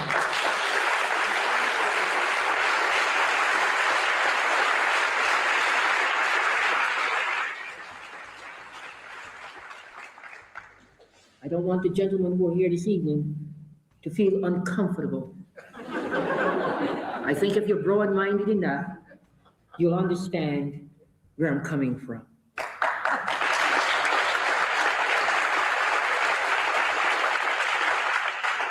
Finally, my friends, I do want to say to you, look, together, we can march down the center of America's avenues. You have to have the blacks way on that side, and the women way on that side. And we're walking down on different sides of the avenue, eyeing each other, suspicious, mistrustful, because there's some commonalities, in spite of the fact that there are reasons why both groups distrust each other. There are some commonalities pertaining to these two segments as contrasted to white males. We have been the underdogs in a sense. We have never really gotten the full ability in terms of carrying out the espousal of equalitarian principles in this land. And if we are matured enough, and I'm not talking about chronological age at all, but if we're matured enough psychologically and socially, we can form the most formidable coalition in this country, blacks and women. Believe me, we can. And we will change things. Believe me, I know it. But because of the inherent racism in the bloodstream of America, that gets in the way. And so we'll both have to continue to suffer. Blacks can't do it alone in this country. And women, believe it or not, can't do it alone in this country. And the power structure knows it. But the power structure also knows that blacks and women probably will not get together for historical reasons, prejudicial reasons, or what have you. And so we're out there, each doing our own little thing, never realizing that the power structure is afraid that the day might come in America when these two segments get together. And once these two segments ever get together in America, hallelujah, a kind of freedom will be emanating in this country in a way that you wouldn't recognize it. But that's the challenge to you, not to me. All I'm going to say in conclusion is this. Too late now for us to go back to the cotton fields and back to the kitchens. We've come too far.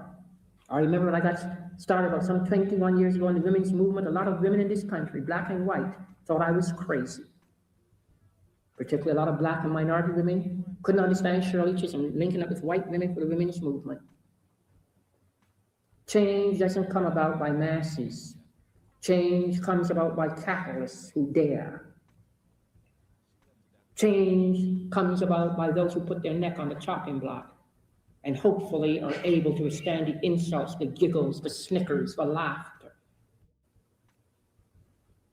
I know I've met so many women, very conservative white women, who do not understand me, nor do I expect them to understand me. Who can't understand what are you belly aching about, in a sense. And I've had to tell them in no uncertain terms, let me tell you something. You don't have to be a part of the women's movement or any movement. You're now making $35,000 a year as a vice president of a corporation. I sent some very conservative women executives in this country that I addressed recently. More of them in that room were making $30,000 to $80,000 a year. Smug as they could be. And just didn't understand what women are, why we're fighting, what have you. And I said to them, you may not understand what some of us have been fighting about, but I want to tell you here and now, you would not be making that $35,000 to $80,000 a year if it wasn't for women like myself and others who dared to challenge the traditional system that kept you back. And now you're enjoying the fruit of what we did.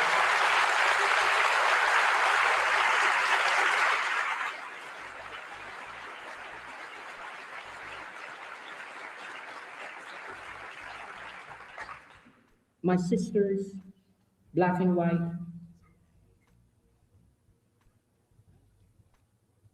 I want to say this in conclusion. we've really come too far to again be danced backwards into what others consider to be our place. Our place here and now is in America's mainstream, in the upper, swifter currents of the mainstream, where we can assume greater responsibilities and collect the greater rewards that we are due. And don't let anybody tell you that you're out on the limb. The time has come in America, and all of us can no longer be the passive, complacent, armchair recipients of whatever the morals or the politics of our nation may bequeath for us. But that if we have the courage of our convictions, we will stand up and be counted. Nobody talks about you if you're not doing anything, so don't worry about it if they're talking about you.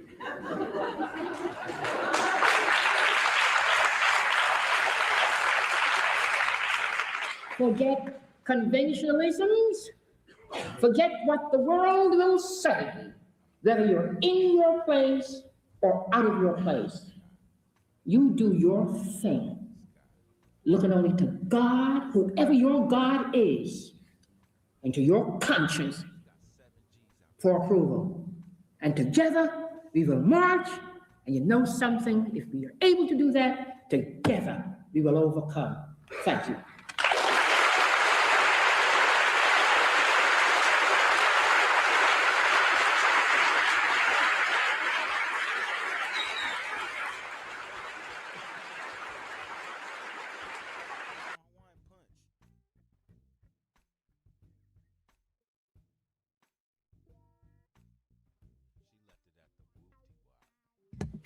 All right. Well, I actually found something, and believe this or not, I'm going to show this, and then there's going to be a real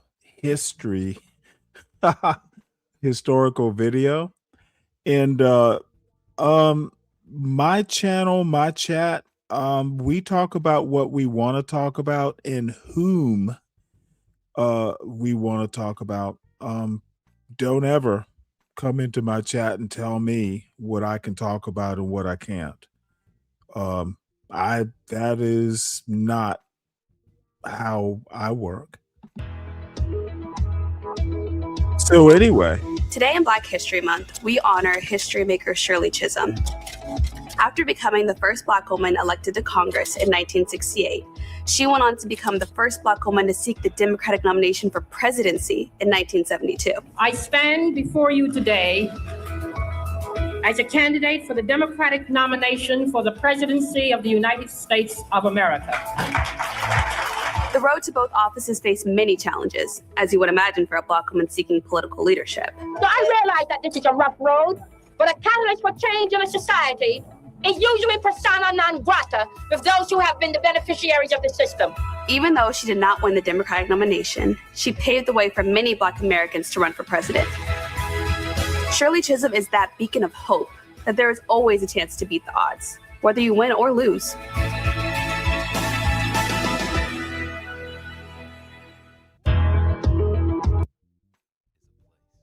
so the bottom line is Black History Month on YouTube is rote memory.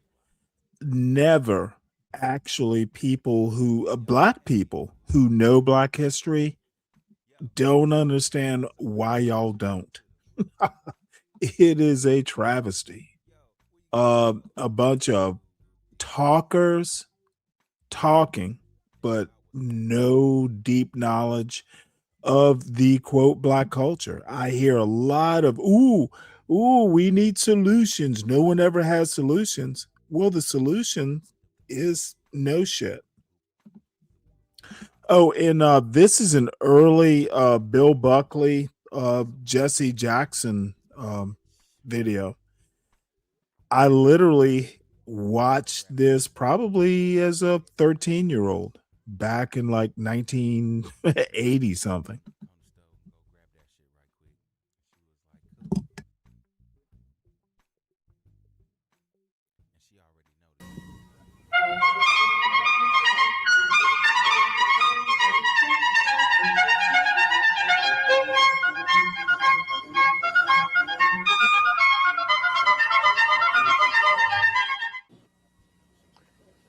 When the assassin fired the shot that killed the Reverend Martin Luther King, he might have killed, if his aim had been a few inches off, the Reverend Jesse Jackson, or for that matter, the Reverend Abernathy, who was also Dr. King's side.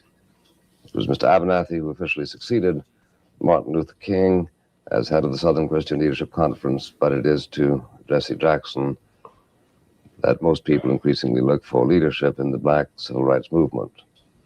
Mr. Jackson is from North Carolina, of a poor family. He distinguished himself early by mastering a job that had him ordering other men around at the age of 11. He was scouted by the professional football and baseball clubs, went for a year to the University of Illinois, then to North Carolina's Agricultural and Technical College, from which he graduated with honors, while engaging actively in the civil rights sit-ins of the 60s. In 1965, he decided to go to a seminary from which he was ordained a Baptist minister in 1968. He is the head of Operation Breadbasket, which operates out of Chicago and seeks to rally black support for black business, and seeks by persuasion, cajolery, and boycott to force black serving enterprises in Chicago and elsewhere to hire black personnel and to patronize black establishments. Mr. Jackson is labeled a moderate by those who view the civil rights movement with some detachment. Those who have heard him speak, for instance, at the famous Saturday morning sessions of Operation Breadbasket, find the word inadequate to describe his special mixture of evangelism, toughness, eloquence, and bombast. There are those who consider him the most galvanizing orator on the American scene. I should like to begin by getting a little perspective on the problem by asking Mr. Jackson whether he believes that there is another country in which a Negro minority of the size of our own would have a better chance of achieving equality with the American white man.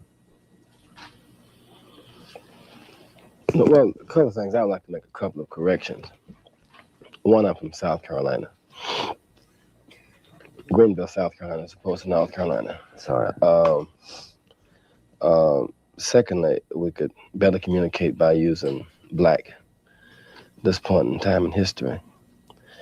Secondly, the American black man is best suited here because this is home to him. Any place else is foreign to us. Now, it is true that we have some need and some responsibility really to relate to the country of our roots, just as the other ethnic groups that are here transplanted. But we are better suited here than any other place on earth, really. Now, that much is obvious to me, at least. What is not obvious to me from some of the criticisms of America that are made is whether you consider that the mobility in America is best suited for the advancement of minorities, or whether the mobility in other kinds of societies is better, and if so, in which societies, and what is the profile? Well, number one, I don't have too much experience in other societies. I have only lived under this one for the most part, and I've read some other things about other societies, but I don't trust my reading too much because I can't trust reading periodicals even here at home. Now, the issue is whether or not a minority can have mobility in this society at all. And we have mobility as a people in proportion to the humanity of the majority. For example, we were ready to play baseball before 1947, but the mind of the American white male was not willing to accept us as a person in the athletic arena before 1947. We were ready to sit on the front of a bus before 1956, but the American male's mind was not ready. We were ready to vote before 1965. So in some real sense, our growth within the context of being a military minority and a numerical minority, and certainly an economic minority, is almost in proportion to the humanizing process that takes place in the white mind. I think that the thing that is the issue now, I mean, in terms of just ethnic breakdown, is that black people in America, we are the minority when one uses a strict black-white breakdown. But there are numerically more blacks than Irish, or Italian, or Jews, or Germans. So in some sense, we are a majority minority. And to that extent, we are not, say, as impotent because of our numerical strength, say, as the Indian or some other minorities, even within the context of this very confused scene would be. Mm. Well, you're edging in the direction that I am going to encourage you to move in the next few minutes, namely, what ought to be done.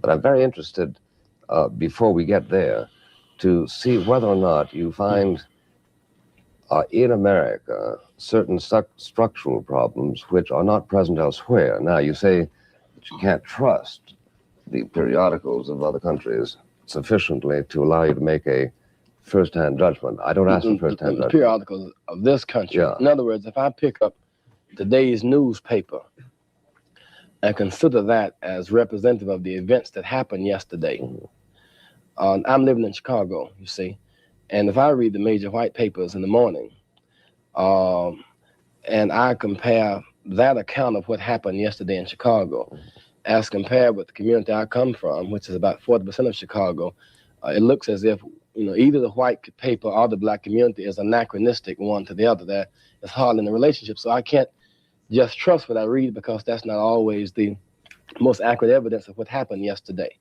And so based upon that level of that degree of inaccuracy, it's very difficult to just read about what you think is happening in Russia, what you think is happening in Asia. So I can operate within the context of my experiences, which are limited. And they're limited basically to the American experience. I've been to Africa, and I've been down in the islands. I've seen a few things here and there, but certainly not at sufficient depth to be able to give any comparative analysis. So I would have to give expressions of what I see based upon basically my American experience. And I would have to compare my relative ability to grow with my American white counterpart or other black counterparts for that matter. Fair enough. So that we know that we all had better be suspicious, I certainly am, of what we know about other countries if we rely exclusively on the press or on tendentious reporting. But leaving aside the fact that neither of us, let's say, has first-hand knowledge of all other societies in the world, what modifications in our own society ought, in your judgment, to be made, again, of a structural sort, which have been made elsewhere? For instance, you mentioned the Jim Crow of 1967, the voting reform of 1965, there is a tissue of civil rights legislation which obviously you approve of. Certain other societies perhaps were more advanced than our own in forwarding such legislation. Now, are you aware of a society that has moved even further in the direction that you think we ought to move in, which we ought to emulate? What I think is happening is that, in doing background information on me, what I need to make clear, is that I'm, not an international expert, not even a good national. I'm basically just a country preacher. So there's a lot of things I don't know. So I'm going to just deal with what I know. So I have to stay on what I've experienced. And I have to compare, since most things, everything social is relative, I have to compare our relative progress based upon the circumstance out of which we came. For example, from 55 to 64, we were in an out-and-out struggle to fight public humiliation simply based upon skin color.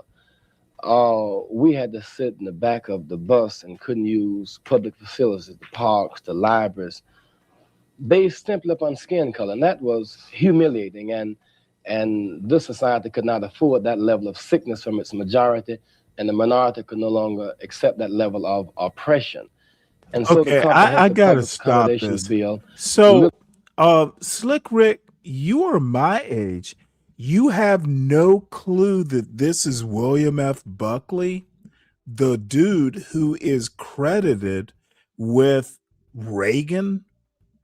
Okay, William F. Buckley is literally credited with inventing the post the post Goldwater Republican Party. You don't know this shit? The fuck? Yes, he's leaning to the side. It was kind of his shtick, but goddamn, dude, this y'all don't know shit. Literally, I was watching this sort of stuff when I was a preteen. A bunch of, oh motherfucker, this looks weird, and the dude is leaning. This dude literally has created, Bill Buckley has created Donald Trump. Why don't y'all know this shit? God damn. I had no clue. Yeah, this reporter created Ronald Reagan. Literally broke up that particular phenomenon at the very formal level, and we moved on to another phase. And so there's a greater interrelationship now between persons in this country than ever before.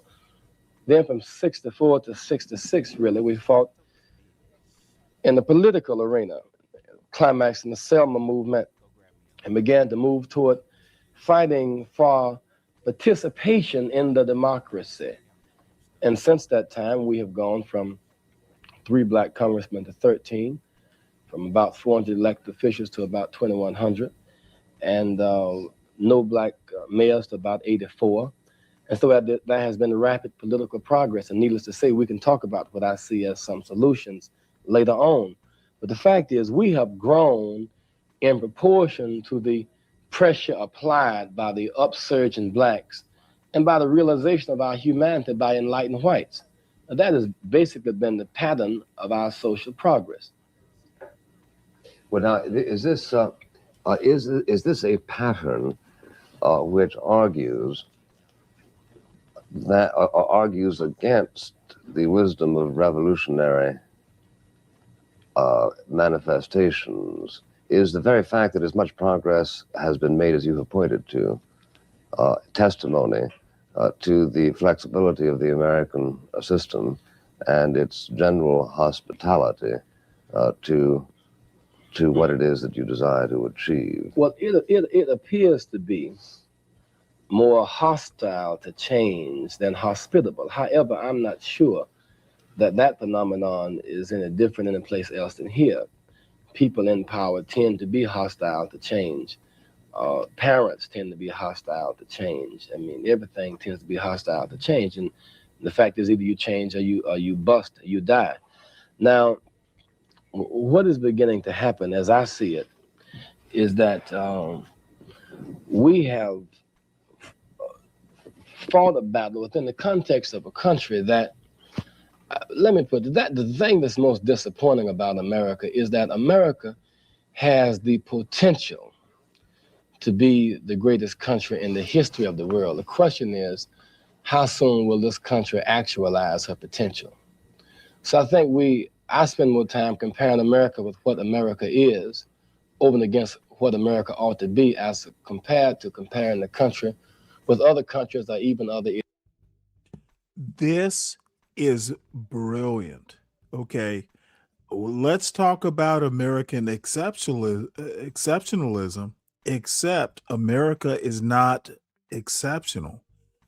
Even at the founding, it was what America could be. The whole notion that America was founded upon an idea. Jesse Jackson is literally teaching a conceptual. He's being almost like a Frederick Douglass here. America could be the greatest, but it's not there yet. That is where we are in 2026. America is not exceptional. It's working towards being exceptional. And the little fools on these YouTube panels looking for solutions, you are the solution to your own problem. That's pretty much how it should work and does work. Ideologies. I just see this country wasting too much natural and human resources. I see too many people that have the basic potential to be producers who are trapped in. I'm sorry. I'm going to have to bore some folks. This is Jesse Jackson at his finest. This is what Black American, when I say that Black Americans understand America better than white people do, this is what I mean. You know, Jesse Jackson had his peccadillos. He had his you know, great men sometimes, you know, take the bait, I guess. This is foundational to how Black Americans should view the United States of America. It can be great. Going back to Frederick Douglass, dude, Frederick Douglass talked about the Constitution, for instance, as a freedom document. He basically used the failure, the timidity of the founders to talk about slavery and what they actually were too scared to do. This is the finest. Black Americans are the best Americans. It's a Shirley Chisholm. It is even a Jesse Jackson. The quote reporter is sitting back in his seat learning a lesson about his little Puritan ancestors who failed to create the country because they were horrible people. They were enslavers. Has the potential to be the greatest country in the history of the world. The question is, how soon will this country actualize her potential? So I think I spend more time comparing America with what America is over and against what America ought to be as compared to comparing the country with other countries or even other ideologies. I just see this country wasting too much natural and human resources. I see too many people that have the basic potential to be producers who are trapped in school systems that leave them only being consumers. Persons I see who have the desire and the potential to be developers and builders end up on welfare. Persons who have the ability to feed people by being productive persons end up having to beg for food stamps. So one has to deal with America in one sense within the context of her potentiality over and against what she's actually doing, in as much as one cannot speak of America apart from the investment that the many peoples of America have already invested. I, for one, am not willing to leave the country basically because I think that my foreparents have put too substantial an investment in this country for me to walk away and try to start from another base where I don't have any particular investment in. Yeah, well, I agree with you, and I would like now to ask you, in terms of the emphases that you have made in the last several years, you've been quoted frequently, for instance, in believing that the black man ought to assert himself more vigorously in trying to participate in the productive mechanisms of the country. At the same time, the word black capitalism seems to be in disrepute. And I read somewhere that you said that if, in fact, the black people acquired capitalism and accepted white values, then you would think that that was counterproductive. Can you explain to me what you meant by that? Well, I'll explain it in two parts. One is that That is, given the significance of symbolism and words as a phenomenon, Black people under the general heading of capitalism have experienced slavery and all the other shades of degradation between slavery and actual chattel slavery and where we are now. So there's a basic reaction to the word capitalism by people who feel trapped at the bottom of the economy. So when we talk about self-development, self-determination in the Black community, there's a rather positive taste left in people's mouths. When one talk about capitalism, people say we don't want to deal with the system that has suppressed folks and us out. So we tend not to use the terminology. I think that is significant. The second thing is that there is such a great spirit in this country for competition as opposed to cooperation at some very vital areas, until we end up, with a relative few people owning the most, not because they worked the hardest, but because they got in at the base of the system and the provision was not provided for other people to be involved in the system. The tragedy is, we are, from my perspective, we are the most overproductive world economically in the history of the world. And yet in the face of that, a nation of only 200 million, as opposed to China's 800 million, we still have 40 million people who are listed as malnourished. And of that 40 million listed as malnourished, 28 million are white, which is contrary to the journal information. Of the 14 million rural poor, 11 million are white. And of that 40 million, 30 million live in a household where somebody is working every day, except they make such little money until they're working. Apparently does not mean very much because their person is not respected. And to that extent, the system has failed because it has failed to inspire people to work. It has failed to feed, even though its agricultural system is overproductive. It has failed to house people, even though it has the capacity to house people. At that level, there's something morally degenerate about the system that has the ability to deal with man's basic problems of poverty, ignorance, and disease, but does not have the will to do it. Where you find a lot of persons going to medical school and they're more concerned about personal wealth than public health. A lot will go to law school and they're more concerned about a judgeship than genuinely distributing justice.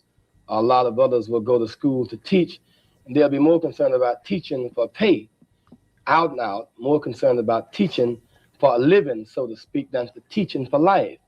And somehow their values are degenerate, so they end up maybe getting paid from a job but not fulfillment from the job, because they do not see other human beings who are less fortunate than them in a sufficient perspective.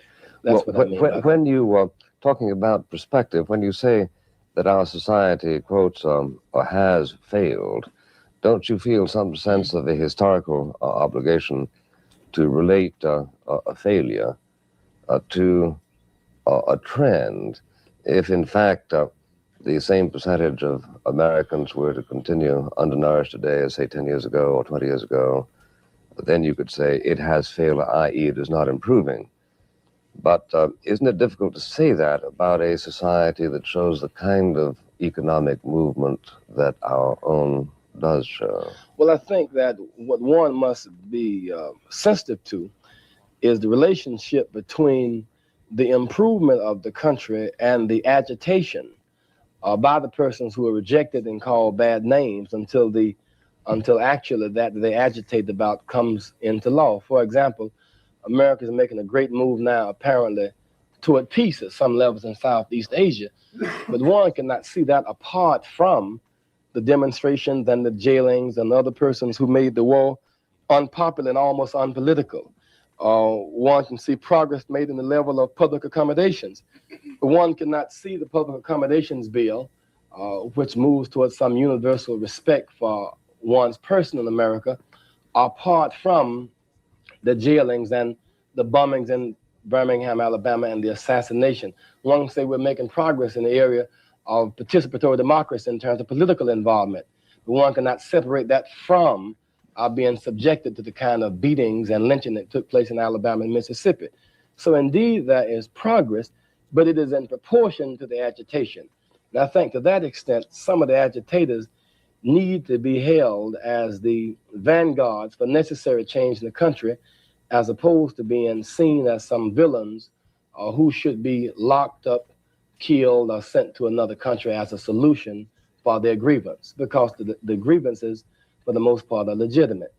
Well, but in fact, Mr. Jackson, and incidentally, I compliment you for having quite a few minutes ago skewered the superstition that it is only black people in America who want, as we know, the figures show that there are 3 times as many white people numerically as black people who live in houses that are considered to be below the standard that we consider to be acceptable. But numerically, there are 9 times as many white people as there are blacks. I know. I say, the percentages show that a high percentage of blacks than whites. Here is where, yes, this is the interesting thing.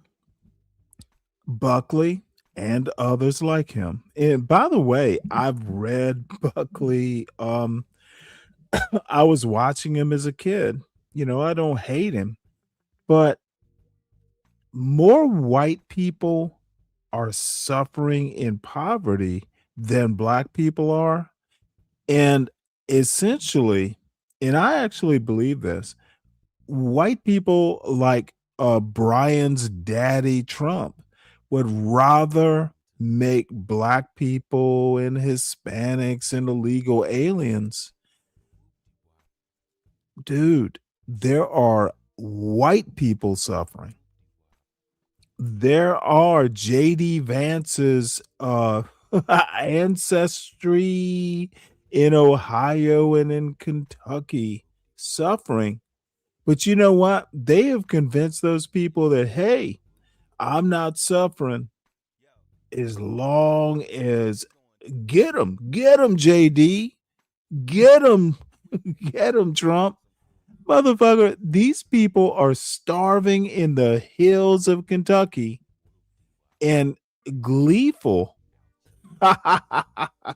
because they think the other is suffering.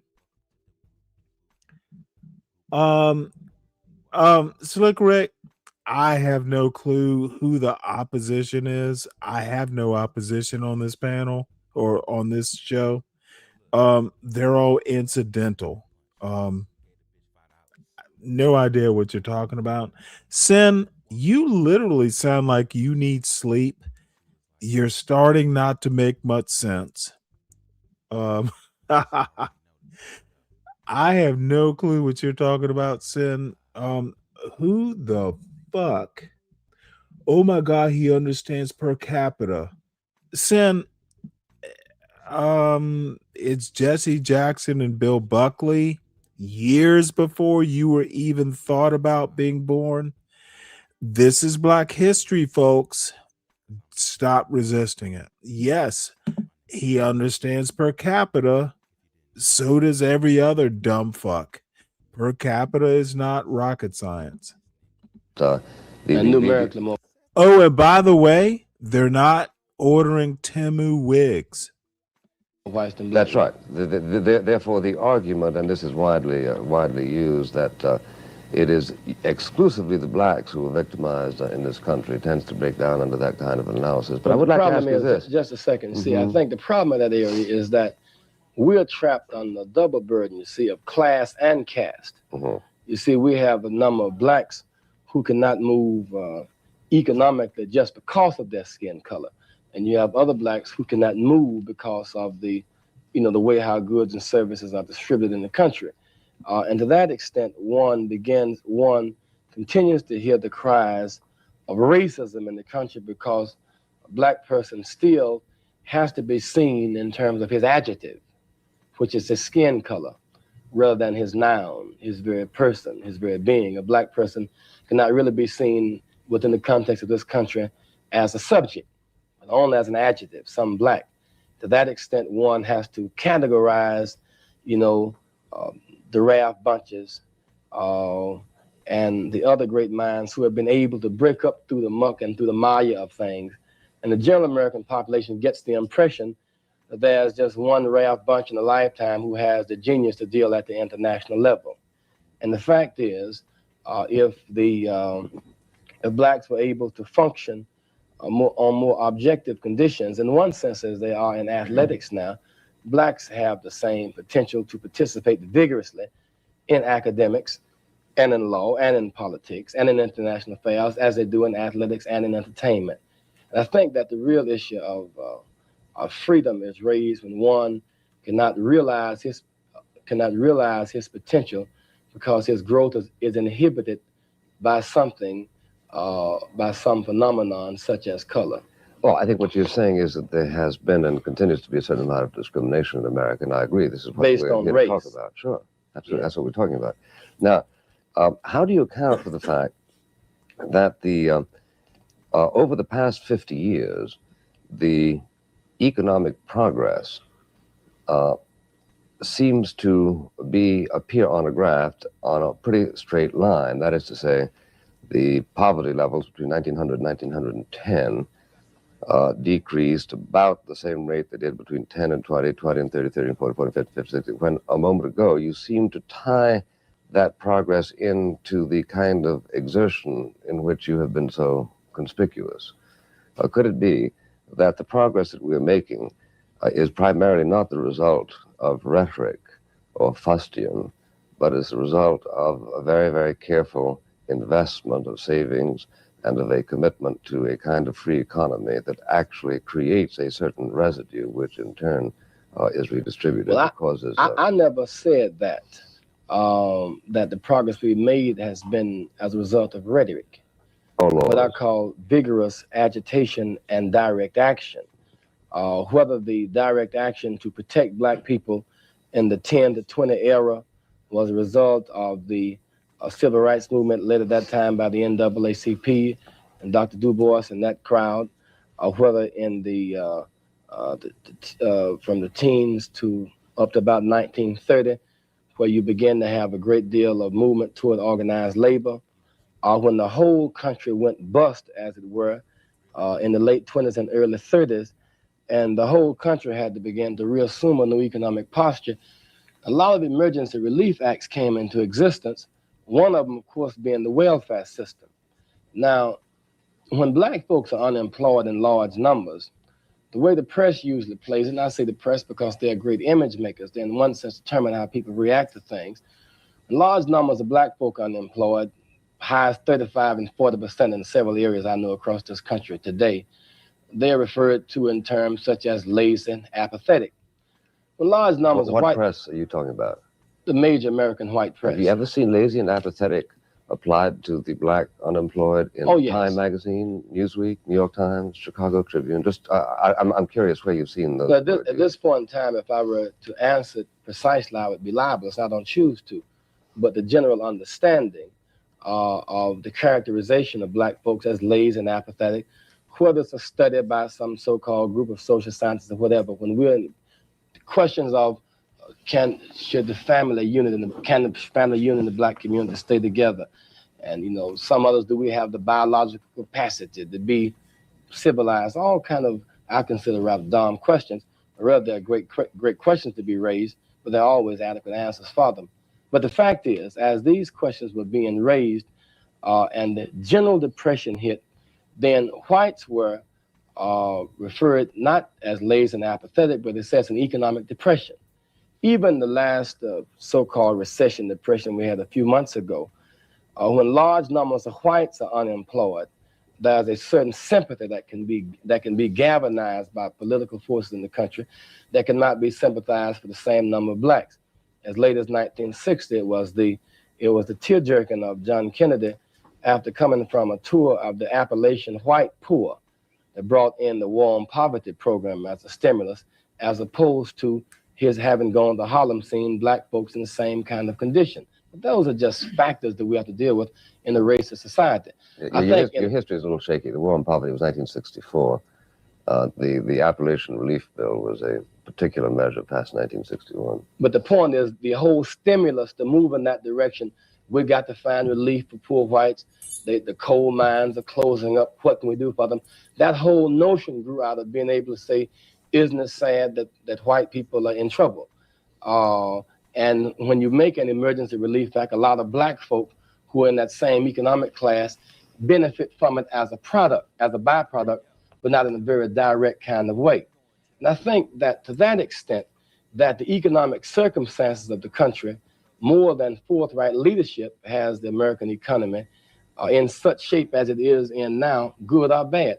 You cannot, to me, divorce such humanity as there is and such protection as there is for the American worker now, apart from a vigorous labor movement. In other words, for every good effect in the country, there has been some cause that has inspired that change. Well, how do you analyze the notorious exclusion of blacks by many of the construction trades unions in this country? This is something that you would like to see reformed, I assume, correct? Yes. I analyze it at two levels. One level is race and one level is economic. Is race to the extent that once, blacks were considered great tradesmen in this country, carpenters and artisans and brick masons and stuff. And then the special effort schools that had been provided for us to break away from the bonds of slavery by being economically productive, those schools were either closed down or we were locked out of the white schools. And so without apparatus going to be able to build, we were trapped with the ability to destroy. So in some sense, we got knocked out of that. And once these companies unionized, they simply, based upon skin color, locked us out. And it's significant to deal with the fact that they locked us out, because if we were not in, because we were lazy and apathetic and not concerned about working, that would appear to me to be an indictment upon the race. But if we are locked out in spite of our trials because of our skin color, then one can rather objectively call that racism. At that level is racism. Another level, the insecurity is fed by the uncertainty that workers have about the American economy. That is, when there was going to be a great construction clash here in Chicago, the poor whites were willing to shoot some blacks in order to keep their construction jobs. And some blacks were willing to shoot some whites in order to get some construction jobs. And here were two elements of folks in the white and black cast who are willing to die in order to live, which is no different from what people I gather doing in wherever war takes place. The answer to that issue was not for the blacks to eliminate the whites to eliminate the blacks, but to expand the economy in such a way until both could have enough security not to feel threatened by the presence of the other. So to that extent, that's what I would see as an answer, given the fact that the American cities have deteriorated and need to be built up. There's a great need for building to go on in America right now. There's no reason why there should be anybody on the street who desires to work unemployed. Well, now, if it were demonstrated to your satisfaction that restrictive trade union practices that give them monopoly privileges actually result in an increase in unemployment, would it then follow that you would be in favor of legislation that would deprive them of those monopoly privileges? Say that again, I don't understand that. Well, if you were satisfied by somebody who demonstrated to you that the labor unions here and there, by the exercise of their right to exclude members and by their insistence that you join the union before you can practice your trade, actually cause unemployment, would you then say that a true reformer would be a man who came out for the repeal of those special privileges of the labor unions? I think that whatever it is that allows labor unions to be able to exclude other people within the context of the American citizenry based on race, those privileges should be taken. On the other hand, whatever it is about labor union that allows them to protect themselves from being dominated and suppressed by management without any respect for the average worker, then that ought to be retained. So in some sense, one would need to take the best elements of both. Right. Well, do you believe in the right of the individual to a job, irrespective of whether he joins a labor union? Oh, yes. Do. Oh, absolutely. So you believe in right to work laws?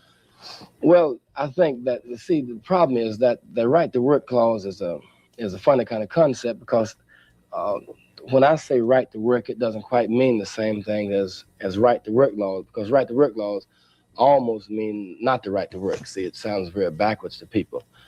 I believe that a person has I think the government has an obligation to provide an economy, provided it has the resources that would allow a person to be gainfully employed so as to have a job or an income. I think that the individual should have, the maximum opportunity to express himself, and should have the freedom to join or to not join a union. Mm-hmm. One should have the freedom to deal with his choice of unions. Yeah, I agree with you. Yeah, I agree with you. Yeah. Well, now let me just, before we go to the panel. You agree with me on that? Yes, I do. I agree with you 100%. In fact, I haven't disagreed with anything you said so far. Let me ask you then this, finally, Ms. Jackson. To what extent do you feel, as a member of a minority group carefully qualified along the lines of your well-stated qualifications a few moments ago, to what extent do you feel a psychic necessity to defend behavior by somebody who is black that might be considered outrageous if viewed detachedly? To what extent do you feel, in other words, that it is one of your responsibilities as a black leader to refuse to get angry at, say, some of the rhetoric of, let's say, a Black Panther leader or whatever? Or do you simply feel, I can't let anybody see that I'm critical of this because it would tend to cause a disunity, and what is most important at this point is a unified black minority movement? Well, I feel an obligation to analyze things as objectively as I can, and call shots as I see them. Privately or publicly also? No, I can do it both, you see. However, I believe that civilized people can have the capacity to disagree without being disagreeable. I think that people can have relationships where if they agree on 6 things out of 10, not 9 out of 10, but 6 things out of 10, the fact that they're batting 600 means they still can have a pretty sound relationship. Furthermore, however, I feel that the unity of black folk within the context of the society is of such until, if it means absolving some rhetoric and some rapping in order to stay on the issue, then we have to do that.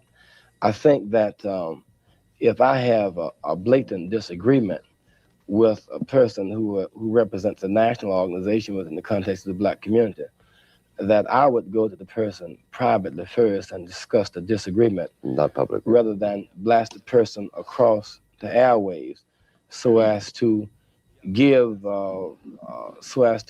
the disparagement and the sense of despair at some levels that already exists within the context of the community. What binds us is our skin color and our history and our heritage and our circumstance and our experience. And those binds are so profound until different ways of expressing the same phenomenon are not strong enough to break up those facts. And those are the facts out of which we must actually function, that we do not at one level have the luxury to be divided about things minor. Right, good point.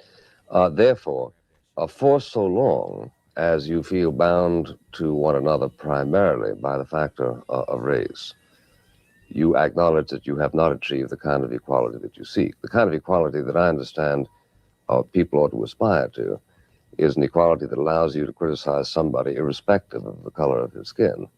If you feel that there is an innate immunity that I, as a Catholic, let's say, have to extend to somebody else because he's a Catholic, then there is something working to cause a synthetic allegiance between us, which is an aspect of the fact of our being oppressed. Well, at this point, at some point, can't we all hope that the black minority will graduate to the point where you can, with all candor and with all self-assurance, criticize the excesses of people, even if their skin is black?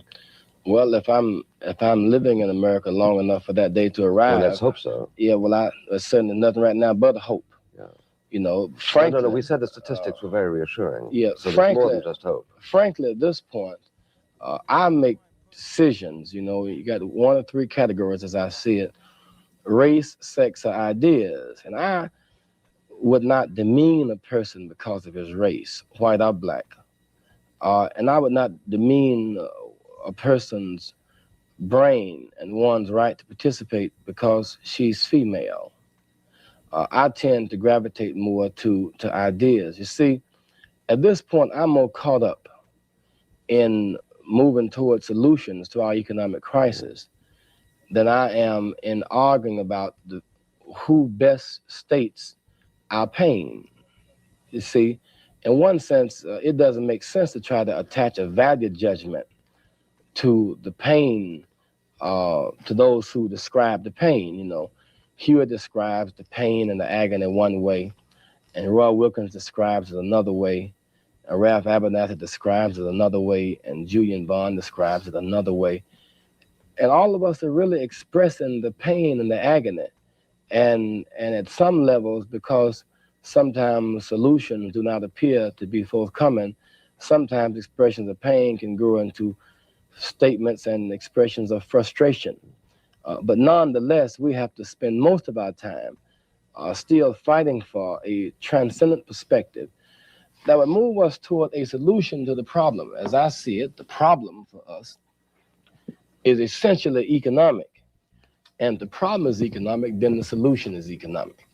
And to that extent, we need to begin to start looking at economic alternatives as opposed to organizational alternatives. Yeah, I think you're quite right. And I've been saying that quite fervently for 10 years. But it's also true that one needs good nature. One needs mutual respect. One needs some faith in the good offices of other people. Now, it seems to me that it is a clear obligation on the part of leading white Southern citizens to denounce, for instance, people whose rhetoric appeals to the Ku Klux Klan. And I say this not only for philosophical reasons, not only for ethical reasons, but also for economic reasons, because the kind of hatred that is stirred up by that kind of an exercise of the emotions, among other things, has economic effects. I don't need to trace them out to you. By the same token, it seems to me that it is plainly the responsibility of black leaders to denounce the counterparts of the Ku Klux Klan when they show up with black skins, and that occasionally in the rhetoric of anti-discrimination, with which I thoroughly sympathize, where references are continually made to black skins, all of a sudden one finds that these people are pleading exemptions for people just because they have black skin. You know, I somehow get the impression that you are setting up some parallel between the Ku Klux Klan and the Panthers, which I disagree with. In that the acute difference is that, assuming both groups have admitted publicly that they don't mind killing for what they believe in, the Ku Klux Klan is willing to kill people to resist change. Panthers are willing to kill in order for change to come about. In some sense, the first killings of the Ku Klux Klan were to encourage change away from the politics of the Restoration right after the Civil War. That's right. So in that sense, they were, quotes, progressive, if you like, i.e. they were the revolutionaries. That's right. They were progressively backwards. That's right. Which is perfectly possible. They were progressive, but the direction was one that was inhumane in terms of the broader participation of human beings. Now, when you talk about should one be willing to do whatever is necessary to stop an outside force from occupying his community, whether it's an exploiting store owner, or whether it's an absentee landlord, or whether it's an absentee police force that exists in the community every day, if one is willing to do whatever one has to do to break this up, I see this as qualitatively different. That's a little tricky, than the Night Riders. That's a little tricky. Because if I want to talk about the Ku Klux Klan the way you've just talked about the Panthers, I would say, if you want to criticize somebody for defending the constitutional rights of people of the South, this is what the Ku Klux Klan people think they're doing. But you and I are both sophisticated enough and have heard enough of the rhetoric of the Black Panthers to know that this isn't what it's all about. No, but one has only to read the works of Mr. Cleaver, or see see the front page of the Black Panther newspaper the day after Bobby Kennedy was assassinated, where they have him lying like a pig in his own blood. You see, his face transformed at the likeness of a pig. This is what I consider to be the essential Black Panther approach. But see, interestingly enough, Buckley, one who is not hurting cannot very well tell one who is how to holler.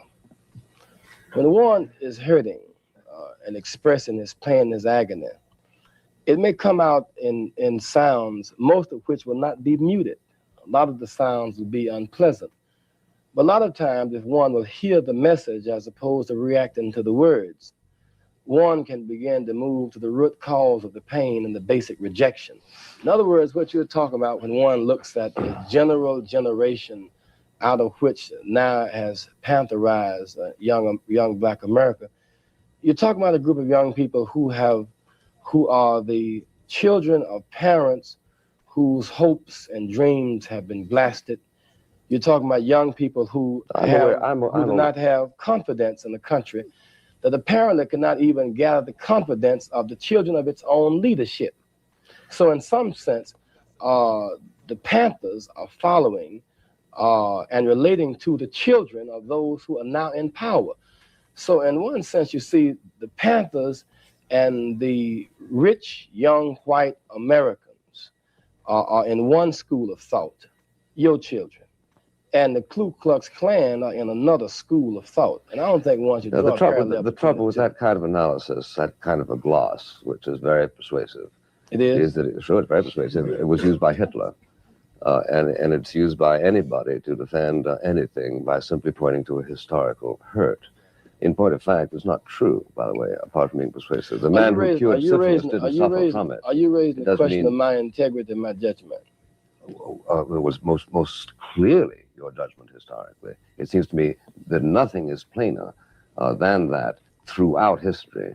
People have said, you are a wounded people, and under the circumstances, you're entitled to rearm, and you're entitled to take back this territory in France that was taken from you as a result of the betrayal in the war, and so on and so forth. Now, the question is, Buckley, do you react to them and their words of anger and the expressions of pain, trying to prove them to be historically wrong or historically inaccurate, or do you begin to react to the problem with a solution? See, that's what we need to discuss. You should do both. See, you're talking about... Why can't you do both? Well, you can do both, but the question is which one does one do first? In other words, if one is to deal with the whole question of a rotten tooth, and it's aching right now, you probably should ultimately pull the tooth, but right now you need some Novocaine. And Novocaine is evidence that somebody has some expression of a solution. Then one with the Novocaine and some cotton in the hollow can move on toward getting the tooth What's pulled. the equivalent of Now, Novocaine to a Black Panther newspaper comparing Bobby Kennedy to a pig? No, the issue is not even the newspaper. The issue is the expression of pain which grows out of a rejection of the country because the country has tended to disrespect our person. There must be some evidence that the country is moving toward, in fact, one judicial process for all people, and one educational process for all people, and one job and one housing market for all people, and one military draft system for all people. I think that's evasive, but let's... Well, that's basically, see, that is basically the rub. You see, a friend of mine just told me today about a young Black group in a certain city. That group of Black businessmen were trying to organize. And in this city, that a group of young Black people were extorting stores. They were going around demanding or exacting $100 a week or whatever kind of dues they could get from the store owner. Now, you see, if they were in the white community, you see, they would be arrested by the police and they would be put in jail. Or they'd get away with it. A lot of them get away with it. No, just listen to what I'm saying. And no organized group of young Blacks or young whites walking around publicly extorting white stores. Now, that's just not accurate. It's just not accurate. Secondly, is that the fact that the judicial process has broken down in the Black community has at one level created a certain laxity of respect for even a certain level of civilized law, because you've allowed, the whole community has just been allowed to deteriorate and to degenerate. So what happened, these businessmen will either have to assume law in their own hands by killing these young Blacks, or they will have to beg in an alien white police force to stop them. So the black community is caught in the bind. You know, how do you solve it? Well, the fact is, these young blacks are getting the money from the black store, but the answer is not for the black store merchant to kill the young man or the white police to kill them, but to begin to move toward a civilized state of economics where the young man can have a job or an income without having to rob or extort a store. And we know that's possible in that robbing stores is not an innate situation. That's a social situation. Well, there are a lot of people who rob stores for non-economic reasons. I grant that the majority are in the other category. But there are some people do it as a perversion. But Mr. Hart. Well, first of all, I'd just sort of like to point out how incredibly ironic I find that you, Mr. Buckley, takes a stand as a defender of Robert Kennedy here and now. I think it's more of a pragmatic stand than anything if I may else. say so, I think that's rather fatuous. I defend him against the charge of being a pig. I don't defend him against those things for which I criticized him. But go ahead.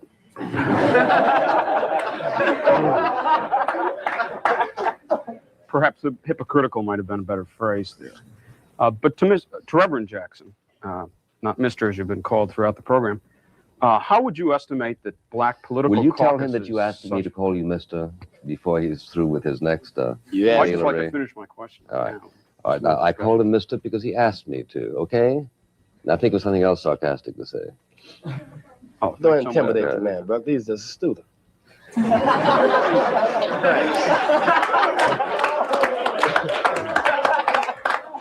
Well, he hasn't proved it quite yet. Well, we're all niggers in front of Big Bill, I guess.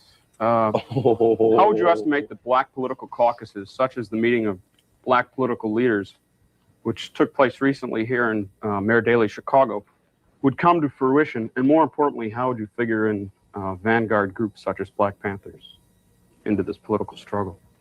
Well, I think that what has happened in a series of meetings is that a group of political figures who in fact must help to inspire and to inform the black and the poor and the concerned population, those who are concerned about real change in 72, have begun to hold a series of meetings in order to deal with the question of strategy. What does one do for 1972 in the area of voter registration? Where are the target areas where improvement can be made? Who are the best candidates?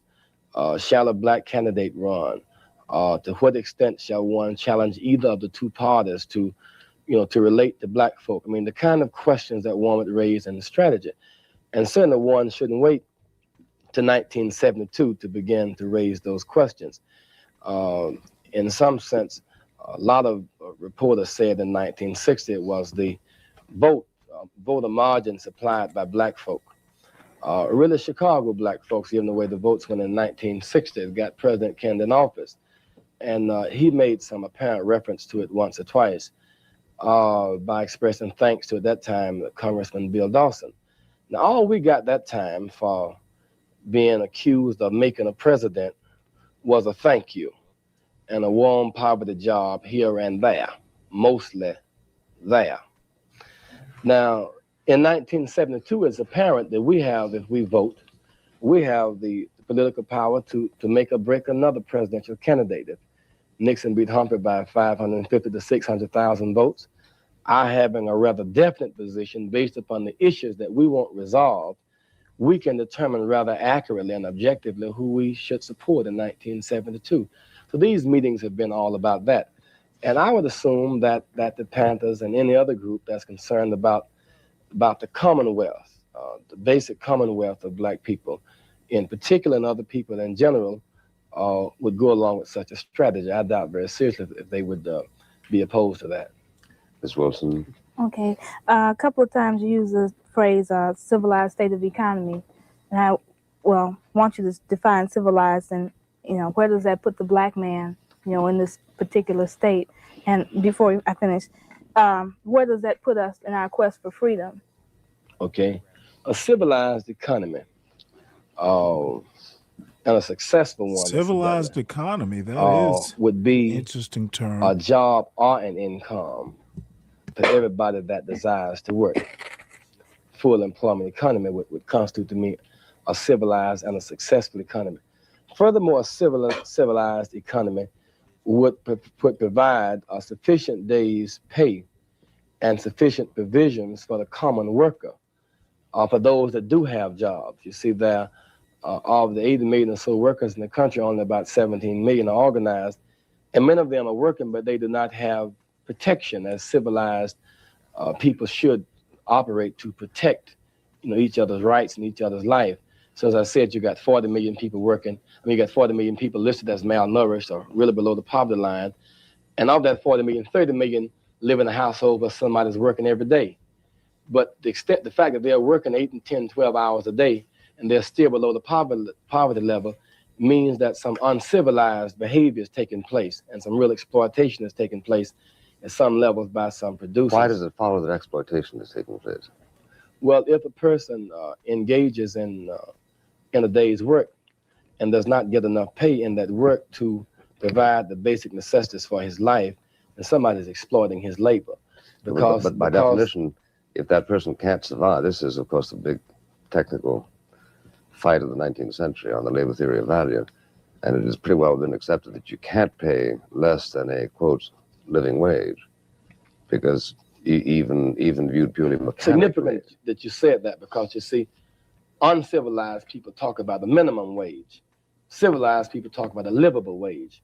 And so to the extent that people are still arguing about minimum wage, arguing whether or not you're going to pay somebody $1.10 an hour or $1.15 an hour, when in fact the Labor Department and other fairly responsible groups have indicated about what a family of four needs. You see, for one to need in order to have his basic necessities dealt with, one to need, say, $7,000 a year. No, you're talking about, well, I don't want to cheat Mr. Tracy out of his questions. Just 1 second. Okay, sister asked me 2 questions and I thought it was the proper answer. Sure, go Number ahead. 1, she's late and I don't want to get trapped in that.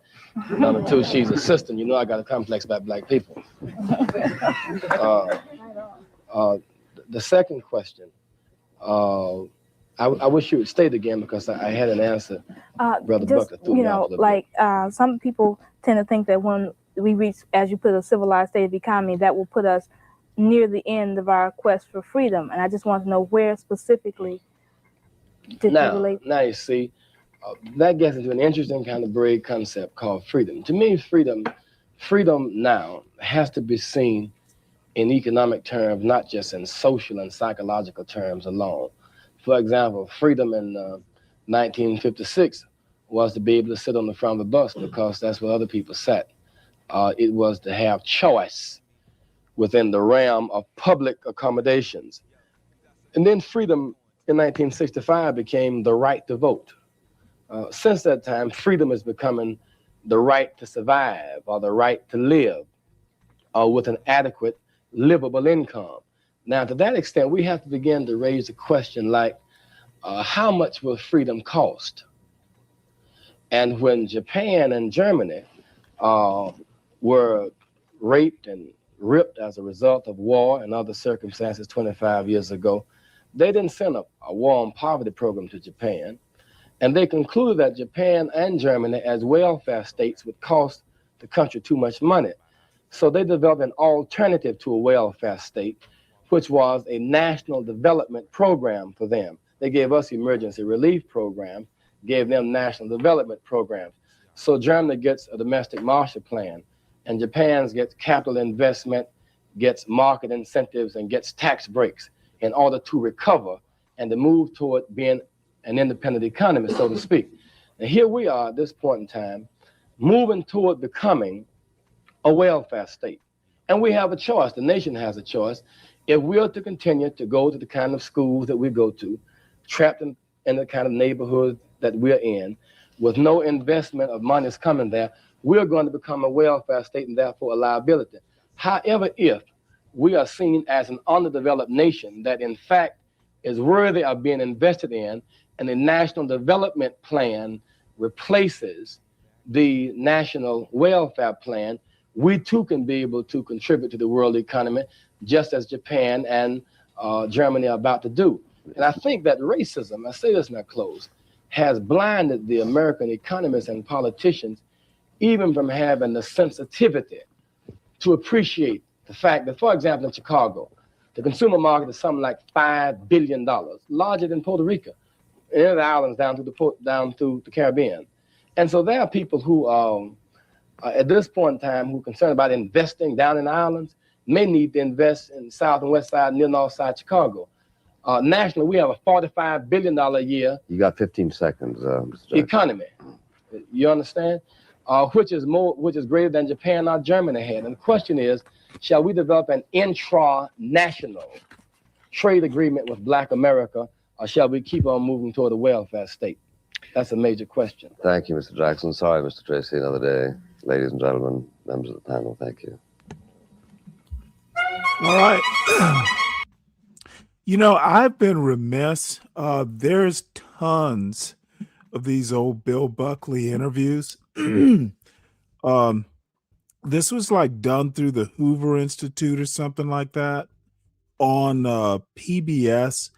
I started watching Bill Buckley like when I was in 7th or 8th grade. I have no clue why. It was just, you know, something I used to watch on Sunday mornings. So and it got me into politics, or at least an interest in reading about it. So, you know, and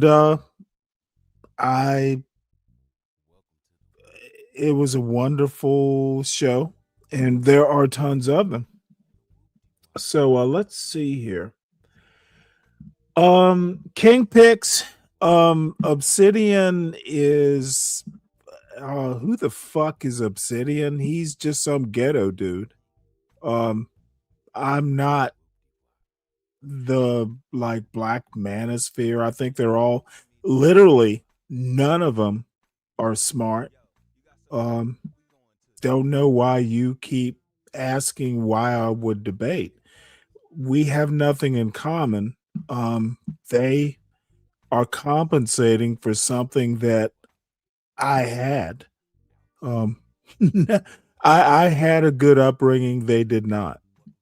And there's nothing wrong with that, but stop wasting your time and mine. Why would I debate Obsidian? I don't. We don't do the same shtick. People invest where they can expect a return. Sin, no idea what that means. People invest. People do zero-sum games all the time.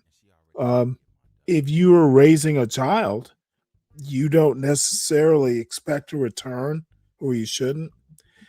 That is pretty much just a random comment that makes no sense. Zhang is saying, hello, my lady.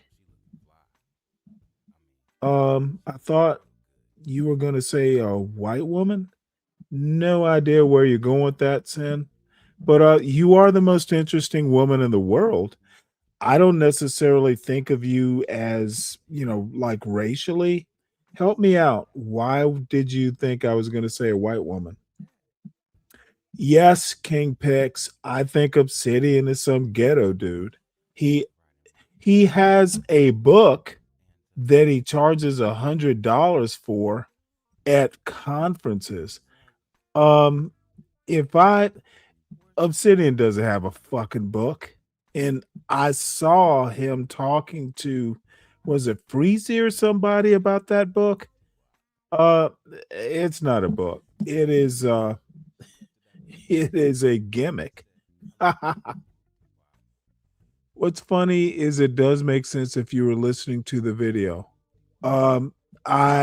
You and I tend to listen or hear differently from the same words. And Sin, I think you're a wonderful person. You and I just hear differently.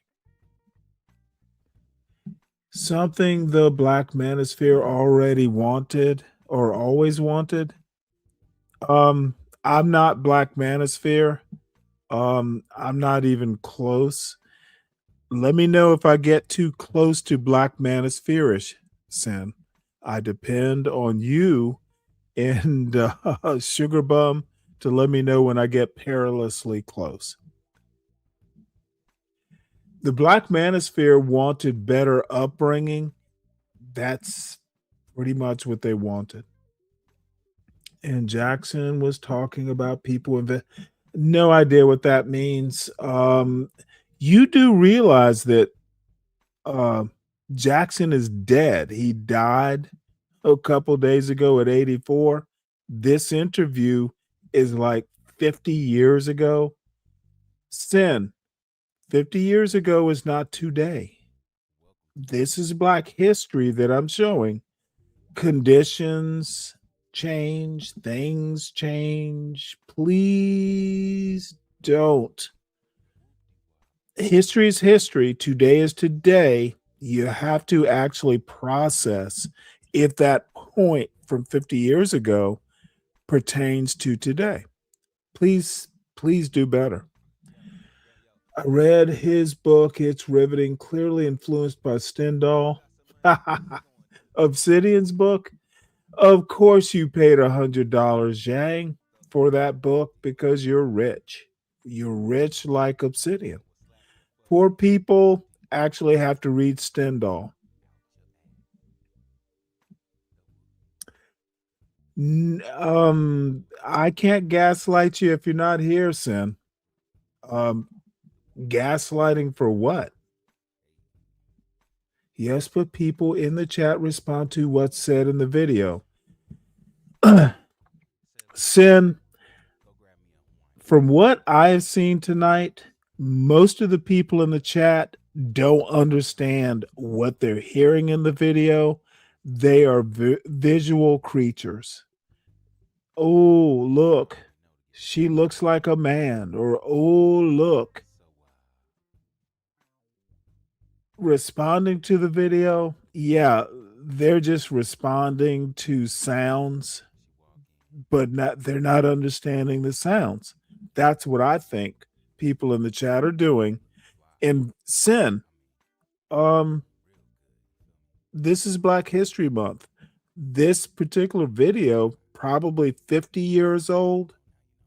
Why are you acting like what Jesse Jackson said 50 years ago about Chicago is still apropos? It might be, but do you know what he said? Have you put it in any sort of context? Let me know if you have.